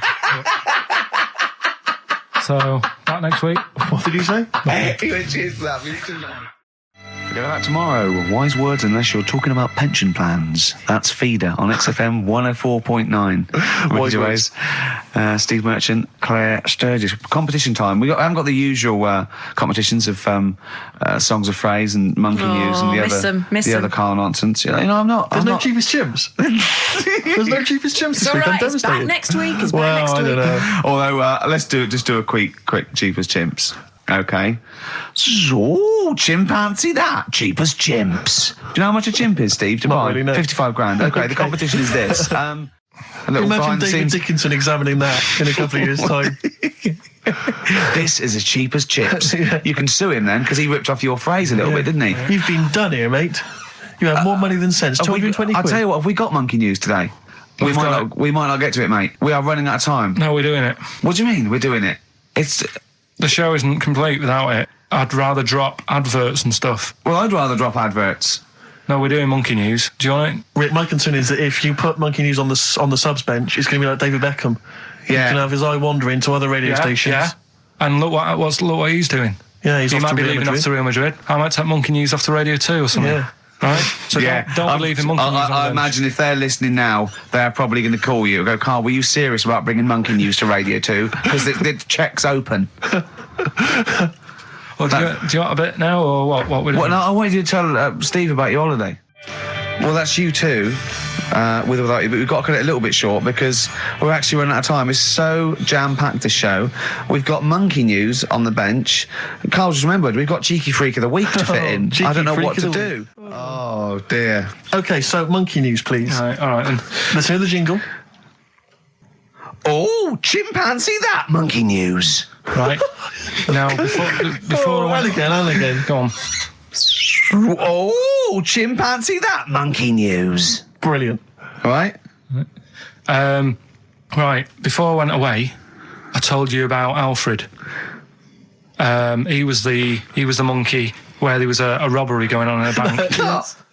And then he nicked the robber's loot and backed out with a gun. Yeah, He sort of stole. He robbed the robber, didn't he? Yeah. Did he take his gun as well? He took the weapons. He took all the weapons. There was like a couple of robbers. He managed, because they were so amazed that a monkey was coming in. It was like, don't talk shite twice. Right? Anyway, got a follow up to that. Okay. Now, what was that monkey's name? Alfred. That was Alfred. So anyway, because a lot of people wanted to know, well, you know, what did he do? Did he go off and have a holiday? Did he? No. Right, so the follow up is, what happened is the monkey had the guns, had the cash, which was $250,000. Sure. Right. It went back to the zoo. Right. All right, Carl, you're talking shit. Ricky, I get angry with you when you won't let him finish his monkey news. Right. Can we just get out the official Imagine thing? if people were interrupting Trevor McDonald. It wouldn't happen. I want to make sure I don't get anything wrong. No, of course not. So check the internet. So the monkey goes back to the zoo, right, where all the zookeepers come out and go, get him. He's got the guns. Yeah. He hands out a couple of guns to his mates. What? His monkey mates? His monkey mates. So they've all got a couple of guns each. Oh, Carl, Steve, I can't, mate. I cannot stand it. Honestly, I want to scream. Please, I really get annoyed with you. They tried to do him a deal. They said, how about if... I'm going. Tell him that. I'm going. No, I can't. Step out from a... Okay, we'll just do it. Look, don't listen. Step out and I'll paraphrase what I hear for you when you come back in. Step out. Now, please, I need to hear the end of this. This is monkey news. This is important stuff. Right, Ricky now has left the room. He cannot bear to hear, which is surprising to me. Right, so anyway, they've got the money, and they say to the zookeepers, how about we give you some cash? Yes. And they go... Oh. Sorry, hang on. Sorry, the zookeeper said that to the monkeys? Yeah. Right. No, the monkeys who have got the £250,000 right. say to the zookeepers, we'll sort you some money out if you let us go. Sorry, the monkeys say to the zookeepers, we'll give you some money? Yeah. You don't see any problem with that? Right, listen. Okay. It's nearly finished. Right, I'm listening out there. This is ridiculous. What do you mean the monkeys say? What do you mean the monkeys say to the zookeeper? They were probably holding the money out, like kind of going, look, we'll do your deal. Right, okay, come on. And what happened is, I think they were happy with that. I think they left, and that was that. They wanted to get out of the zoo because they didn't like it in there. There's the thing. Right, I don't... Just have a look. Right, Carl, think. Right, how did they get out in the first place, this one? Just let Steve have a... So why did he go... So he went and robbed... He thought... he knew there was going to be a robbery that day, did he? He might have been getting some money before they went to escape, and then that happened and they had more money. They might have been withdrawing some stuff out. What do you mean? If he was planning on leaving the zoo, he's going to get his savings. What are you talking about? What have you read there, Steve? I've got a feeling this is a review of one of the Planet of the Apes films. I think it's Escape from the Planet of the Apes. I'm not certain. It could be Beneath the Planet of the Apes. Right, Carl, think. Please think, right? So this monkey, right, he leaves the zoo, right? So he leaves the zoo, which he can do, presumably. What, they leave him the keys or what? They're chatting to him, they might as well. He goes to a bank. What's he thinking of doing? Sees a robbery, probably by chance. He probably wasn't tipped off, was he? Or has he got one of those police scanners? Probably got one of those police scanners. Well, I think he was going to the bank to get a mortgage to build I think he wanted an extension, didn't he, on his cage? Think of that. And so I love the fact that he hands out the guns and they do a deal. It's honestly, you've got the best mind working on radio today. It's incredible. So the only person who makes less sense is Terry Wogan. He goes up and down, doesn't he? I can't understand his sentences because I don't know. No, it's like freeform poetry. Yes, I don't know whether it's the end of a sentence, in the middle, sure. A new one. Yeah. But let's have the jingle again, a record, and then we'll probably have to wrap up the show, I imagine. That was chimpanzee that monkey news. Karl Pilkington, well, you know what it's time for, don't you? Chimpanzee that monkey news. It always gets me, that jingle. It's a joy. Once more, please. Well, Karl, do you reckon you could sort out do other people that have real jingles with their name on it and don't have to say who's in the room, what's happening, and do their own jingles? Well, Christian's got one for it. For Monkey News, that he does. Why is Christian doing Monkey News? I don't understand this. Because he did it ages ago. So you ripped it off of Christian? I haven't ripped it off. I said to him, there's enough Monkey News to go around. Right? Well, hold on, though. I don't want cast-offs. I thought this was your idea. Well, let's not do it. But what's new? Wait. What's new? What? There's Monkey News out there. I mean, if he wants to have a meeting in the week and say, well, this is the news I've got, the way I see it is, he can do it in the week. He's doing like the news at 10 type Monkey News. We're on a Saturday. We're like the, Jeremy Paxman Monkey News night. We look at stuff more in depth. Well, you very much get behind the Monkey News, it's true. Yeah. You sort of interpret it. You give it your own spin. You're the man behind the monkey behind the news. I mean, I know that. Yeah. But ours isn't called Monkey News anyway. It's sort of generic term like the news. Ours is called Chimpanzee that, isn't it? Yeah, but he's seen a bit of Monkey News in it. Right. So are we doing it or not? Well, I've got no reason to stop doing Monkey News. He probably played Radiohead as well. Well, should we not do that? I said that David Attenborough did Monkey News before all of us. Do you know what I mean? But I personally don't listen to Christian because I don't get up that early. So, I'm missing out on a lot of Monkey News. I'm not saying I don't listen to it because I don't get up that early. I'm not saying it's a bad show. My point is this. There's a lot of people I imagine who don't listen to Monkey News in the week. Perhaps they miss it or they're busy. It's nice to have a little kind of omnibus Monkey News at the weekend with Karl Pilkington. So that's what this is. So we're doing it then. Let's play the jingle. Chimpanzee that Monkey News night. Excellent. Good. So we'll sort of get some monkey experts on maybe next week to dissect it. Right. You ready? Yeah. Right. There's this monkey. Right? Oh, yeah. It's called Jack. Yeah. Right. I got pally with this bloke who worked in a railway station. How? Pen pals? I don't know. I didn't say all that. I'm just telling you. I'm shortening Chat rooms on the internet. So, anyway, he's helping him out all the time. It's this fella's job, right, to sort of make sure it's safe for the trains to come in, that sort of thing, right? But he's always working on his own, so he's got his mate Jack in with him, right, this little monkey. Yeah. And, they're having a good time. They share lunch together and stuff like that. Anyway, it gets to a point when the fella whose job it is, right, starts getting old. And Jack, the monkey, starts getting more involved. Presumably this is a chimpanzee as opposed to a monkey, you mean? When you say monkey, it's generic term, you mean chimps usually, don't you? Yeah. Go on then. So, he's clocking the fella doing his job and he's thinking, I can do this, right, the monkey. I love it. Yeah. He's helping out, he's pulling down the levers and stuff, so the train's sort of coming on the right lines. Sure, yeah. He's clocking it, he sticks his head out the little window, see the train's coming and that. I hope British Rand are listening. Yeah. Right? In the end... Oh, yeah. The fella whose job it is, he lost a leg for some reason, couldn't work anymore. Lovely. Gave Jack the job. Yes. Right. Okay. The railway company happy with that. I'm sure they interviewed a number of people, but he was the best monkey for the job. And that's good, isn't it? Well, it's not true. Right, once again. Well, it's not true. Don't hand Steve a piece of paper that someone put on the internet who is probably a bigger mentalist than you. That's not proof. It's not true. At no point did a railway company give a chimpanzee the job of signalman. It was ages ago. What? Steve, when was it? It was before trains, probably. Well, it's in the 1880s, according to this piece of paper, which is what you've based your monkey news on. Now, of course, I think ITN and a lot of the news channels, they tend to get lots of independent confirmation of their news before they give it out as fact. But you've got an email from someone, so let's assume that's real.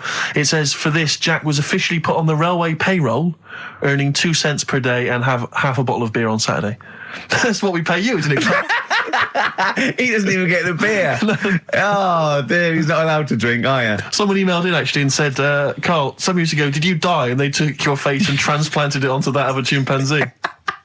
It would make a lot of sense. I've never seen you. He always has T-shirts right done up and long sleeve. I bet he's hairy under there. Yeah. I bet you are hairy because you have to shave right up to your eyes. You're one of them, aren't you? And I can see the growth, and it comes out the top there. Are you really hairy underneath? I'm pretty hairy. Are you really? Well, what's up with that? You're a humanzee, aren't you? That's why you're fascinated with them, and why your IQ is sort of about 80. I think you might be. You might. I don't mean there was any. I think it was a genetic sort of throwback. Well, you're pretty hairy. Look at your arms. What? Just look, give me that banana and shut up. Play a record. That's mine.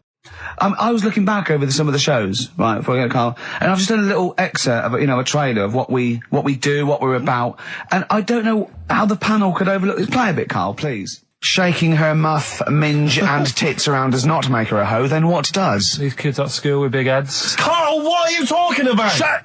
Oh, my name is Holy Fuck. Right, there's this monkey that was on a train station. Right. What if you mean cock to mean penis? It was my Down syndrome son. Oh, chimpanzee, that monkey news. So we've still got monkey news coming up. You're an idiot! You know what I mean? That's, to me, quality broadcasting. Really? No, because it's... Any negative, Carl? He was like this when you came up with Cheap as Chimps. He wanted to drop Rockbusters. What was the other thing he didn't like? That other TV idea I had. Yeah, what, putting a baby in a room, setting it on fire and see if it can make his way out? Setting the room on fire. Let's not get silly. Yeah. No, but he didn't like that, did he? No. I mean, I don't want to blow my own trumpet, but it does seem to me that my criticism of those things is probably justified. I mean, Cheap as Chimps, where is it now? Wow. Donald McIntyre took it. Not really, Carl, not really. It is but a pitiful memory. Right, let's have another tune and then maybe some monkey news. Yeah. Well, actually, now you've sort of mentioned a bit of monkey news, that I've found something in the week, right, that we've talked about in the past, right, that I've got some other monkey stuff, but this is just, forget it. What? Come on! What's the matter with you? Right, do you know that thing we did ages ago? What? When we were out one day and we're talking about monkeys in a room with a PC, and if you leave them in there long enough... Yeah, eventually an infinite amount of monkeys, or one monkey in an infinite amount of time, will eventually type the complete words of Shakespeare, yeah. Right, we talked about that ages ago. Yeah. I said it wouldn't happen. No, it doesn't make sense. You can't say it wouldn't happen, it doesn't make sense. It's a mathematical conundrum. It doesn't make sense. Go on. Anyway, right, they got a couple of monkeys. Right, so not an infinite amount then. Okay, so, alright, but never mind. Yeah. Got a couple of monkeys, put it in a room. Yeah. I don't know if it was one PC or they got a job lot or whatever. Not an infinite amount then. And left them in there for a month. Oh, not an infinite amount of time then either.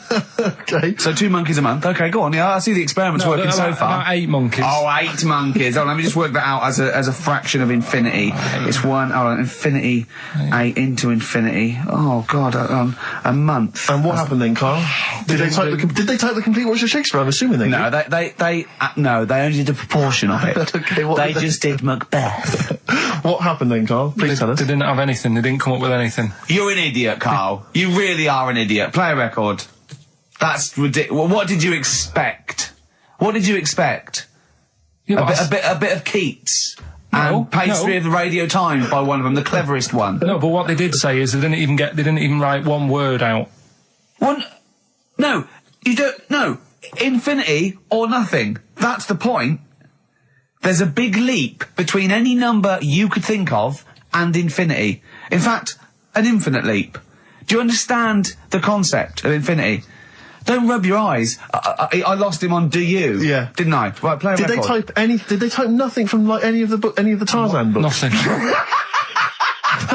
But they must have read them. I mean, that would be their favourite, surely. I'm stunned.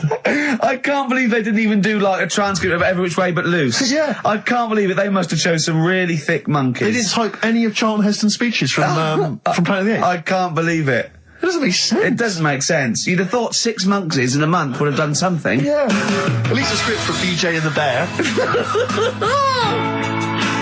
The irony being, of course, in BJ and the Bear, that it was a monkey, not a bear. Really? No, we should do monkey news now, because I know you want to save it, but I think you should put your best stuff first. You never know what will happen, you know what I mean? Always put your best stuff out there. Let me just get it out of the... Okay, well, while he's getting it, can we have a jingle for monkey news? Yeah. Chimpanzee that monkey news. Tell you what, right, about putting your best stuff first. Yeah. Right.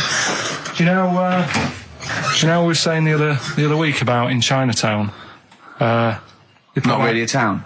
Well, it's not a town, right? And like the restaurants, they have like those dead ducks and chickens just hanging in the window, yeah. an octopus and all that just hanging there. Yeah. And that doesn't like make you want to go in, does it? No, sure. This morning, walking through Soho on the way in, walked past this sort of strip joint place. This woman said, "Do you want to come in, sir?" Right, turn round. She must have been about 80. So you're equating her to a hangy bit of octopus. Well, you it's just said, a- are you performing? And a chicken. I'm just saying, again, put your best stuff at the front door. Yeah, good thinking. Right, anyway, bit of monkey news that's been sent in. Right. Gareth in Catford. Right. Good work, Gary. Basically, it's about this monkey Oh, yeah. Oh, yeah. in the jungle. It's got a gig at an hairdresser's. What are you talking about? What are you talking about? What are you talking about? It's got itself a nice little job going in an hairdresser's. As what? It gets people sitting down, and what it does before the people have their hair cut, that it sort of sits there, and it goes through people's hair, makes sure it's clean, and people are loving it. Right, backtrack. So it's a pet monkey. It's nothing to do with it getting a gig in an hairdresser's. It's a pet monkey. It's not working at Monkey and Guy. Yeah. No, seriously, it's in there. I think it might have started off as a job, and then. So what does it say? It says junior £15, stylist £35, and monkey £63. So I didn't quite follow. It's in the jungle. It was wandering about. Right. Maybe it did But start it looks good. Its hair looks good. Someone thought, hang Yeah, on. but never ever. You see, people make that mistake with hairdressers anyway. I always say, well, if the hairdresser's got a good haircut, go to where he's going. So, Can we just go back to monkey news for a second? so anyway, that's why, yeah. I didn't quite follow why he's still his salon is in the jungle, or where is it? No, he was doing what he does in the jungle, right? Right. He's walking about. He wanders into the hairdressers. Yeah. Maybe they didn't have him on, like, as a job straight away. He was just there. He was People training, said, this is yeah. nice. He's sat there picking the knits and what have you. Carl, I don't know where to start. Then- it's just it's the embellishment. You don't he walks from a jungle to an hairdresser's. I mean, you're an idiot. You really are. I'd love to see you try and get a job in an hairdresser if there was another monkey up for it. You'd never get a job. So he was good at that. People said this is relaxing. Apparently he had really nice hands, soothing, right, on people's heads. They said, let's put him on the payroll. Let's put him on the payroll. What do you mean? Yeah, I'll give you that. Okay, this is the news item, is it? Customers are queuing up to have their hair done at a salon in the jungle There you go. by a monkey. Judy, a pig-tailed macaque, has a reputation as the best exterminator of head lice in Con Cane. There you go. She is so good, some customers fall asleep under her gentle touch. Regular Amporon Chekema said, Judy's hands are so soft and gentle, I really feel I can relax. But you know that is doing what it does naturally. It's looking for, like, salt and stuff in the hair. Yeah. And nits. It's not on the payroll. It doesn't complain about when it gets deducted at national insurance. It's not part of the union. Yeah. Do you know what I mean?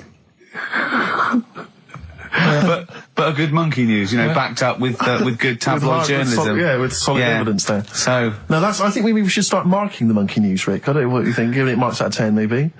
For both interest and validity. Well, for interest, I'll give it 7. For Carl believing that there was something to this monkey, thinking it had a job and getting paid. But it was also doing kind of perms 2. and colouring. 2. Yeah. Ridiculous. Again, ridiculous. More monkey news next week. Hopefully let's just hear that jingle again. Oh, chimpanzee that monkey news. The reason why I had to die. Did I bleed the blood of greed? What was my destiny?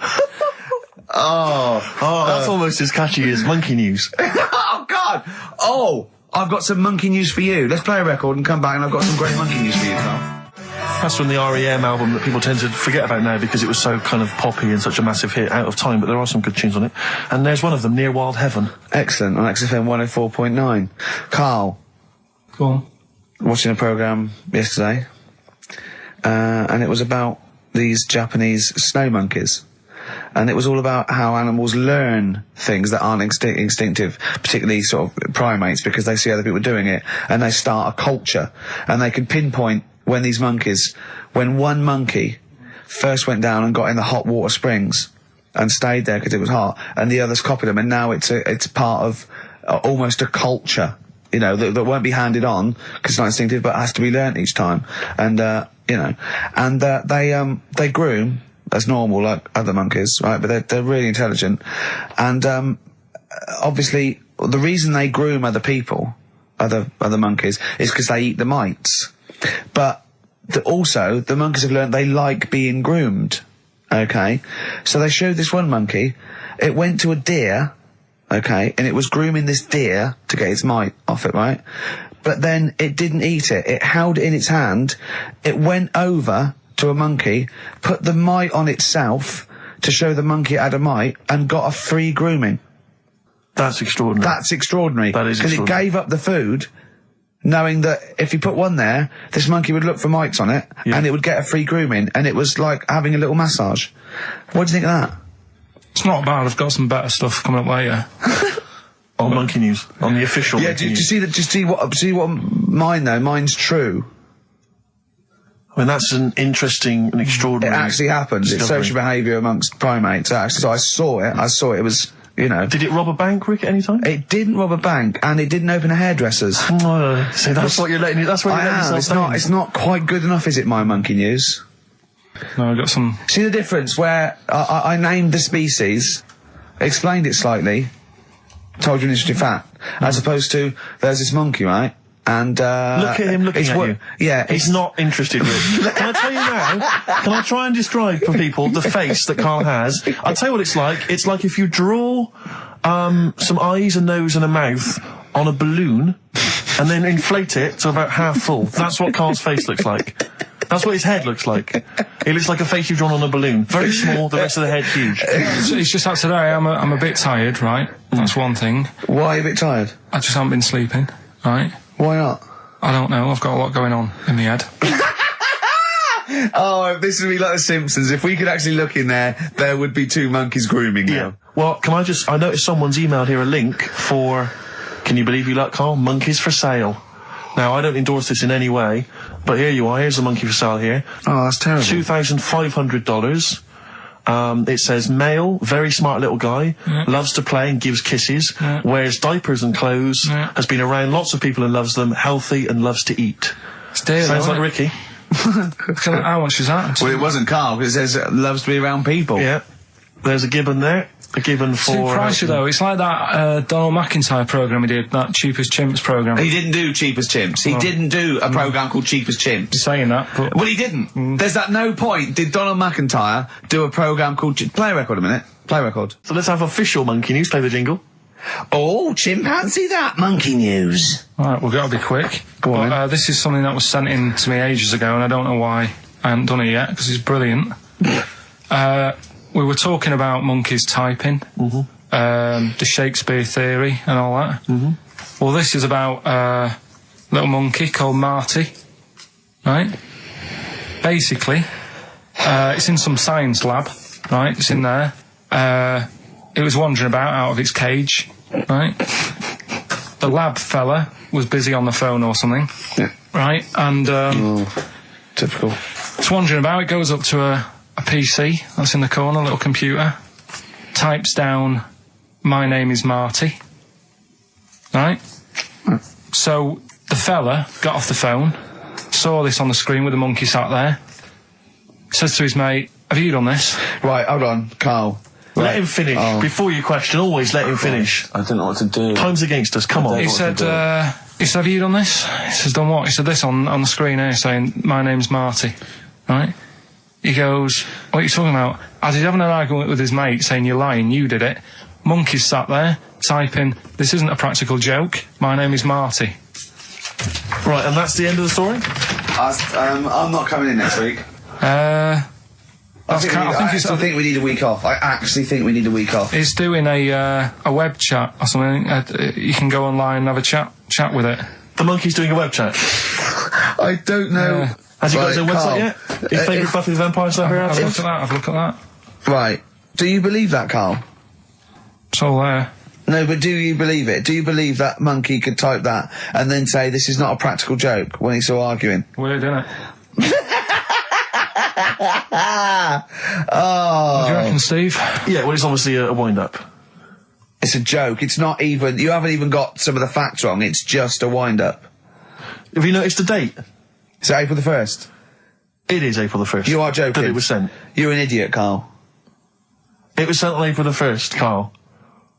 So you're saying the monkey knows it's April the 1st, but you And don't it's doing believe... a wind-up, yes.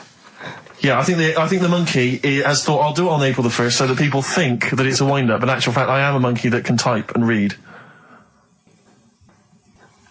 It's a shame you never went into investigative journalism. You could have brought down, the Watergate scandal. Poor Carl. Well, I was thinking of a song that sums us three up. Yeah? What are we? What do you think? How would you sum us up? Tricky. Well, young, gifted and black. True enough. Apart from a couple of them. Yeah, well, we're not gifted. No. And we're not very young. No, I'm certainly not. Shall we take a week off? Yeah. Should we maybe just knock it on the head altogether? We'll take a week off and see what happens. Okay. See you next... No, let's not see you next See you in week. a couple of weeks. Yeah. Cheers then, Carl. Alright. Is there some monkey news? Goes without saying. Of course. Does it really? That monkey news is safe, isn't it? It's not like, You're always going home with monkey news. You know it's there. Yeah. It's like songs of praise on the Sunday. well, it's that time. It's getting exciting. We've got Rockbusters results, but before that, a little bit of monkey news with, chimpanzee that monkey news. Karl Pilkington. Brilliant. Let's do it. I haven't read that for a couple of weeks. Go on then. Alright, so, it's like this little monkey. Oh, yeah. Who lives in Morocco. Right, I'll just warn you now, you're on thin ice from last time, okay? So, make sure, is this real? It's been Don't say emailed this, in. you would think about it. As you're saying it, think to yourself, is that true? Do monkeys do that? Do they think like that? So, go on then. So anyway, yeah, so there's this magician in Morocco, right? He's got a little monkey working with him, right? The way it used to work, magician used to do his thing on stage, do a little bit of magic, people loved it. Then the monkey came out, had a little cap, walked around the crowd and stuff, got the money, had a good little team thing going on, right? Yeah. So anyway, the monkey's name was 86. Right. Because back then there was so many monkeys, it was like, oh, what names, do you know what I mean? What names do you use? What do you use? So they just named them, right? So this little monkey... he had 86 other monkeys? No. It's just that because a lot of monkeys were sort of working back then, helping magicians out, doing bits and pieces, busking, what have you. Well, Rick, you know how there's so many... Why would there be a confusion with that? If he only had one monkey, where's the confusion? People would go, I'm not going to go and see that, I want to see 86, he's the better monkey. Do you know what I mean? What does it matter? I don't know what you mean. Well, why do they need... Where was the confusion? With people going to the circus and going, what monkey are you going to go see tonight? I don't know. It wasn't a billing, was it, with a monkey? But Rick, it's just the same with humans. There's so many humans now that we can't give them names anymore. Yeah, they all have to have numbers. Exactly, yeah. There's so many humans, with 5 billion people. We can't give them names. It's impossible. But, with a few monkeys anyway, number working... 122, go on. So anyway, there he is. 86. 86. With his hat. With his hat, walking around getting the money. Yeah. Anyway, the magician sort of, thinking about moving on. because in Morocco he'd sort of done all the tourist traps. Sure. So he had a word with the monkey, said, how about we... See? No, let him continue. Think. Let him continue. He didn't have a word with the monkey. Let him continue. So what do you think about going over to Spain? Yes. Sure. So the monkey was in agreement? So he said, go on then. Right, so they get in the car, and like the magician knew he'd have a bit of a problem on his hands because you're not meant to take monkeys out of the country. Yeah. Right? So he thought, right, what I'll do, I'll get a car, right? Right. Stick the monkey in a boot, right? Get on the boat and hopefully sort of, stick it in some luggage and what have you. Yeah. We'll be over there, we'll be earning big money, everything's going to be great. So the monkey was like, brilliant. So they get in the car, they're on the way to the boat, and pull over at a petrol station. And just before filling it up, he opens up the boot and he goes, all right in there? And it's like, yeah, it's sound. So he leaves the boot open so it can breathe and get a bit of fresh air whilst it's filling up. Goes in to pay the money. Yep. Pays the money, goes, I'm just paying for the... Right, this monkey is not going to drive away in that car, or we're never doing this feature again. Carl, what happens? What's number 86 up to? So... 86. So, That's the ending, isn't it? That's the story. Come on, let Carl finish the story. It better not be. Brilliant. You're going to love it. Right, so he's in the petrol station, and he's going, right, I'll pay for pump 4. And the fella says, what are you talking about? Pump 4, isn't that a monkey? No. Sometimes I use numbers for monkeys, sometimes I use... No, I mean pump 4. Sure. So he says, what are you talking about? There's no car at pump 4. Right. Keep going. Sticks his head out of the door. Yeah. The monkey's giving it some. Went over to Spain on its own. I don't know what to do. Well, hang on, let's just get a couple of the facts right here. What do you mean, couple of the facts, right? There are no facts. So, number 86 he drove to Spain. You are, honestly, Carl, you must know. It was an automatic. Right. Carl, you must know that is shit. There is no way a monkey... That's the thing with this. He gets stopped at customs. It's mental. How did he get through customs, Carl? Has he got a passport? No, he was sneaking about because he didn't have a passport. So he parked and then snuck through. Do you want the facts? Let me see it. Right, I'll examine this, Rick, and we'll play a record. Play a record, because I can't... That's nearly as bad as the armed robbery. Right, go on. Yep. Play a record. Better Suede. Yeah, stay together. My favourite. One of 86's favourites. We're stopping monkey news, by the way, until you start getting some credible ones, because that's it's ridiculous. It's not true. No, it seems mad. But no, but it's from the internet again. So anyone can go online, download that story. It's insubstantial. It's get ones from journals or where the source is quoted. Okay, or we're not interested. Or we're not. Well, you don't. Okay. So, same with, on thin ice. We've pulled this once, we've pulled rock back, we suspended it once, and you came back. Again. So do you know what I mean? So, go on then. Carl I'd describe as, those little red monkeys that you see on wildlife programs, they're in the trees and they scream when they see a leopard or something. I think so. Shave that. Just shave one of those little red monkeys and put some sort of, old sort of Manchester gear on it, maybe. Yeah, you know what I mean? A banana rack and some baggy jeans. I'd like to see how the waiter would react to that. He's got a picture of a monkey, then he's got a picture of shaved. It's like he's got no hair, then dressed like some kind of Manx scally. There go, he's over there. Yeah, he's over there, Carl's over there. That's what I'd do. Brilliant. Oh, is there any monkey news this week? It's been a problem. Why? It's not much has been going on this week. What, in the monkey world? In the monkey world. I don't know if they've caught on to the fact that they're getting coverage. They're keeping their behaviour hush-hush. Be a bit careful, but I found something. Why wouldn't you go to the monkey sanctuary down in Cornwall and just go around cuddling as many monkeys as you can? I'm going to tell you something now. Go on. Go in there next week. Are you? Yeah. Taking my mum and dad away, because like Suzanne's mum and dad. What, you're donating them? Most people put them in a home. What you going to say? Even monkey sanctuary is cheaper. Taking them down, taking them down to Cornwall. Hold on, I thought you said you'd never go away with parents again. No, but that was Suzanne's mum and dad. Oh, is this to get even or something? So we'll do that, and then we'll can it, then. That was your outing. Your phone and both sets of parents, and it goes, right, you won't be seeing us ever again on holiday. We've taken you away, we've taken you away. Be careful that the monkey people don't buy you off your parents. And You know, set don't you make up in sure one cage. make sure they don't leave any of the monkeys' food in the telephone box, because your dad will have that away. Play the jingle. Oh, is it? Is it? Brilliant. Oh, chimpanzee that monkey news extra. Well, Is there monkey news? I tell you what, I've been having a bit of a problem this week. Why? It's just been a struggle. Normally, I can come into work on a Monday and there'll be something that's happened over the Saturday, over the Sunday night. Do you know what I mean? Over the weekend, the monkeys have done something. Been very quiet. I thought I'll be all right. Let's see how the week goes on.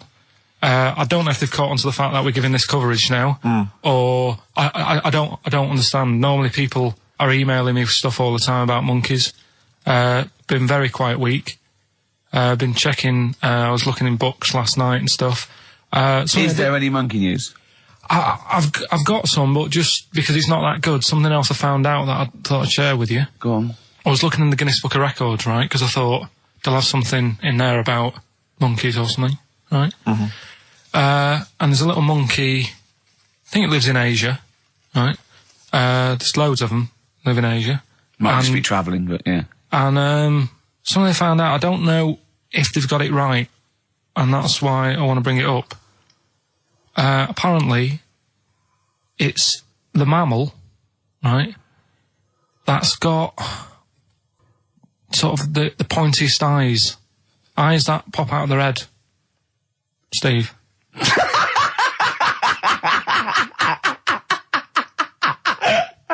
Now, the thing is, right, I thought that's interesting. Yeah. Apparently, it's the biggest with the sort of goggle eye type thing. Right, yeah, go on. Apparently, they come out of their head 1.6 centimetres. 1.6 centimetres? What, you mean they protrude? Yeah, they protrude from the head at 1.6. Okay. What? How long? Have you got a ruler, Rick? 1.6. He's having a go. I'd say I'd be a little bit annoyed if the monkeys beat me. Well, I don't think it has. That's what I'm hoping. Is there anything we can... I mean, what's 1.6? Oh, can you... It's about... Drop your trousers. It's, about 3/4 of an inch. What do you think? I don't know. Have they got it right, or what? Maybe I should come down to Monkey World with you next week. So anyway, that's not the monkey news, that's just something that cropped up and... Sure. I do know once, when we were playing pool in the office, I think Lucy was your partner. Yeah. It was me and Ash versus you and Lucy. And you were having trouble because his glasses kept slipping down. So Lucy pushed his glasses up his nose, but the glasses touched his eye.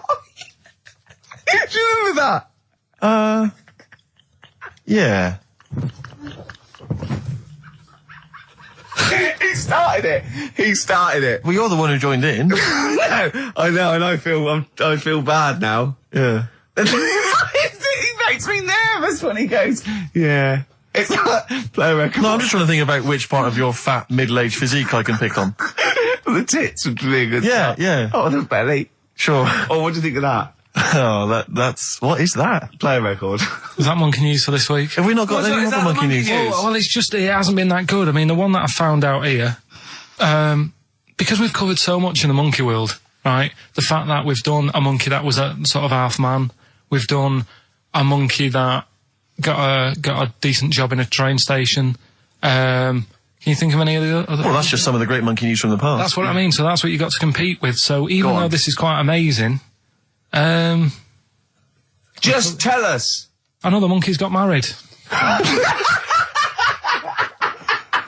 Oh, not another monkey getting married. What do you mean? It's got another one. You know, it was knocking about with some woman monkey for a bit. A woman monkey. They decided to, you know, get married. Yeah. They did. What do you mean they decided to get married? Was it pressure from her parents? They had a good do, and Good do. I love the spread. I love that. Peanut vol-au-vents. Yeah. celebrated in a pub, and then they both went off to the cage that night. That's what I mean. Even though that is quite impressive, But it's because not true. or it's a joke. It's nothing. It's not. On an Over website, official sort of news website. 2 monkeys have married in Romania after a whirlwind romance. Well, that's After a whirlwind romance. God, yeah, a quick one hanging onto the rope. Yeah. She was in the tyre. Yeah. He saw it. Yeah. He went, "I'll have a go at that." They go, "We got to marry her now." Yeah. Her parents came in and said, Did you just shag my He was in daughter a zoo tyre?" knocking one off. She went, "I can do that for you." Yeah. Guests say the monkey bridegroom was scared by the number of people attending the wedding and refused to get out of his cage. So his bride was, Not bloody Hello Magazine again. No, it wasn't. No, I think it was like last minute nerves. Right, Like, right, you know, legit, I'm yeah, single second now. thoughts. It's like, you know, it's the big step. Yeah. But his bride enjoyed every minute of it. She was loving it. Yeah, she sure, looked lovely, by the sure. way. She looked lovely. Yeah. Did she? Oh, good.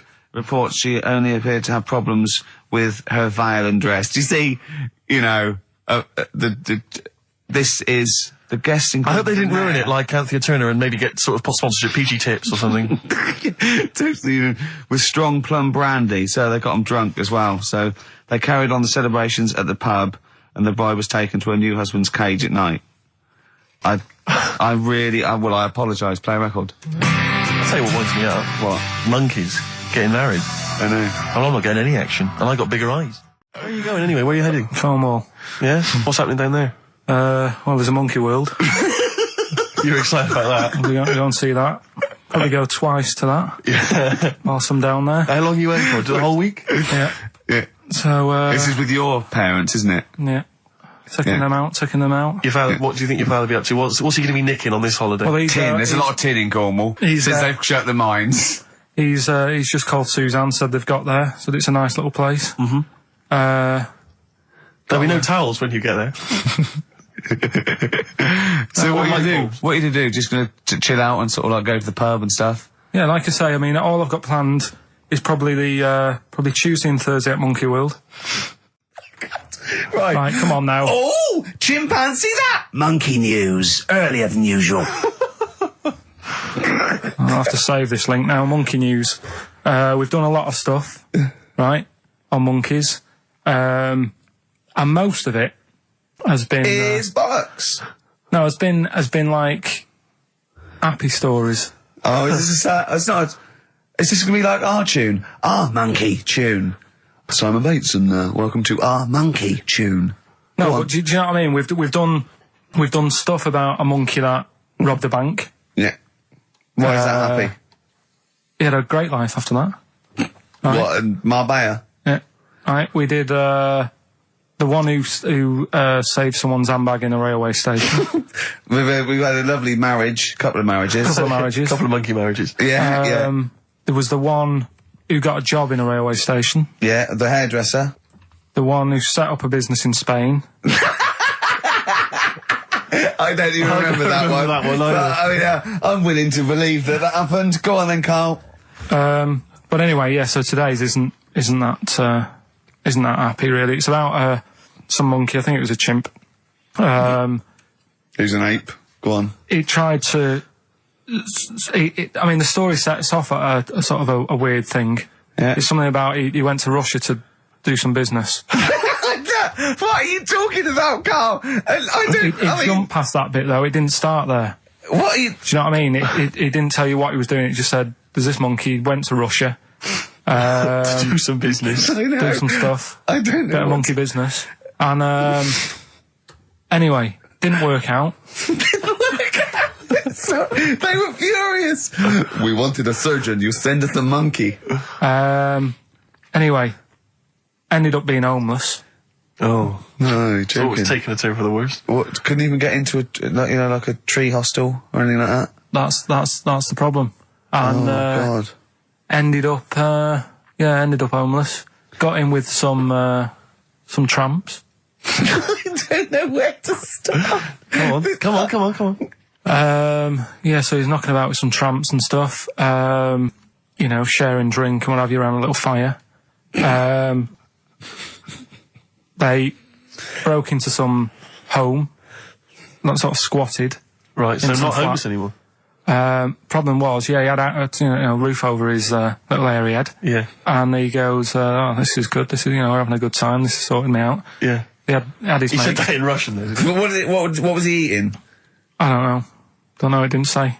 But they're in this house. Well, he could only be eating sort of like, you know, fruit, nuts, vegetables. I mean, they classically sort of don't eat, you know, pork pies and. But they've got drink McDonald's coffee. in Moscow now, so. Sure. You probably chow down on that. Yeah. Anyway, there was a bust. What? There was a bust in the flat that they were squatting in. All the other tramps sort of knew what was going on, legged it, left little chimps out there, got arrested.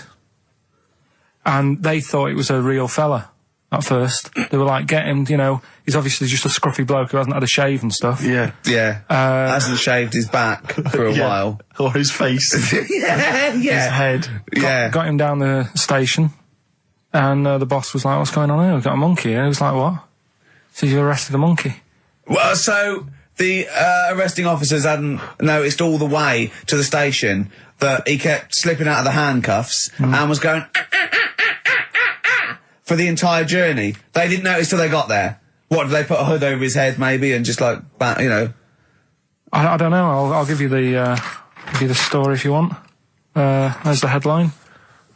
What is it?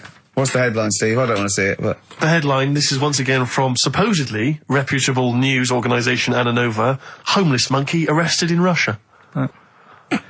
Did you read on, or did you see the headline and make up that whole story? Most of it is there. What isn't there? What bit isn't there then? I think you know, Steve can have a look over it, check it out and stuff. Point out the embellishment for me, Steve, will you? Well, what it doesn't say is that the police didn't realise it was a monkey. That's what I was guessing. Really? That they got it back and said, what are you doing? We've got a monkey here. And they go, yeah? Yeah. Oh, God. There's some more monkey problems in the week. Have you seen the Alfords advert with monkeys in? No. There's a new advert out for Alfords selling bikes and stuff. Yeah. It's got some monkeys in it. It's caused an uproar. Why? People are saying it's, you know, dressing them up in tracksuits and that is, taking the mickey out of Manchester. You know, it's not nice for the animals and that. So there's been loads of But complaints they get a about free it. bike or something, do they, I imagine? I think they kept the tracksuits. Yeah. But, Yeah, record that's the after thing this now. cheeky freak of the week. No, I'm just saying we're not doing this to sort of, again, take the mickey out of the animals and stuff. These are true stories and that. I've just had an email here, monkey news. Yeah. From a listener. Monkey spotted holidaying in Cornwall. A chimp was spotted holidaying in Cornwall last week after befriending a family of 3. One onlooker said, it was incredible. He dressed and behaved exactly like a human being. He even settled the hotel bill at the end of their stay. The only telltale sign was his lack of table manners and the incoherent babble when he opened his mouth. There we are. So, Well, what do you think of that, Carl? that's the listeners, Carl. That's Joanne. Amusing, articulate, accurate. She remembered exactly who's there and everything, setting the bill. It's all there. So, I mean, even though people think that you're slightly simian, you know, slightly less than human on the evolutionary ladder, they do listen to you. So, I mean, I don't know who's more stupid in the end, you or the listeners. Did you get to the monkey sanctuary? Because this was the big thing. You were going into Cornwall, you were going to visit the monkey sanctuary. I've never seen someone more excited. You had 2 days put aside for the monkey sanctuary. How did it go, Monkey World? We were on our way, right? I found like a little, in the little cottage that we had, right? It's like a little folder, you know, with little leaflets in saying if you're into mountains, you want to go here. Yeah. If you're into castles and that. Here's a Little castle monkey world. on the leaflet, right? So I thought I'll be needing that. Took that out, made sure that's safe and that, right? We get in the car, getting ready to go. My dad says, where is it? I look on the back. It's in a place called Low or something like that, right? Yeah. So we're on our way. Can't believe me luck. It's going to be a great day and all that. Yeah. And then start looking at the leaflet, right? And noticed didn't have any chimps there. Yeah, it's not Monkey World. It wasn't a monkey world. Well, what was it called then? Something like Monkey Town. yeah, it was just it had like woolly monkeys in it. That's what They had what? Woolly monkeys. What are woolly monkeys? Those things, Johnny Vegas off the advert. Right. Loads of them. They're dumped now since ITV Digital went under, so they just put them in a cage. I don't understand. They're woolly. They're like they're sort of like little fluffy little baboon type things. Woolly monkeys. I mean, it's not your chimp. It's not your classic chimpanzee. So did the car screech to a halt? It was like Yeah. it was like the mission in Armageddon. I just said abort. We're on the way back. So how far had you got before you bothered to read the leaflet? Probably about 5 miles away from where we were. So what did you do with yourself? You must have been distraught. Well, nearly the end of the show, but we wouldn't let them down, would we? You know what it is now, don't you? Oh, chimpanzee that monkey news. Right. Now, whilst I was in Cornwall, I wasn't online. I didn't have the internet, so it was like, oh, what am I going to do? And I didn't come back till yesterday. And I thought there's loads going on that I don't know about in the monkey world and stuff. I was hoping to get some from the zoo that I was meant to be going to. Of course, that didn't happen. So I said to my dad, do you know anything about monkeys? Or have you got any stories with monkeys? Brilliant. This is what Trevor McDonald does. Turned out... 9:45, he goes, got nothing. Dad, anything happened? You got anything politics? Anything politics, Dad? No. This isn't monkey news, I'm just giving you this free. Yeah, brilliant. Turned out one of his mates used to have a chimp. Right. What do you mean one of his mates used to have a chimp? Well, two of his mates. Oh, sorry, yeah, I was thinking it sounded a bit far-fetched living in Manchester, like. But if there was two of them... He had a chimp, had to thump it in the head. We're doing what? Answering back? Oh, God! Tried it on with his wife. Had to thump it in the head for trying it on with his wife! I love it. It's a proper fist fight in a pub in Manchester. Oh. I'd call him up, but he's one of them who, like, swears all the time. Right. Oh. I mean, it'd be good to get him on and just... Let's interview him. Can we not interview him pre-record? We can bleep out the swear, and I'd love to hear his story. Do a lot of work, that. Yeah, well, we're not scared of work, are we, No, I mean, Steve? I'll get myself if you can't be bothered. Yeah, I'll have a word, I'll sort it out. Yeah, try and sort that out next week. Sort that out, yeah. Well, don't tell us the rest of the story then. Let's let him say in his own No, words. but there was another one as well. When you say you can get him on, but he swears a lot, you mean the monkey? I'm assuming he's more coherent than your dad's mate. But there's him, and there's some other fella he knows who had a funny name. I'll have to find out, because you'll love his name. But he was a drag artist. Yeah. And, I think he said my dad went round one day, I don't know why, right? Went around there, knocked on the door, chimp answered. Carl, I don't know what you're doing, mate. I don't know where this place you live, next door there's an horse in the front room. There's chimps running round. Mad. Anyway, chimp answered! Is that it? Is that the end of the story? There's a chimp answering the door and that's the end. You sure it wasn't a drag artist before he'd shaved? No, sure it wasn't your gran? Because I like the really airy ones that decide they can be female impersonators. Yeah, your gran. Anyway. Go on then. This is the monkey news. So you got that for free. What's this going to be like, Steve? Let's have more jingles. Okay. Oh, chimpanzee that, monkey news extra. Okay. Right, another phrase. We've been talking about phrases today. Yeah, we have, Don't touch your granny when she's shaving. Yeah. Don't teach your granny to suck eggs. Yeah. Don't look a horse in the mouth. Yeah. Don't let the chimp answer the door if you're tucking your cock in. Familiar with the phrase monkey business? No, never heard that one before, Carl. That's brilliant. Right, well, it came about. This has been emailed in and I haven't really had a chance to look at it, so I'm just weighing it up now. Yeah. This is the biggest shambles on air, isn't it? Really? I'm ashamed of it. I mean, what was Dr. Fox? Dr. Fox must have been really polite. He must have been thinking, I don't know how to put this. He must have wanted to scream and go, you shouldn't be in the radio authority. My parents listen online. I can't look them in the eye. Right, I think I've weighed it up. Long time ago, right? Yeah. In the olden days, yeah. In the Amazon jungle. Yeah. Right? Yeah. Little family of monkeys in there. Mm-hmm. Right? Having a good life. Right? Didn't have any predators in there. Right? So, they were loving it. Yeah.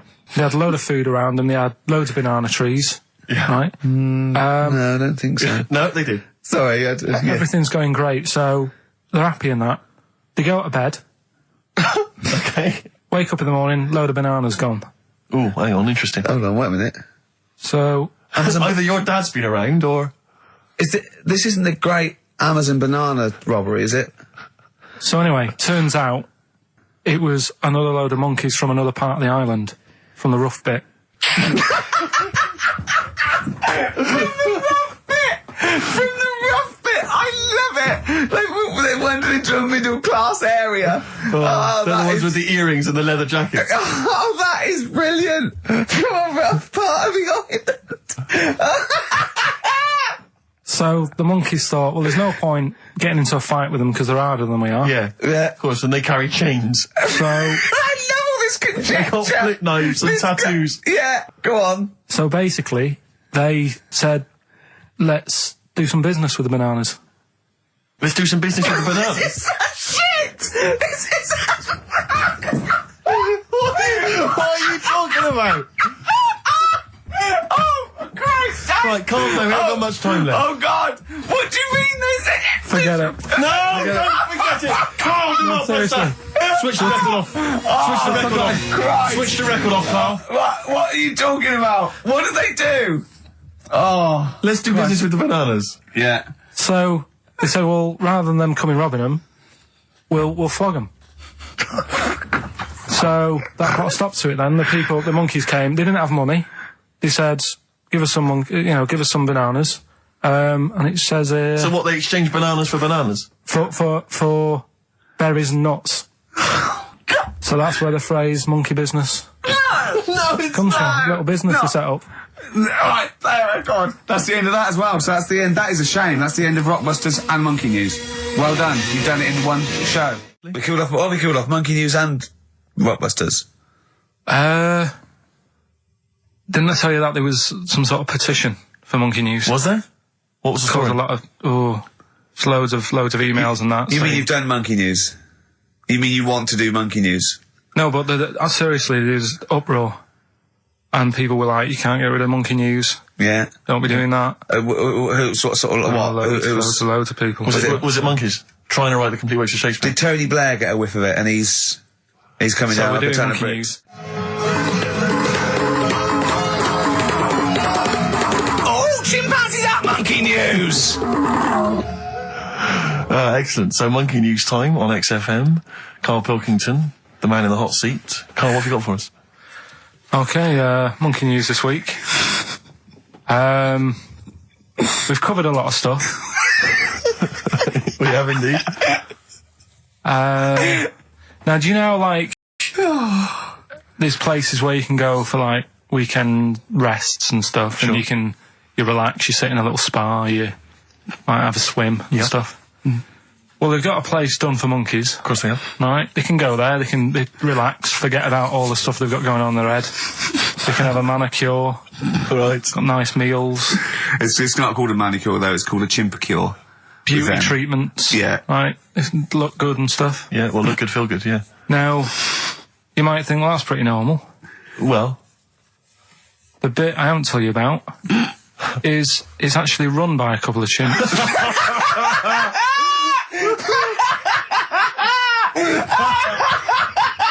Oh God! Oh God!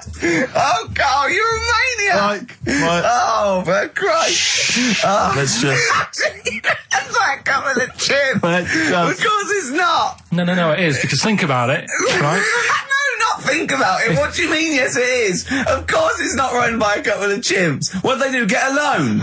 Right, if a chimp wants Yeah. to have a rest, Yeah. where would you go to? A place that's run by humans that don't know what chimps' needs are? No!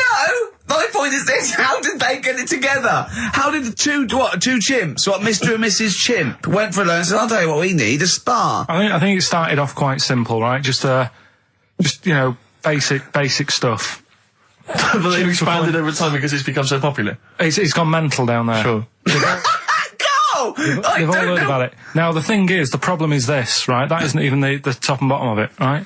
Oh, Christ. The problem is, it's been going on and on and on, right? It's been earning a lot of money and stuff. The monkeys are happy. The monkeys that go there are loving it. They're telling friends and stuff. They're all coming to it. Now, the problem is, it's this little monkey, little man monkey and a little woman monkey, right? Yeah. Who were sort of girlfriend and boyfriend. Sort of. It's an open relationship. They can play around if they Well, want. the problem is they're not married, right? Now, Trouble brewing. the lad monkey, fella monkey, he's getting quite old. And the problem is, because it's his name that's down on all the stuff. All the forms. Let him finish. I'm getting scared now. Let him finish. It's his name on the business, and the problem is his missus is kind of like, what's going to happen? Sure. Where If are he you passes away. getting this from? Internet. Carl, I don't know where to start. No. This is the... Can we just hear the end? This is ridiculous. So the problem is the female girl- monkey is worried that the male monkey she's worried. is What's going to die. going to happen with the business? What's going to happen? Of course. Right now, What do you mean, the business? the health There isn't spa. a business. It's a joke. Health Rick, spa. you're not listening. His name's on the form. The male monkey's name, it's in his name. Now the problem is Oh, the woman monkey has got some kids, but because they're not blood relatives, it's not going to be handed down to them. And the What, courts, they're kids from a previous monkey marriage? yeah. Right. So that they're not going to get it. Let me just check this out. Yeah, otherwise you don't want to check the facts, otherwise Yeah. you could look like a twat spouting shit on the radio. Please check the facts for scientific And security. they're just a bit worried because they're saying that the people in Ohio, which is where they've got the little health thing going on. So that makes it more believable that it's Ohio. Mm-hmm. I thought you meant it was Berkshire, in which case it would be rubbish. It looks like the local people are trying to get in there. They've seen the success of it. Sure. And they're They want a trying piece to of go the in and action. take it over and stuff. Yeah.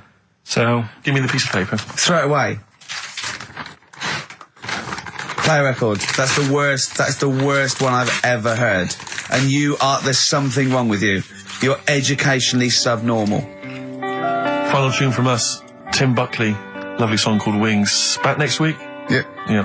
See you, Carl. Good afternoon on the request hour. Ricky, you've got something to tell us. What? In your role as head of speech, Yeah. you said you were going to speak. Oh, no, I've just got a fact through about a new club. It's a club I've already heard about. It's called the Chill Club, and it's upstairs at the King's Head, and it's sort of really laid back, and you go in and sit on scatter cushions and be hippie and chill out and drink till 1 and stuff. And they have like little acoustic sessions, and that's this Saturday the 31st. Wait, I think it's every other Saturday at the King's Head in Fulham. Oh, right, yeah. And I've heard good things about it, and it was sold out last week, so I said get there early. Doors are at 8:30, and a bar till 1, no entrance after 11 p.m, and it's a £5, and it's meant to be really cool. And sit down, sort of, trip-hoppy, folky, Portisheady, jangly sort of stuff. Right up your street, Sturgis. Not Ben's though, he likes clubbing, doesn't he? Late clubs with like loud music. He does, doesn't he? Yeah, he goes to bed. Balti didn't come out of Birmingham. Yeah, and talking about that, I mean, no one has phoned to confirm or deny the I Balti heard the Birmingham dish, thing, so. not the actual dish, not the pot, not the lump of clay, but the stuff in it, the particular blend of herbs and spices that we now know as Balti. Originated in Birmingham. I'm ruling it as valid. Maybe he's right. Hold on, no, because it's not the blend of spice. It is the fact that it's called Balti because you eat it out of the pot, and that I think he's right. You're embarrassing yourself now, Gervais. Oh God, I'm backtracking. But thinking about it, yeah, it's not the ingredients. It's the important thing is that it's cooked in that, and of course they didn't invent that there. I think he's right, Sturgis. Well, in that case, Slade it is then. No, Black Sabbath. Slade, I'll get lost. Slade. And if we're counting Led Zeppelin, if we're counting Led Zeppelin, obviously Led Zeppelin. No. Black Sabbath. Sabbath are better than Zeppelin. Oh, come on. No, you're wrong. You're having a mental aberration if you think... Go on, give me an example. Well, there's a fantastic story. Just the ludicrousness. Is that right? Where's that word? That's a word now. Ludicrosity. That'll do, yeah. Tony Iommi was asked when they hit big in America what it was like for Black Sabbath, and he said, oh, it was mad. We went back to the hotel, and there was like 10 Satanists sitting outside the hotel room, all dressed in black, with black candles. So he blew the candles out and sung Happy Birthday to them. Yeah. So that but Led proof. Zeppelin said, and I think that sums it up. Are you squeezing your lemon? Yeah, I'm squeezing my little lemon. I'm putting my little cocktail chipolata on the table between 2 pickled onions and seeing if that and the juice is running down your leg. Yeah, and the juice is running down my leg, indeed. Well, we've embarrassed ourselves. Yes. I think in a way we might have embarrassed XFM, and I know certainly Mainly, we've embarrassed London. Yeah. XFM 104.9. It's just gone 3:15 on a Wednesday afternoon. It's the request hour. It's your choice of music. I think we'll have some more music now. This is for Gary O'Donnell, who says chocolate is the best thing to come out of Birmingham. I can't say the brand name because then apparently I'm advertising. But it's that chocolate. Out of Bourneville. Yeah. That's not little like you to advertise, is it, Sturge? No.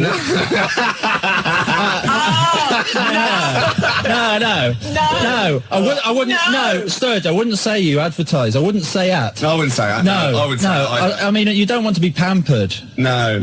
It's Sky's like the limit. The sky is the limit. You know. No. Exactly. It's like you've won the lottery. It's the dry wive weep that I like. Yeah. Public Enemy, Anthrax. Bring the noise. That's for Gary O'Donnell this afternoon on the request hour. It's XFM 104.9. It's just gone 3:20. Are we going to give away your prize that you bought in Yeah, specially? we have a winner. Mark Adams from Harrow. With his undercracker explanation. Yeah. It is the same one that dropped off Duffo. Is it? He just called. Well, he is a star. He's won it. He'll be able to... Gary's voice check challenge. How good are you at imitating comedian Michael Barrymore? Try this famous catchphrase. All right. You'll be able to do that. Yeah, You'll be able to impress your friends and family. That's just It's amazing. like, I can do it. All right. See? Yeah. Where is he? Where's Barrymore? Yeah. Where is he? Well, he's at the back. Are you was he- are you all right was at he the in back? then? And obviously Norman Collier. Wow. Norman Collier.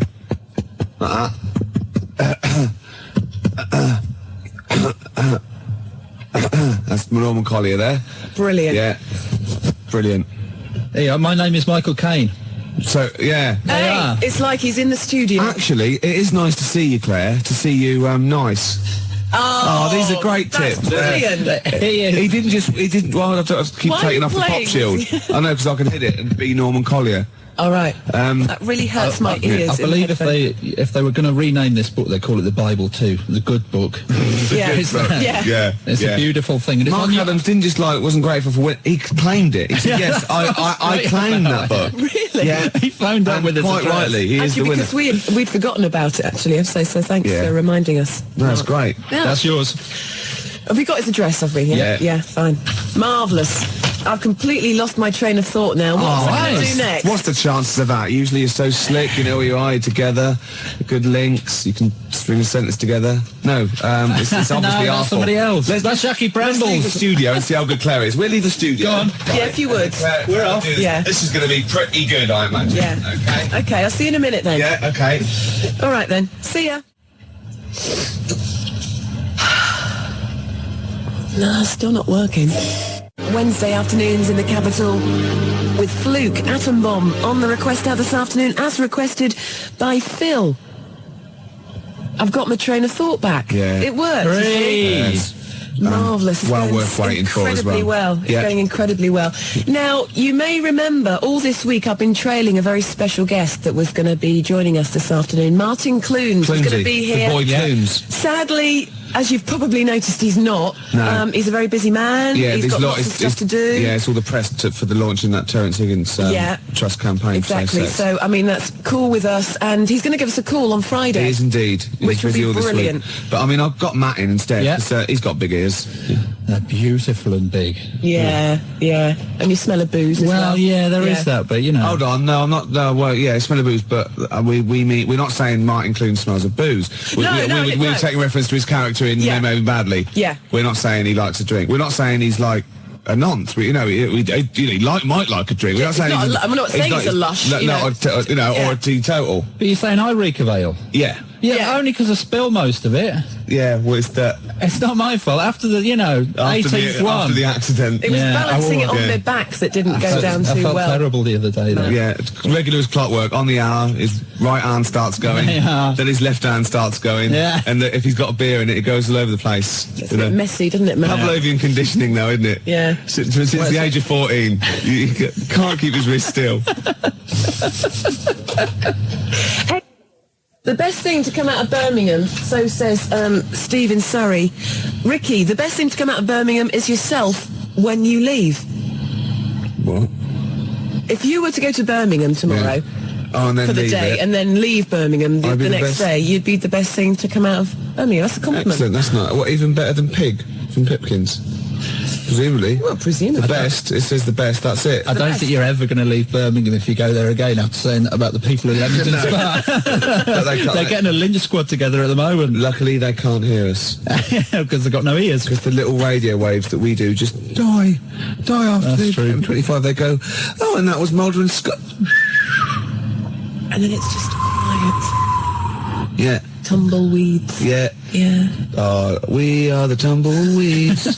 Carl Graham. Gas mask Grimshaw. Oh, yeah. Mummy, my head's getting hot again. Are you impressed? I am. It's fantastic. You see, Wednesday afternoons at XFM means it's Matt's day. Matt, have you enjoyed yourself today? Yeah, Wild Horse wouldn't drag me away.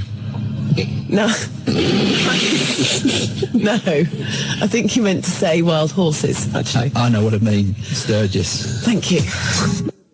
It's for the person who phoned or faxed in last week asking for Frente, and we didn't have it.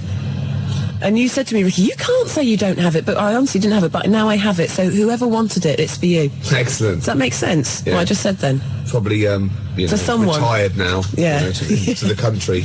I can't wait for Friendly anymore. Let's shoot off. So who have you've just had someone on the phone or on the fax saying I about the was voting for sneaker... the Sneaker Pimps if they're from Birmingham. I didn't know if they were Are or they not. from, I don't know if sneaker pimps are from Birmingham. Yeah, but but I'm I think they are. Them small potatoes compared to... the Sabbath. Yeah, the Sabs. Exactly. What is this obsession with Sabbath? I always thought Sabbath were a bit of like a joke rock band. Like, I can't believe you said that. Led Zeppelin is like the mould of the first rock gods, the greatest British band of what? Yeah, who have Led Zeppelin gone on influence? You know what they've influenced? That whole brand of poodle rockers with big hair like Extreme. That's who they've influenced. That's not their Whereas fault. the Sabs, their influence has been really heavy, great rock bands like Nirvana and things like that. You know? Sabbath are the best thing to come out of Birmingham, Ricky. Without It's any as shadow simple of a as doubt. that. Okay, let's do it up to Thursday. I want proper votes, right, on faxes, right? Who is the best, the most influential, the best band out of Led Zeppelin and Black Sabbath? You're Simple as playing that. with fire. It's like comparing Bobby Davro to Tommy Cooper. It's honestly... I don't think so. I believe it is. I think it's like comparing, let's see, Go on. Europe Right. with Bernard Butler. Bernard Butler being Led Zeppelin. What? Black Sabbath. Wow, that's a bit abstract. But they're both completely crap. Yeah. Oh, whereas Bobby Davro's brilliant. So tomorrow, Ricky, you said tomorrow we're going to have a debate. It's like comparing something I don't like very much with something I like a lot more. yeah, but you well, like that's the fair enough. Smiths, so you're erring on the side of soft, aren't you? Whereas Sabbath are hard. Yeah, well, I like hard stuff as well. So you like Europe and hate Bernard Butler? No! Is that what you're saying? Other way around. You hate Tommy Cooper, but you loved Bobby Davro.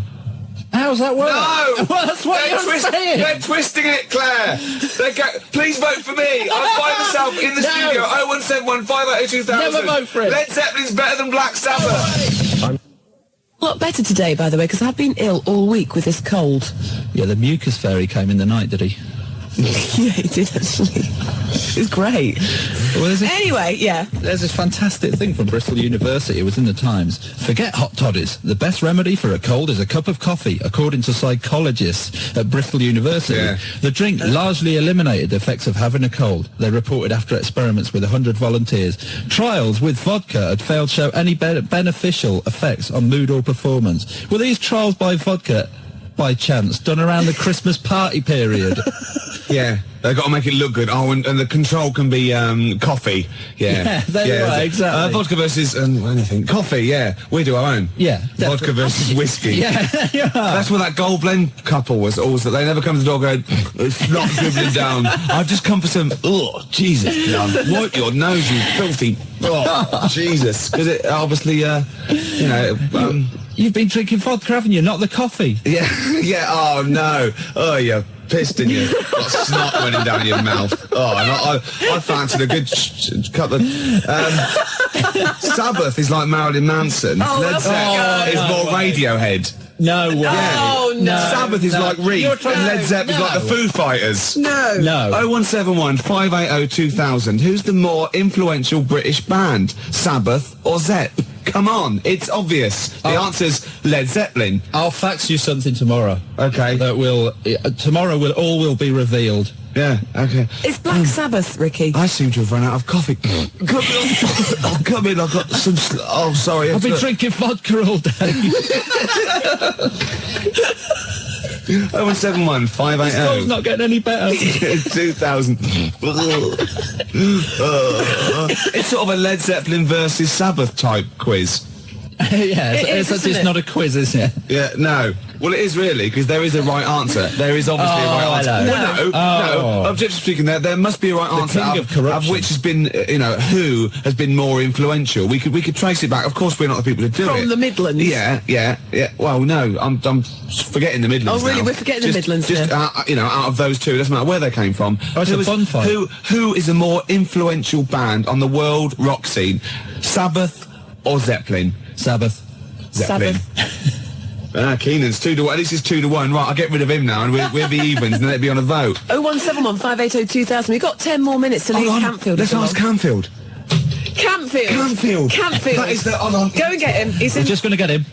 Anyway, Matt, let's a bit of small talk here. Yeah. So you've enjoyed yourself today, have you? Yeah, I have. Yeah. He's wrong. He is wrong, isn't he? Yeah, he's having an aberration. Oh, he's here. He hasn't been listening. Right. Have you heard what we've just been doing? I've got no... Okay, right. Ian Campfield. Look, completely impartial. Seriously, you two look away, right? Right. Okay. I'm going to ask you, don't know what we think or who thinks, just answer the question, right? Right. In your opinion, who is the most influential band on the world rock scene? Right. Don't give me any clues. No, we're not saying anything. Who, in your opinion, is the most influential band, the better band for you, and will influence more people, out of Led Zeppelin and Black Sabbath? And what scene? The rock scene. They're all rock the most scene. influential in rock and pop. Just the best band. Yeah. Best band. It's got to be Led Zeppelin. Yes! I'm taking that. Yes. That's it. You're scum. That is it. You're scum. Because Led Zeppelin were Led Zeppelin when they weren't. They folded up Black Sabbath, great albums with Ozzy Osbourne. 20 years after that, I'm afraid they went crap. You didn't stipulate the Ozzy Osbourne people. You said, if we asked Campfield, that would be definitive. You said it, you laid it on the line, we didn't give any clues. Campfield said, Led Zeppelin, that's it, I'm happy with that. Play a record. Even talk to the listeners, right, this is incredible. Don't even talk to them. David Keenan took all these, right? Led Zeppelin got every vote except one. Every single person was for Led Zeppelin except one, and that wasn't to Black Sabbath, that was for Dave Keenan. Out of those two, he said, I'll vote Dave Keenan, give him his own show. So Zeppelin got all the votes, Sabbath got none, Dave Keenan got more than Black Sabbath. Thank you, it's official. For the discerning punter, of course, Black Sabbath will always be there. But for people that just say, For people who haven't got Bonnie phones, Tyler. People who can't use the phone. I like the phone, but I can't use the phone. No, of course, people who can use modern technology, it's Led Zeppelin. Excuse me a minute. Who did you say, Sturgis? Well, I was going for Sabbath. Right, Sabbath. And did you do the Friday Rock Show on Radio 1? Exactly. Arrest my case. No, arrest my case. Yeah, and so arrest do I. And so do I. And so do I. You can shout I think I do. Well, I think I laid my case before you, and I rested it there, and it was lounging. XFM. That is practically it from us today. Ricky's stormed out of the studio. Keenan stormed with him to answer the phone. You can come back in again, Ricky. This is my goodbye link. Okay, go on. Goodbye for today. That's fantastic. Wow. Genius. Well done. All those years. And well done to Led Zeppelin for being voted the greatest band, most influential band out of them and Black Sabbath. Tomorrow, Ricky, it's a shame Matt can't be with us, but tomorrow we are going to have like a Gary Crowley Battle of the Bands type thing, I think. Like a bit of a demo clash. Why? Why dig Because your I hole want to deeper? take this a bit further. No. What? Keenan's You have to. I just want to play It's in fighting mood. More Zet. See? I know. Tomorrow. You think they know. Thank Tomorrow. you. Thank you for listening. Thank you for being discerning, intelligent people. Keep the faxes coming. To Ricky Gervais and Claire and Matt and Dave. They like Black Sabbath. It's been a pleasure, Matt, having you on the show Yes, this can afternoon. I say something before I go? Well, I'm just going to say, I'm going to play Mazzy Star into Ian Campfield, Fade Into You, and this is for Melinda, Right. who wants to hear it, so that's what I'm going to be playing. But I just want to say, Matt, thank you. Will That's you all right. Can I come say again something? Next, yeah. Can I just say to Vanessa, food's not love. It was beautiful. It was a great track. Worth waiting a week for, wasn't it? Yeah, it's good. The fingerprints of a koala bear are so similar to that of a human being that if they were found at the scene of a crime, the police would not be able to tell the difference. Is that... Well, that is the fact that I remember. That is the fact. And is it true? Well, it depends what sort of crime it was, really. But you got this from a reliable source. Of course, the internet. So let me get this right. The fingerprints of a koala bear are so similar to those of a human being that if they were found at the scene of a crime, the police would think that a human had committed that crime. Yeah. Or vice versa, maybe. What kind of a crime is that? The great koala bear eucalyptus robbery. Right. Yeah. So they've come in, right? All the police have come in, the detectives, right? Quincy's come strolling about half hour later, and they go, "It's all right, Quince, we've solved this one. This is obviously a human being." He goes, "Oh, is it? Oh, is it?" They go, "Well, yeah, of course it is. There's a bloke here. He's been bludgeoned to death with a lead pipe in the conservatory. He's a big lad. It's probably a 6-foot bloke, and he's hit him with the right hand by the window." Quincy goes, "Oh, it's a 6-foot bloke, was it? Oh, yeah." They go, "Yeah." Well, he goes, "Oh, right, no, it's just that, you've ruled out the possibility of 5 koala bears standing on each other's shoulders, have you?" In a long coat. Yeah, with the trilby on. Obviously. The bottom one's the fat one going, "Oh, where are you going?" And the top one's going right, left, and they've snuck past the security guy. Yeah, and they've got... He's just said, "Go on through, sir." Yeah, go on through, yeah, it's at press. Yeah. They've gone press, right? And they've gone in there, right? And they've got this bloke, they've got his confidence, they've got a false moustache, obviously. Of course they have. Like you're growing, right? And they go, "All right, mate," and they go, "Oh, what's that over there?" The top one's gone, and the bottom one's holding it all up. Then they just scatter. Dump the coat. They just leave a coat, like an empty coat with a hat on it. Right? And the thing is, I think Quincy knows because he's already rounded them up and he's got a confession out of them. Right. And so he's just being really smug. And they're going, "Oh, yeah, it's a bloke, yeah, it's a human being, yeah. Well, look, Quincy, the fingerprints. Yeah, let's have a look at these." And they go, "Oh." They're just like those. They go, "Yeah." Right? And but the thing is, I think that there's a Mr. Big. Do you? Yeah, but he's up the tree getting stoned on eucalyptus going, he's counting his cash. He's just up there hanging loose, counting his cash. He's fingerprinted, he's got an alibi, and these pawns... They're not going to pin anything on Mr. Big. They couldn't. Because he's used those koala pawns in his... Yeah. He's a devilish fiend. Yeah, and they've done all the work. The little fat one, he's got bad shoulders now. Yeah. He's got 4 on him. And the tall one's got the little head with the trilby. He was at the top, because he can wield... like a lead pipe, or the hat fitted him. The hat. You've got that letter?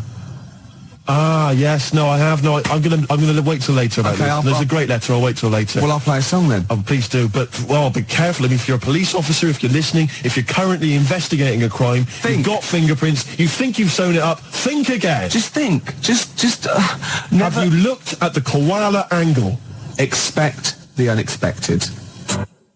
One from this bag. Yes, so that's the first bag. So you seem to care about what bag it is. Is that because the bags are quite important. Right, okay. I take one from this bag. Yeah. And then I come up with a band name such as, let me see, the Riff Masters. No, just do that one. Take it from any bag, yeah. To do it out of mine. Take it any one of my bags. Either bag? Yeah. All right. Axil is the first word. Yeah. This is going to be a cool band. Yeah. Axil Face. Axial Face. Good, isn't it? I come in with great ideas. I come in here, I present these ideas, and you just ruin them. You just take the mick. Read that letter. Oh, can I just, by the way, before I do that, can I just mention that there is an email address? Yeah. What show is this? How many shows have we done now? 4 or 5 or maybe? 6. Anyway, there is an email address, and I'm thinking that lots of our listeners, I'm almost certain, will have access to internet email nonsense. I personally don't understand it, but if you do, then you can write to ricky-gervais@xfm.co.uk. There's a bit of a drawback with email. Go on. I don't read it. Do you not know how to do it? No, I just don't bother. Get one of the lackeys. I empty my pigeonhole about once every 2 weeks. ricky-gervais@xfm.co.uk. Letters got more chance. Well, possibly. I like getting letters. Here's a letter. Dear Ricky, responding, things I could do for you. Here's the important bit. And this is, by the way, from Siobhan, Siobhan in Willesden. Things I could do for you. Nice, this is a great idea. Yeah. Make you a hat. That's the one I want. Gervais, she can make you a hat. She is a professional hat maker. Yeah. Is it a milliner? Is that the name? Yeah. But she's a professional hat maker. She can make you a hat. I love Ricky it. Gervais. What kind of a hat? What would you fancy? I see you in a fez. A little red fez. Oh, I know what I want. You know those top hats? Those Yes. sort of velvety ones? Yes. But squashed down one side like Constantine Of maybe the course. top up.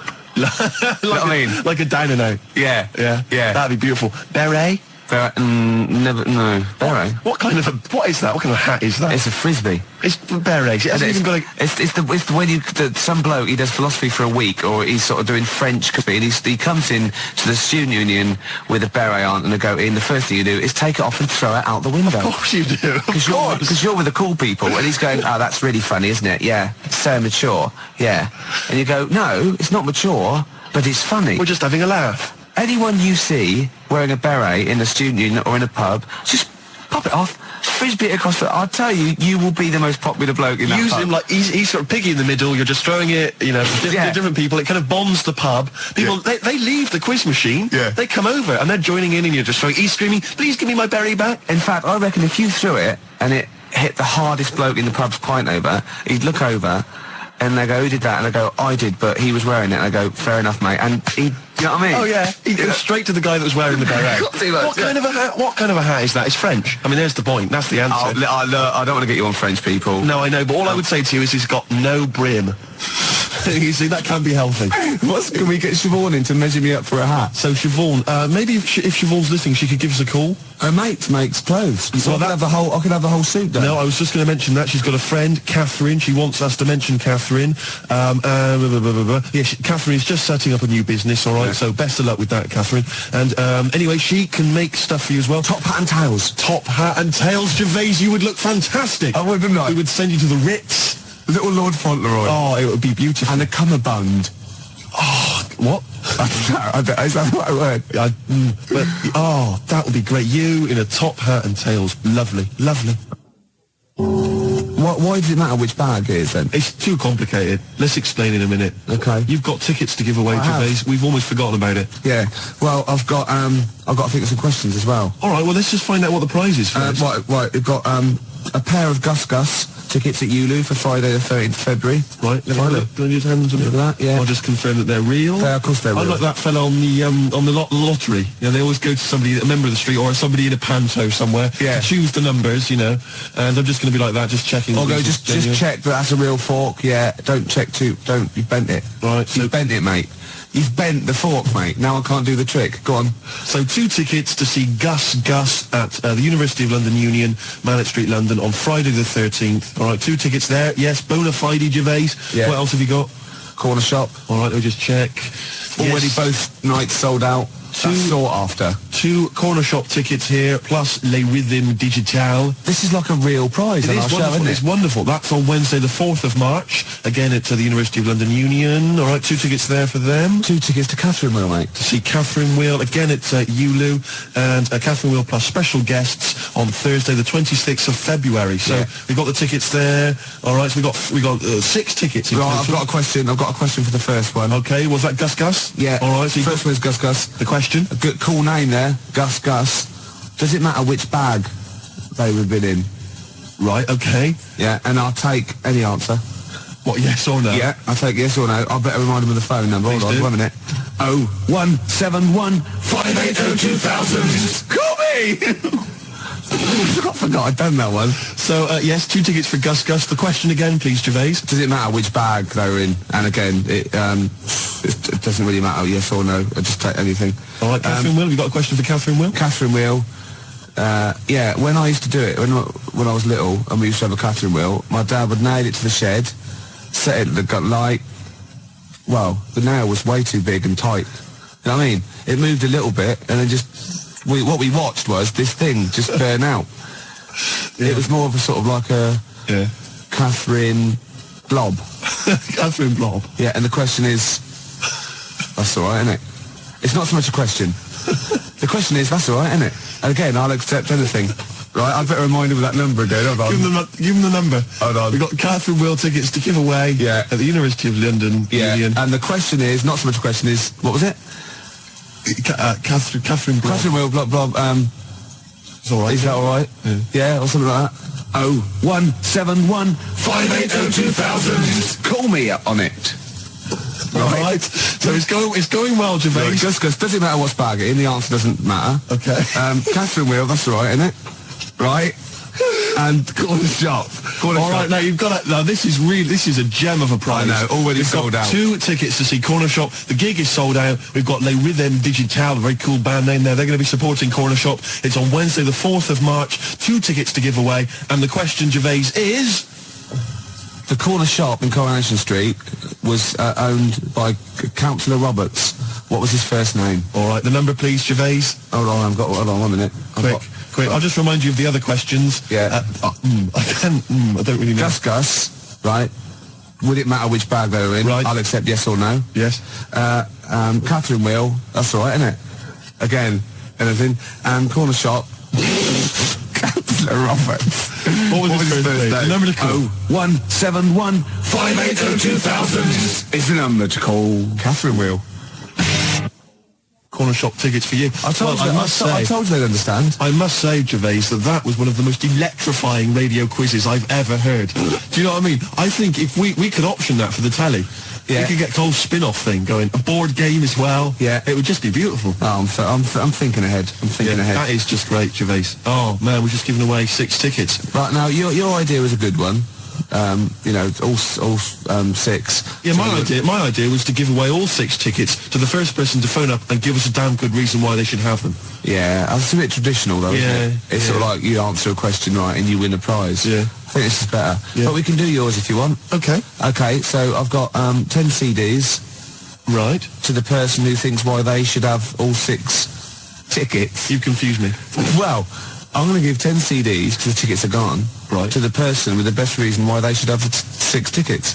Right. But they can't have the 6 tickets because they've gone. So they're going to get 10 CDs? Instead. What's the number to call? Oh, you caught me out. Hold on, 1 minute.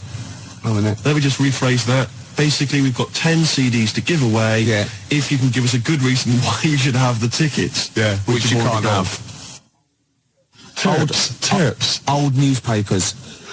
A lot of my audience carry around bags full of like old newspapers going back for a long time. I've no idea why.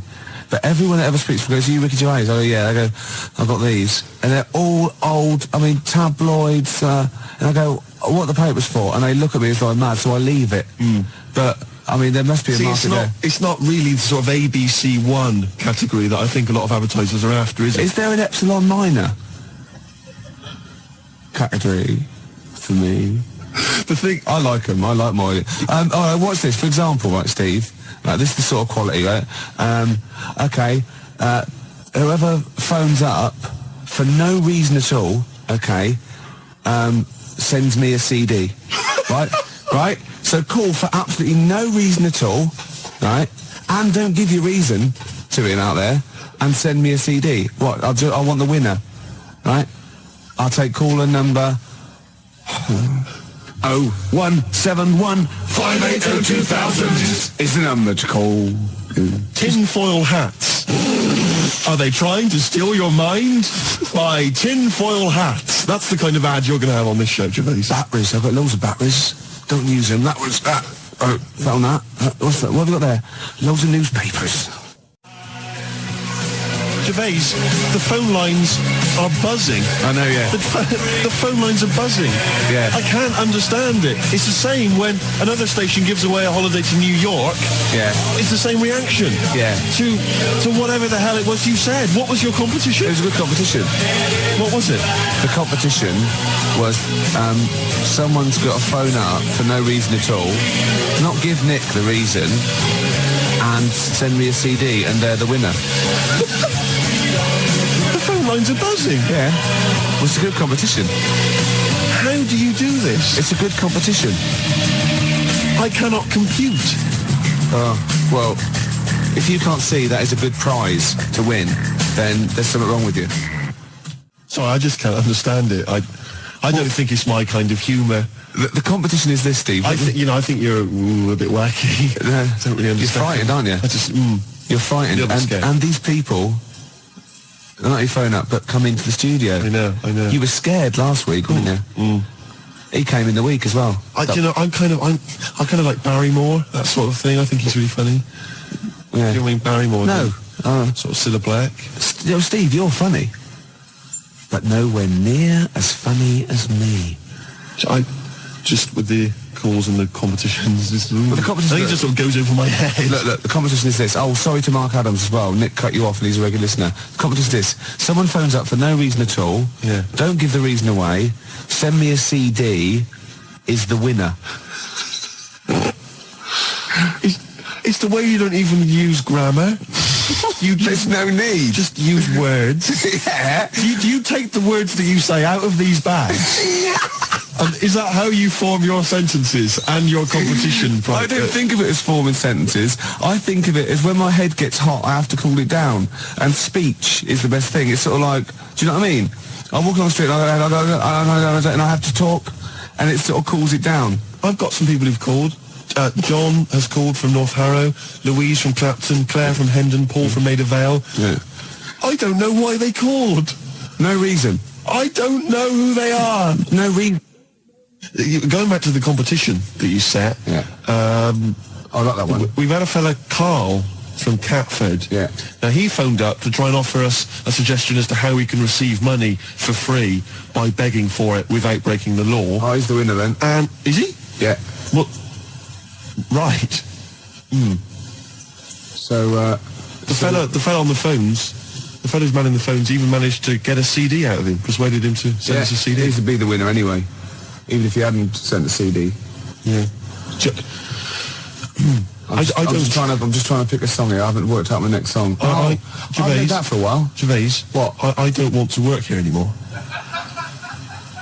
Is that all right? Do you mind if I? No, there'd be plenty of people wanting to fill your shoes, and think of all the old newspapers I'll get out of it. Wait a minute. Was on the tube earlier, Gervais. Now I know that you walk into work. Yeah. But I do have to take the tube. And there's a kid on there, sat opposite me, 10, 11 maybe, all right? And he looks quite normal. 12 at the most. Yeah, he's an ordinary looking kid, just got the sort of, street clothes on or whatever. Looks perfectly normal. He's not the kind of kid that's going to get bullied at school, just normal looking kid. Except, Gervais, he was wearing a deerstalker hat. Now, what's happening there? Oh, I love that. Do you know what I mean? When he goes to school on Monday morning, if he's wearing the hat, they're just going to kick the hell out of him. Well, right, we'll pass that on to Howard. We'll keep that. And as I said, anyone wants to get hold of Howard, do it via us. He doesn't want to give out his address, obviously. Might attract mad people. Now, I read in the paper years ago, there was this guy, right, and he was from Sheffield, and he was at the birth of Christ. He'd lived before as a cow. Okay, right. Yeah. But that's not all. Another bloke who also lived in Sheffield saw this and said, I don't believe it, so was I. Right? So what's the chance of that? I go, yeah, I was a cow as well. And they started this cult called Cattle for Christ. It's just two of them. But I just imagine people going to say, I was a donkey. Good, did you see it? No, there was like a beam in the way. I couldn't see. Nor could I. No, I was being milked. Couldn't see a thing. Where were you? I was a chicken. So you saw everything. No, I was out, wasn't I? I was so close. Free for the prodigal son. Would be beautiful. Yeah, no, but I'm sure there are all kinds of societies like this, and perhaps if you're a member of one, then we'd like to find out all about you. Two idiots talking nonsense on the radio. It's a cult. Yeah, of course it is. Well, I am. Oh, we're going to recreate it. The tension, the smells, the sights, the sounds, the excitement. The hot dogs, most definitely the hot dogs. A challenge has been set. Yeah. Matt didn't know this, but I'm a bit of a Subbuteo buff myself. He comes in here all hard with his sheepskin on, right, with his little team under his hand, his rolled up, and I go, I'll play Subbuteo. I said, I do, yeah. So, the gauntlet was laid down. It was, yeah. We've got Chile against England, but I unfortunately haven't got Chile, so I brought in Morocco instead. Not Morocco, what they call Colombia. Colombia, yeah. So if any of the defenders mess up, I can always shoot one of them. Yeah, of course. And that's going to be live. It's 10 minutes each way at 20 to 3 in the XFM Lounge. We are actually doing a proper football match, YouTube football match on XFM this afternoon. Kick off at 20 to 3, so it's 10 minutes each way. Yeah. And we'll be dipping in occasionally to see. The little boy Fraser's going to be the referee. Marvellous. He's the only one that can fit on the pitch and run round. Of course. without disturbing any of the players. Of course. It's a work of genius. And I've picked my team. Have you? Yeah. Already? Yeah, England, I'm in. No, I've got this. Look at him. Look at it. Look at his face. Gascoigne here. He's so pleased. Look at him there. He's only an inch high. But look at it. I've got Gascoigne, Incy, Batty, Seaman there. So I've got this all over Nigel Martin, who's in goal. I'm going to put a list there. But I've not mine. Matt bought it in, you filthy. So, anyway, we're going to... Apparently for goalkeeper's choice, though, most women prefer flowers to semen. So. Really? Yeah. What? Well, so I'm going to go and they'll check out the pitch, warm up, and Matt, and where are we doing it? In the XFM Lounge? Matt's another pint. Yeah, and we're live linked with referee and everything. It's going to be amazing, Claire. This is radio. This is what radio's meant to be like. Yeah. Two grown men playing Subbuteo and doing semen puns. That is exactly what radio is meant to be. Yeah.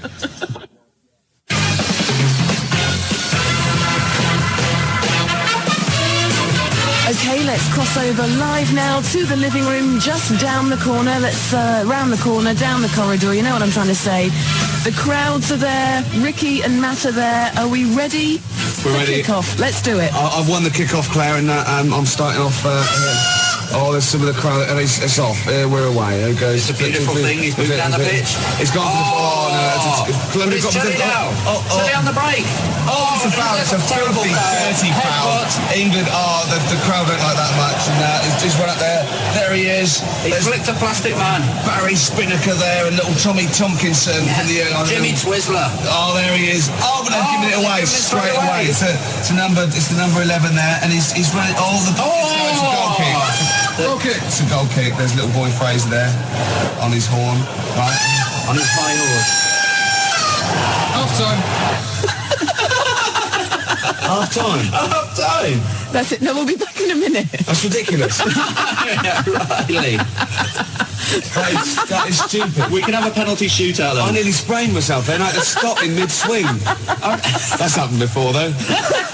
We will be back at the XFM Mum, I don't want any tea. I'm busy. You're very good with your fingers. Right after this.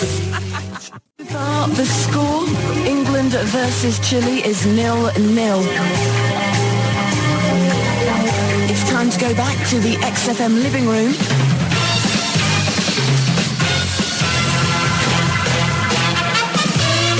For the second half of the match this afternoon, let's see how it's looking. Well, Claire, England are down to 10 men.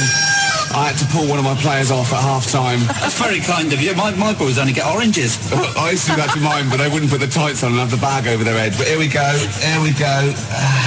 And it's look at that lovely ball there. A Hoddle-type ball into nowhere in particular. It's Chile again. They've shown how they're in my... they fouled his own player. They've missed it completely. England move up there, and it's a dirty foul. I'll take it. Quite a dangerous area. He's moving two. He's not... One, two, here we go. I've never been in such close proximity to you, Ricky. England in possession again. Oh, look at this move here. Is that your after show? They're keeping it. They're playing with the ball now. It's a foul. He's going to take it quickly. It's there. Oh, it's dangerous. England in the 15-yard. Oh, so close. Still England's there. It's in a dangerous position. It's 0-0. That is the end of the match then. So I guess extra time? Penalty shootout? Penalty shootout. Yeah, okay. Beckons. Right after this. So, as we recreate the England-Chile match tonight, this afternoon, in fact, here live on XFM, down there in the living room, we have Ricky and Matt. Ricky representing England on the Subbuteo table. Matt is doing the business for Chile, although he hasn't got any Chile team members. He's using the Colombia ones. But don't you worry about that. We cross over live now back to the XFM living room. Go. Hello? Oh, here we are. Can you hear me, Claire? Tannoy's on. England are going to take the first penalty. It's just the best of three. And his goalkeeper keeps jumping up and kicking it with his back. His scorpion kick. Yeah. It's ridiculous. So can I just like to say as well, I feel slightly stupid because we could be in the studio pretending to play this, but we are two grown men. You really sprawled are. out. My knees are killing me. We've got the whole thing out. It took us about an hour to tape it down. I'm in trouble with me mum because I'm missing me tea. Yeah. Right, here we go. Okay, so let's just very quickly, so the score is 0-0. This is a penalty shootout. Off you go. Yeah, okay. Yes! England 1-0 up. 1-0. England 1-0. He saved it! Oh, Gervais. Amazing scenes here. Oh, I can't believe it. Okay. Was that a save? Yes, of course it was. It was a beautiful save. England in the lead. Oh, yes! Oh! It's 2-0! It's 2-0! Chile have to score this to stay in. Oh, he saved it! Oh, amazing Gervais save. is gone! Coming off! I can't believe it! That's it! They can't win! Yeah! England won! England win! Obviously, I'm very disappointed. Boys, well done. Just like to say thanks to everyone that had faith in me. I knew I could do it. There was a lot of criticism, but thanks, we've done it! We've done it! And as we say goodbye to the XFM living room, there's Chumbawamba with Tub Thumping playing over the tannoy. The boys will be back in the studio for a bit of a post-match analysis. Joined by Ricky Gervais and Matt Ambound, team captains. Ricky Gervais, England, Matt Ambound, Chile, although it was Colombia, but it's only because... It's South American, isn't it? Yeah. The really embarrassing thing is not only that we actually went through with it, but that we didn't care whether it was on the radio or not. We were having a brilliant time. My heart, I just wanted to win so badly, Claire. I just wanted to win so badly. Oh, God, I'm going to put that goal past him. He just, oh, God, it was just amazing. Yeah, you looked like a happy man. And the boy Fraser did well. He was the little loving boy it. Fraser. He was jumping up and down. He ruled it with a rod of iron. I know, yeah. We'll leave it there. Yeah. Do you know what we haven't had time to do this afternoon, Matt? What's that? All those autographs you got on the Schiffer, awards. Modine. All of them. Cranky. We got all those autographs, and we were going to give them away today. Now, Yeah, what do we you were. reckon? Should we do it next week? Sweep. No, I'm going to keep them. Okay, fine. Yeah, To hell with the listeners. yeah. Keep No, them. all right, we'll come up with the competition next week. We'll do it next week. Yes. I mean, seriously, Ricky, we have got all these autographs. That is like a lovely prize, quite seriously. You didn't really get cranky, did you? I didn't get cranky, no. Got a photo. She was off with Pollard. Drinking Really? gin, yeah. Oh, it's got to be libelous. It was a lovely At least he said Allegedly. off with drinking gin. Allegedly. Yeah. Well, once again, thank you for the effort you put in this afternoon for that match. It is my pleasure. And the fact that, it's not sad, the fact that you did actually play. It was amazing. I'll let you win. Did you see the second goal? I then? did see the second goal. I'll let you win. And I also, Ricky... No, rubbish. No, I did. I dived the wrong way. Rubbish. I did. I've accepted That is bribe. rubbish. No, it's true. That is rubbish. No, I wanted England to win, so that's it. That is No. nice.